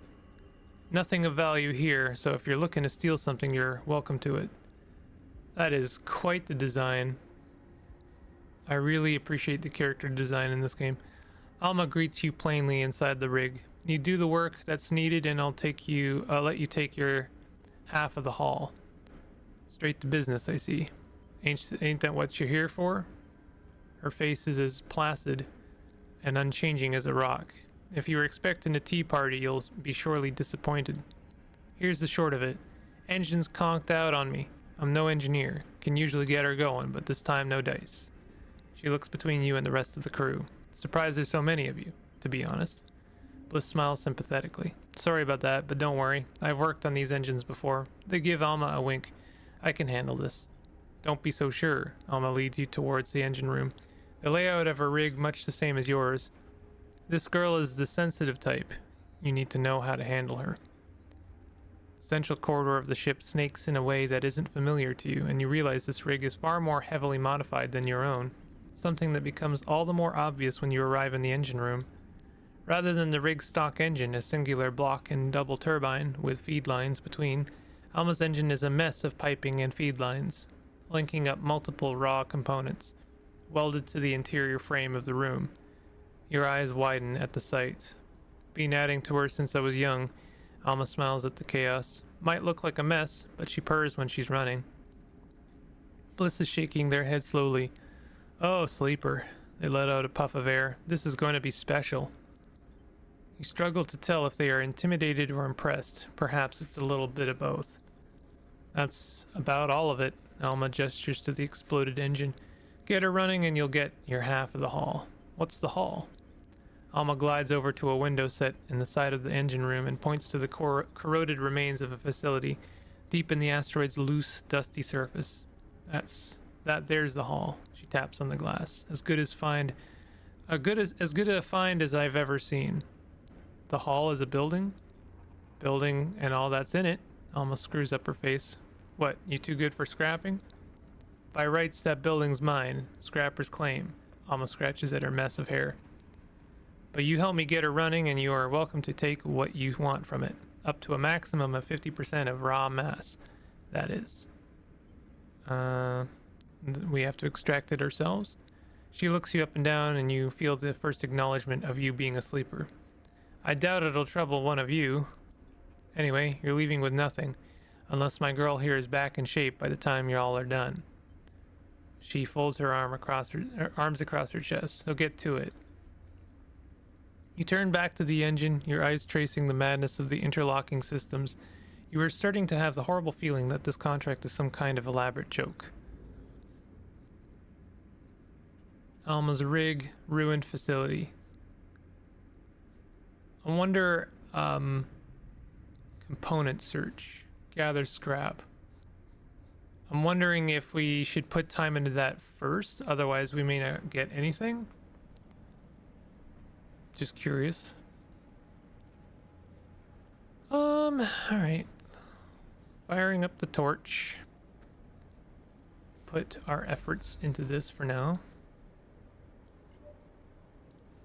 No problem.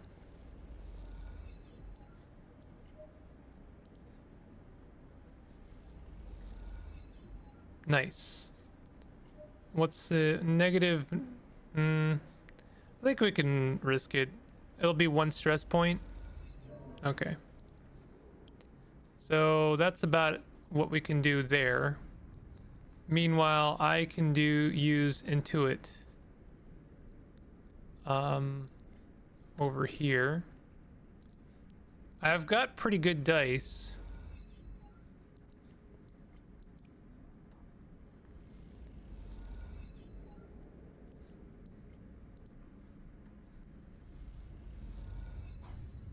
Hidden treasures and stress. It's a real shame that that had to go be a half dice there. That's okay. I'm gonna go ahead and polish this off. Hidden treasures.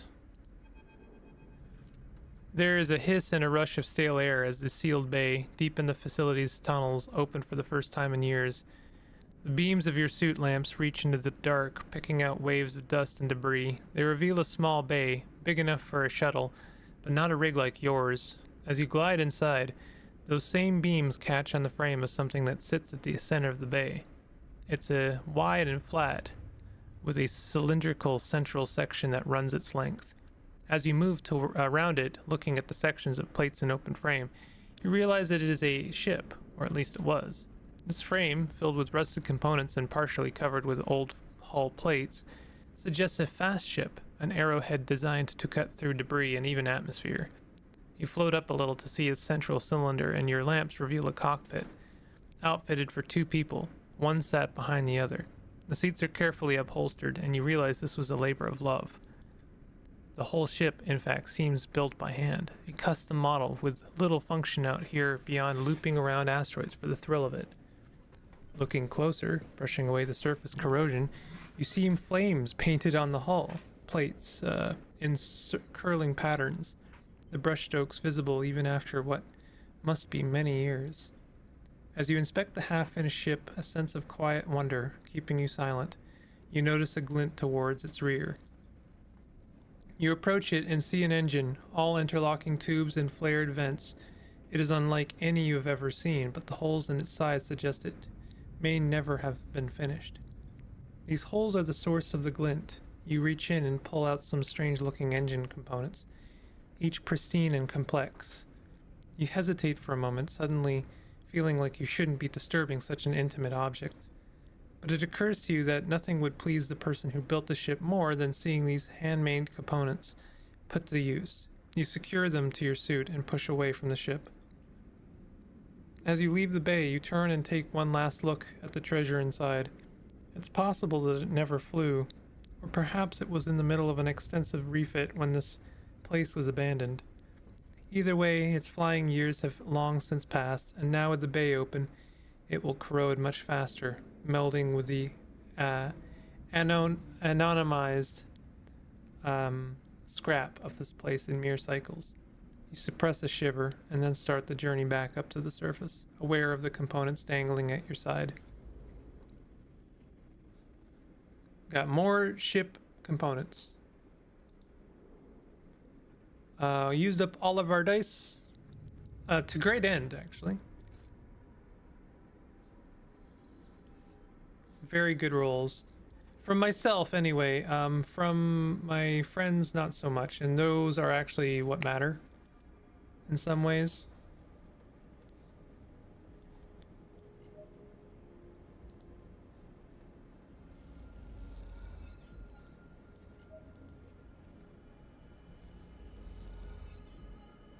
Well, we can risk it. 50%. It'll probably just be 1 pip. Nope. We stressed. That's fine. I don't think I want to risk Alma. Oh, did I put him on the wrong thing? I think I put him on the wrong thing. Okay, let's risk Alma. Or Bliss, I mean. Nice. So I really only need to, I can use one of my sixes.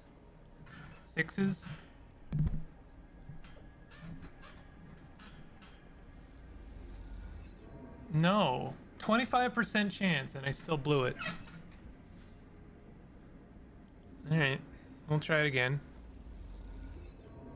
Wow, that sucks. All right, I don't really want to use those dice because I have a high chance of messing that up. That really sucks. Raw materials. Kind of don't have much else to use them with. The thing is that I'm gonna break one of my dice very quickly. So I'm actually better off just kind of waiting. I know that sucks. 4 pip dice are decent, but like, you know, just can't. I can't do it. I'm already risking. Like I already damaged one of my dice, you know. So let's just do this, because I'm pretty sure this one requires, yeah, okay, requires a Eugen. So we'll use Bliss to finish off the contract. Hopefully that is the finish.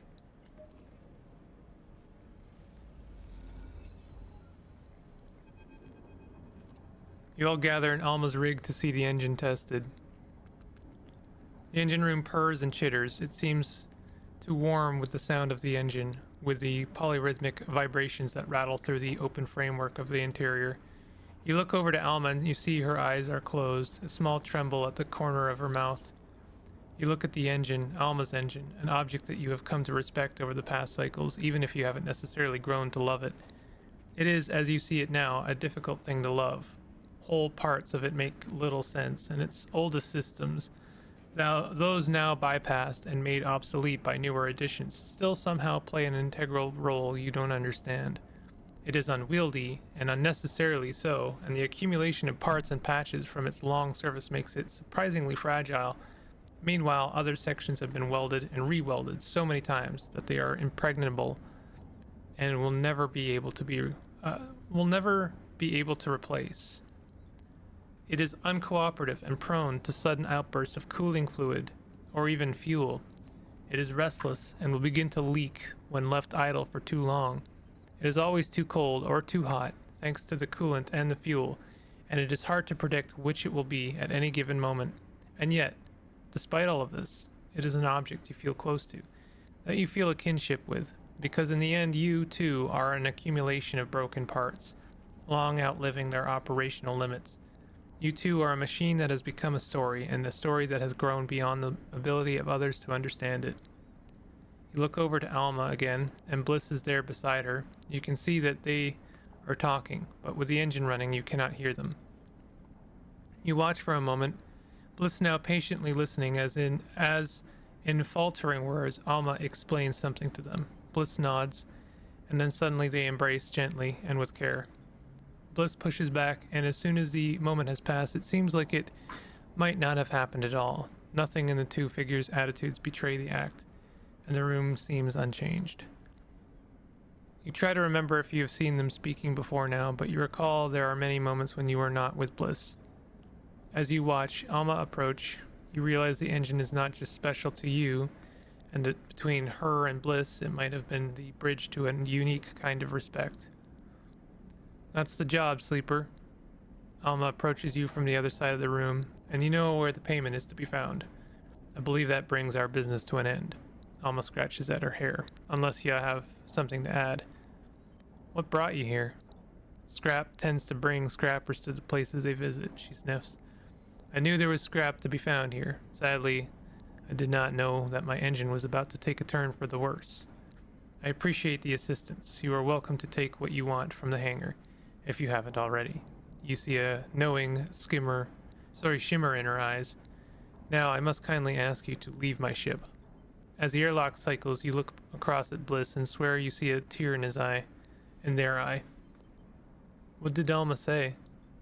Bliss turns to you as if they forgot you were there. She just reminded me of why I do what I do, why I fix things. They look ahead. There's beauty in it. You find yourself drifting away from Alma's rig in a haze of thoughts. It's clear to you at this point that Alma's history is written all over this place.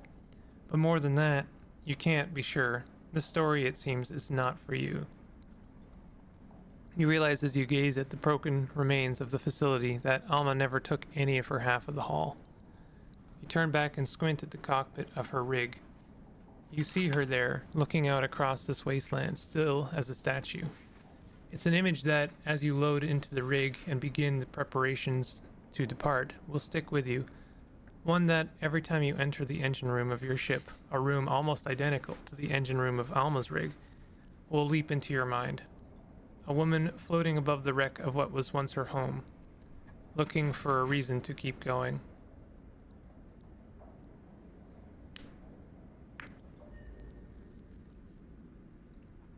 Contract complete, but we've got things to claim here. These are crappy rolls. Raw material. Oh my god, this is gonna take forever.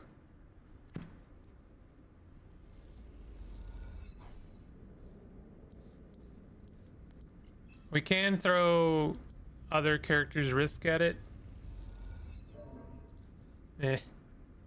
I don't really want to risk myself because I have a very tangible loss at it, but I suppose it's worth throwing a 6 at it. Nice. Okay, I'm not going to risk anymore. I'm going to wait one more cycle.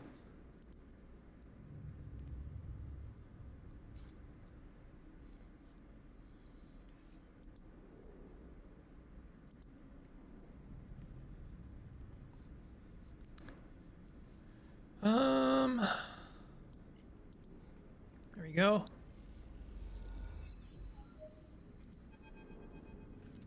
You rest a moment, taking a break from dragging the plates you've cut across the asteroid's surface. You find yourself looking up towards Alma's rig, still there on the edge of the crater, and wonder if she's watching. With her engine fixed, you half expected her to leave immediately, but she remains there on the horizon, unable to leave this place. As if in response, your comms channel buzzes. Nice pile you got there, Alma announces herself on the open channel. We'll make scrappers of you kids yet. That scrap will earn you a pretty penny if you know what you're doing, she continues. Holmes Rock's always a good place to offload. I'll give you that for free. You look at the stack of ragged, torch-cut plates as they are loaded into the rig, into the rig's cargo hold, and you have to admit you do feel a little pride at the work done. Thanks. You earned it. You glance over your shoulder at the cockpit of Alma's rig, where you can see her watching. What is this place? There's a click on the open channel as it closes, and Alma seems to take a moment to consider her response. She clears her throat. How about you tell me what you think, Sleeper? A hangar? I found a ship. None of these, I think, didn't they kind of confirm it was Alma's home? A hangar. I found a ship. Alma coughs and splutters, then goes silent. Got a good nose for salvage, have we? She sniffs. Not just a hangar, though, a home. Alma goes quiet for a moment, but you wait, getting the feeling there's still more to be said. See the old arrays on the far side? You turn and look up at the rock towards the broken frames and panels you can just make out in the dust, catching the sun's weak light. Those were the first priority. Get power running. Recharge the cells for the excavators, the welders. Turn the scrap into something livable. She falters and coughs. Look at them now. You see the tumble-down collection of panels. They look like they were scattered by a careless hand, discarded without much thought. The comms channel clicks off, and you see the distant silhouette of Alma drift from view, out of the cockpit of her rig. You turn back to see that the scrap has been loaded into the ship. You're half of the haul, though you suspect this place is more than just a haul to Alma. I suspect we will see Alma again.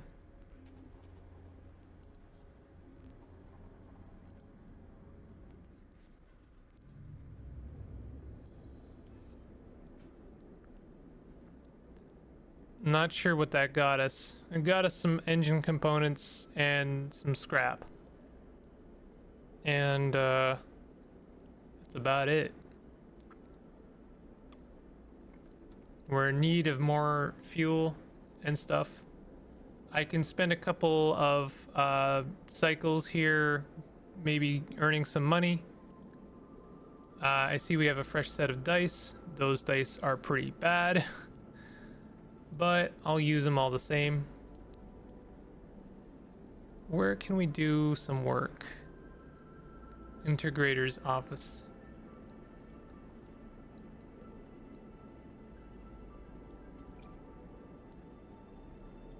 Not sure yet still what we want to do with engine components.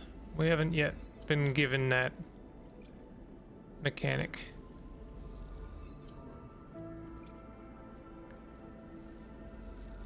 Just gonna throw all my dice at this. Since it's only a risky operation, we lose some energy, but we do not gain stress, which is the thing I really do not want.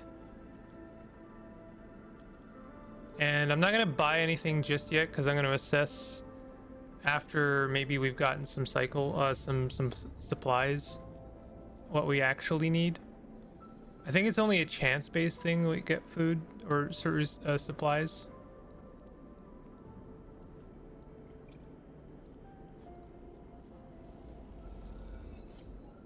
Is there anything else I could be doing right now? I don't think there's anything else here. We diagnosed my... Well, we didn't diagnose my frame.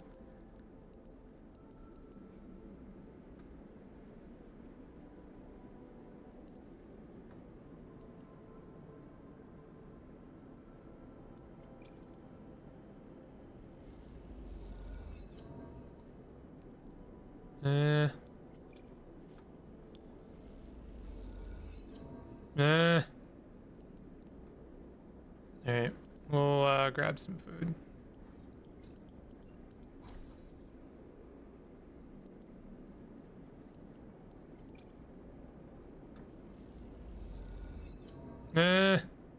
Well, at least it was a good idea to pick up food. Alright, one more cycle, and then we'll buy supplies and stuff.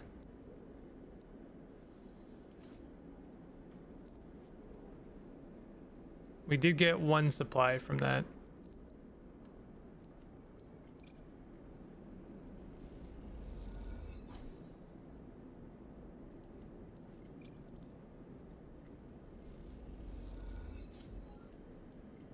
We got some raw scrap. We got tons of raw scrap. We'll be able to buy, sell that. Sure, we might as well use all of our dice. There's no real risk to doing so.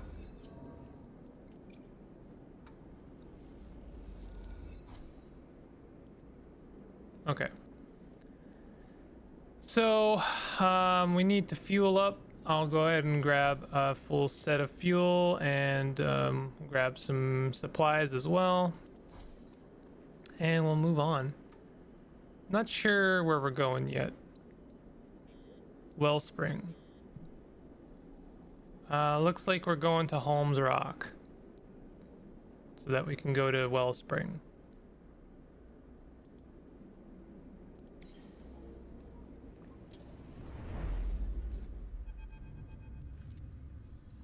Sleeper. Bliss speaks quietly from the door at the back of the cockpit. Can we talk? You glance over at Seraphin, his head back and eyes closed while the rig cuts through empty space. You don't seem to be needed here. You unclip from your harness and follow Bliss. How are you doing? Bliss glances over their shoulder as they drift towards the back of the ship. The question takes you aback. You can't remember the last time anyone had actually asked, with real intention, how you are. I don't know, better than I was? Bliss shoots you a look. That's a good way of thinking about it, I guess. But to be honest, Sleeper, I'm not sure how you are still standing. Breaking out of Darkside, then again in Hexport, those things take a toll. Bliss turns a corner.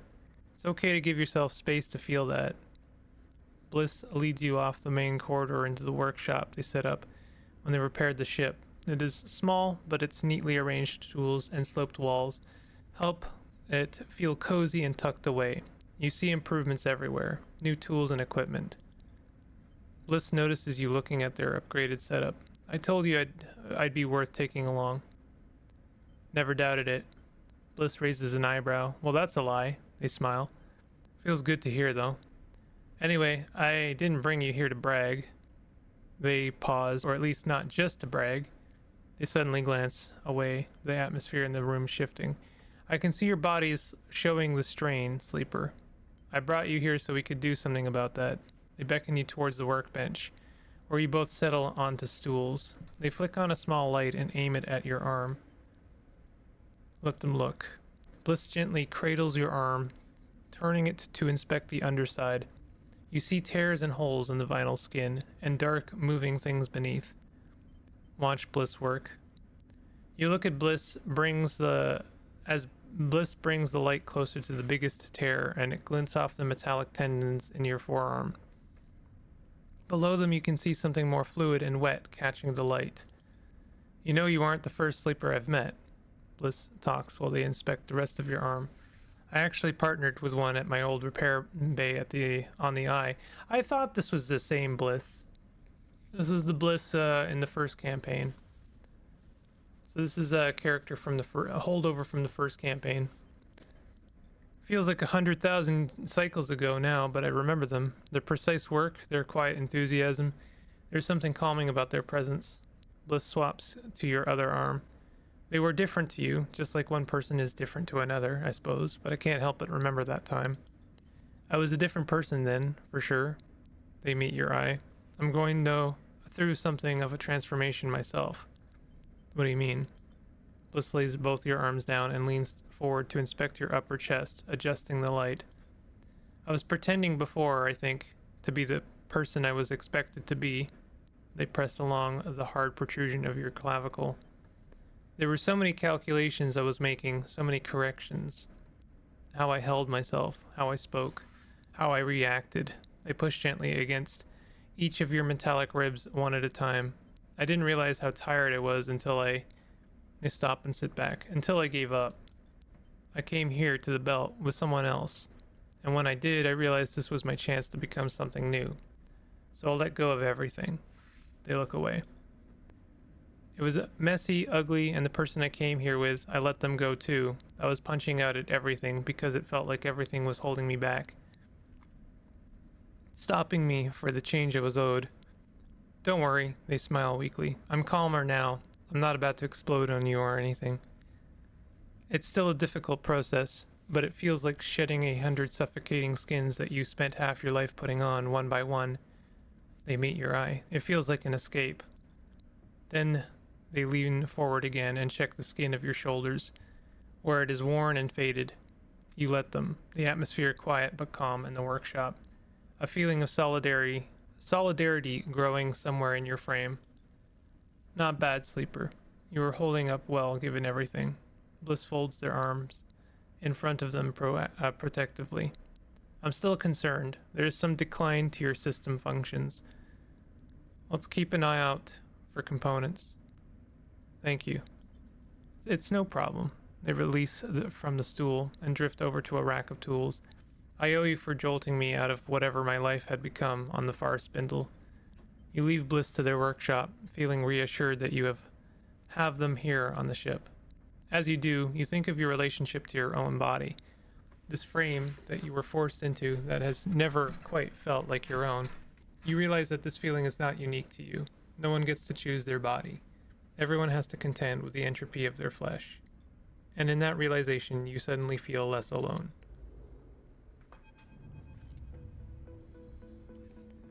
Lumpen and cratered, Holmes Rock floats on the sunward side of the belt.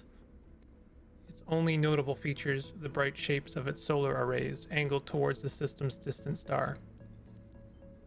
Can't even dock the rig here. Seraphin nods at the bright shape of Holmes Rock. Holmes Rock's lone docking bay won't fit. Salami lid won't fit. Won't fit. We'll have to park here and go out the airlock. He seems repulsed by the idea. We do that every contract. You do that every contract. Seraphin leans back into his seat. I've got used to sitting them out.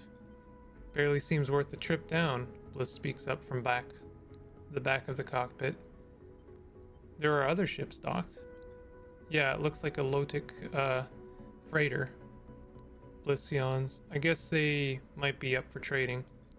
I'll come back down later. Don't feel like squeezing into a suit right now. Bliss gives a lazy wave as they glide out of the cockpit. Jin pokes his head into the cockpit. That rock down there got a bar? He looks between you and Seraphin. No idea, Seraphin sighs. Looks dead. Eugen squints out of the cockpit windows. I see a few warm lights, he shrugs. I bet there's a bar. He disappears in the direction of the airlock. You gaze out over Holmes Rock. It certainly doesn't look very exciting, but there's refueling to be done and maybe more besides. You might even be able to scarce up a hot meal. You know, Sleeper, that Lotic... I know I keep switching my pronunciations of things, that's my bad. That Lotic freighter means we aren't far from the wellspring. Seraphim gives you a sideways glance. Your sister, I haven't forgotten. Alright then, Seraphim smiles. Appreciate it. I heard the pressure of the war in the inner system is having an effect on how the Lotic Syndicate is being run. Just want to get there before something big goes down. He turns back to his console. You look out at the Lotic freighter, painted the same distinctive yellow as the springtide, back on the far spindle. You've heard they supply most of the water in the belt. Not exactly an organization you want to collapse. A light catches your eye, beyond the rock, a warm flash that is gone as soon as it appears. You are at the sunward edge here, and beyond is the inner system. Holmes Rock might look sleepy, but it lies on the shores of a corporate war. Something resides. Something residents will be painfully aware of. Let's do some exploration. I have passable stats for a place like this. Thanks to its remote... Oh, I missed it. You make a great deal on some supplies and some good tips for local places to visit. Thanks to its remote nature, bartering is a popular pastime on Holmes Rock. You can learn plenty through trade and talk. No place like home. Quiet and far-flung, Holmes Rock is often passed over by crews, but has certain qualities for those patient enough to go looking.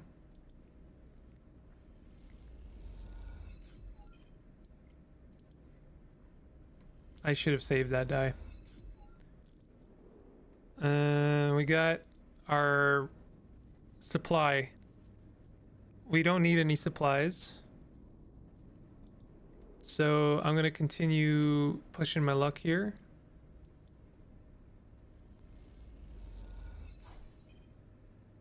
+1 fuel. Nice.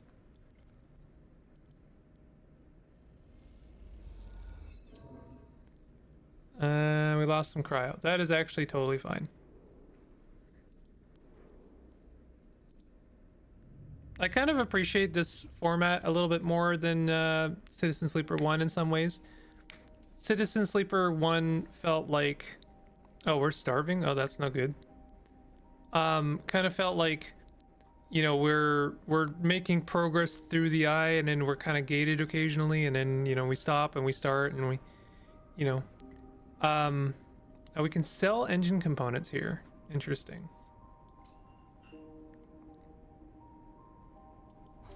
Don't think I want to do that necessarily. But I appreciate that, like, in this, we have to kind of get to know each location as we come, and maybe we'll meet a character there, and then we kind of have to move on. It's got a almost like pilgrimage vibe, or like a wanderer's vibe.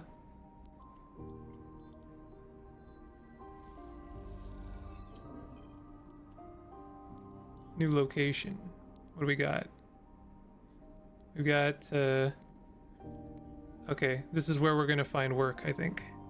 Solar arrays of Holmes Rock keep the settlement viable, but their systems are old and the residents will pay to have an outsider inspect them.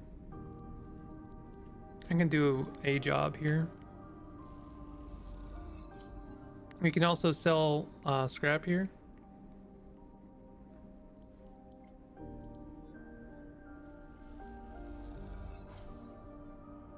$13 cryo, that's not bad. I might sell all of the scrap here because I know getting a mind, whatever it's called, a ship mind, is going to be probably very expensive. Okay, we're almost fully explored here.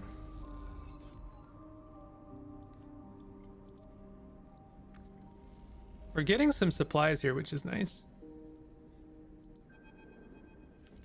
In Holmes Rock, it's impossible to get away from the feeling of living, working, and eating in a ruin. Most of the belt is built on top of the remains of Solheim's infrastructure, but there are plenty of places where the modifications or extensions to those structures eclipse the original foundation. In Holmes Rock, it is the reverse. The station is a small warm patch at the center of a network of tunnels and bays that stretch within the rock, most of them dark, damp, and wrecked, a sprawling foundation that will never be built upon. Every so often, gliding on your way between Senna's Rest and the Suncatchers, or from the docks to the depot, you find yourself in one of these dark tunnels. That's where you are now. You float, stopped at a four-way intersection. No light visible down any tunnel. Go left. You kick off gently from the wall and head into a cylindrical passage clad with panels that hold back the rock. It is wider than the others, and here and there little droplets of water float undisturbed. At the far end you see a faint point of light, the warm glow of a lit passage. Suddenly you hear a rustling in the dark, and a shrill sound that you can't place. There is something out there. Rush through. Neutral outcome. You kick off hard and glide through the tunnel, feeling a few droplets of water gently splatter on your skin. You shake off the fear as you move. The dark doesn't scare you. Then it hits you, something solid and meaty, slamming into your stomach and spinning away. You press off the wall and push on as a shrill wail echoes behind you in the dark. What the hell was that? When you reach the lit passage beyond, you turn back, but the tunnel is silent and still. You continue on, but you can't shake the feeling of being followed as you ascend back up through the station. Perhaps next time you'll take a different route.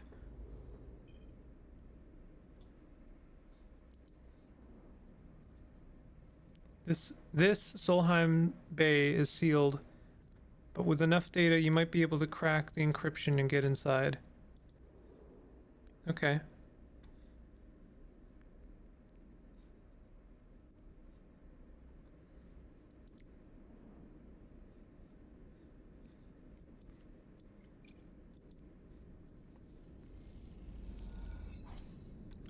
Get some more cryo, sell some more scrap.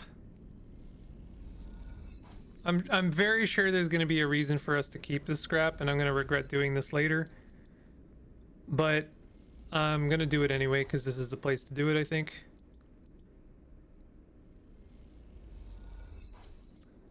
All we really need now is fuel, which we can buy pretty inexpensively.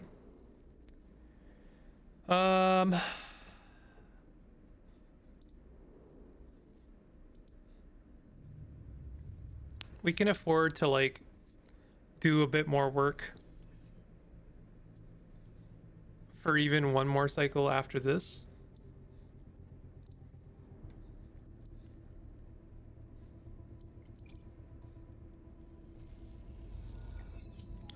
Good place to make some cash.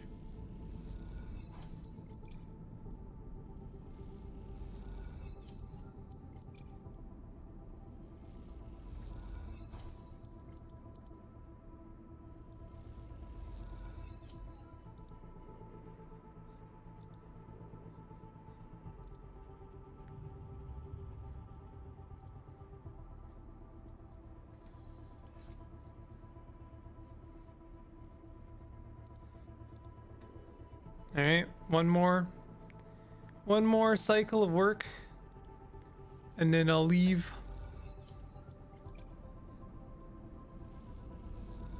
You may as well make the most of the time you've got at each place.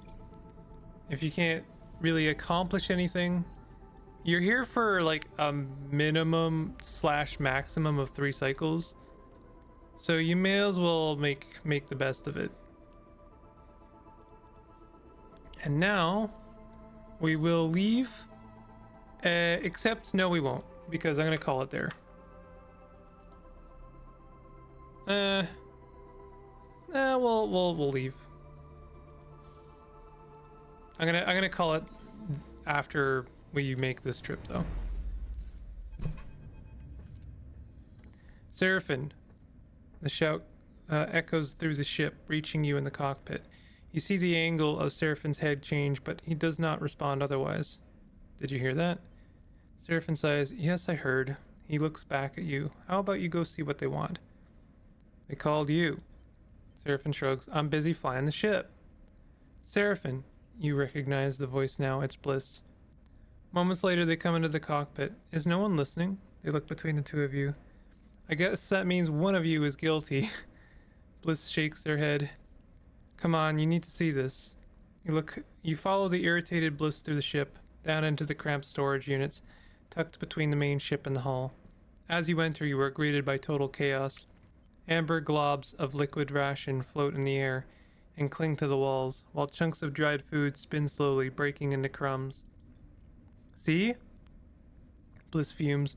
Someone opened up one of the supply crates and left it like this. They point to a crate in the storage netting with the lid pushed open. You look at the mess spilling out from the crate. Who could have done this? You take a moment to pick through the food and find a torn open pouch of liquid rations. You turn it in the light and see a set of evenly spaced gashes at the edge. Looking at the chaos, it's hard to imagine a person doing this, especially one of your crew. Bliss puffs out their cheeks. I need a break from the ship. They look at you. Help me tidy this up. You spend the rest of the journey packing the crate away and disposing of the spoiled supplies, but as you do, you can't help but wonder what actually happened here. When you are finished, you take one last look around the storage bay. As you gaze around the now cleared space, you have the same feeling of being observed by unseen eyes as you felt in the tunnels of Holmes Rock. As you bring the ship into Wellspring's docking ring, you notice a rare tension in Seraphin's piloting. He jerks the stick a little too hard while the docking bridge extends, and a proximity alarm goes off. He curses under his breath. You okay there? Just fine, Sleeper. He keeps his eyes on the monitors. I'll get Bliss to look at the lateral thrust control. It's a little sticky. That's not what I mean. Seraphin doesn't respond, but you see him grip the rig's controls a little tighter. As the ship stops, the docking bridge connected, you lean forward and look out of the cockpit windows, trying to get a good view of the icy surface of Wellspring below. The harsh gleaming ice gives way to the steep sides of the cut. The asteroid's one city. Oh, I see, that's the cut. It glows and steams with warmth, and peering down into it, you cannot see the bottom. Beyond along the horizon, you see the terraces of the pithead, where the current extraction effort must be taking place. Seraphin runs the shutdown sequence and unclips from his seat. He turns back to you, a flinty look in his eye. I'm gonna head down into the cut. I've got a few leads to follow up on. You get the sense he isn't asking for permission. Let me help. You can check out the city if you want, but I'm not following along, Sleeper. This is my trail to follow. Before you can respond, he pushes past and glides out of the cockpit. You turn and watch as he pushes past Bliss in the doorway. I missed something? Bliss shoots you a look. He seems even more irritable than usual. It's his business. Fair enough, Bliss sighs. Looks like a stopover at Wellspring for a bit then. They zip their jacket. I'll be in the markets. At least Lane's unlikely to come out here to pick a fight with the Lotic Syndicate. Bliss shrugs. They turn and head towards the airlock, whistling softly as they do. Eugene comes out of a side door as Bliss passes. He stretches and squints at you. Permission to find a bar down here? He grins. Just joking. I don't know. I know I don't need to ask. He winks and follows Bliss. You sigh. Without a pilot, it doesn't look like you'll be moving on soon. Time to go see Wellspring. And that is where I will leave things.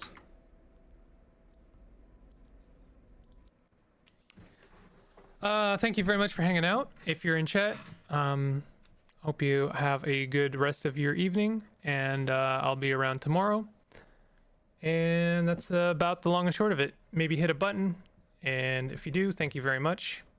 I'll see you tomorrow. Take it easy. Have a good one. Goodbye.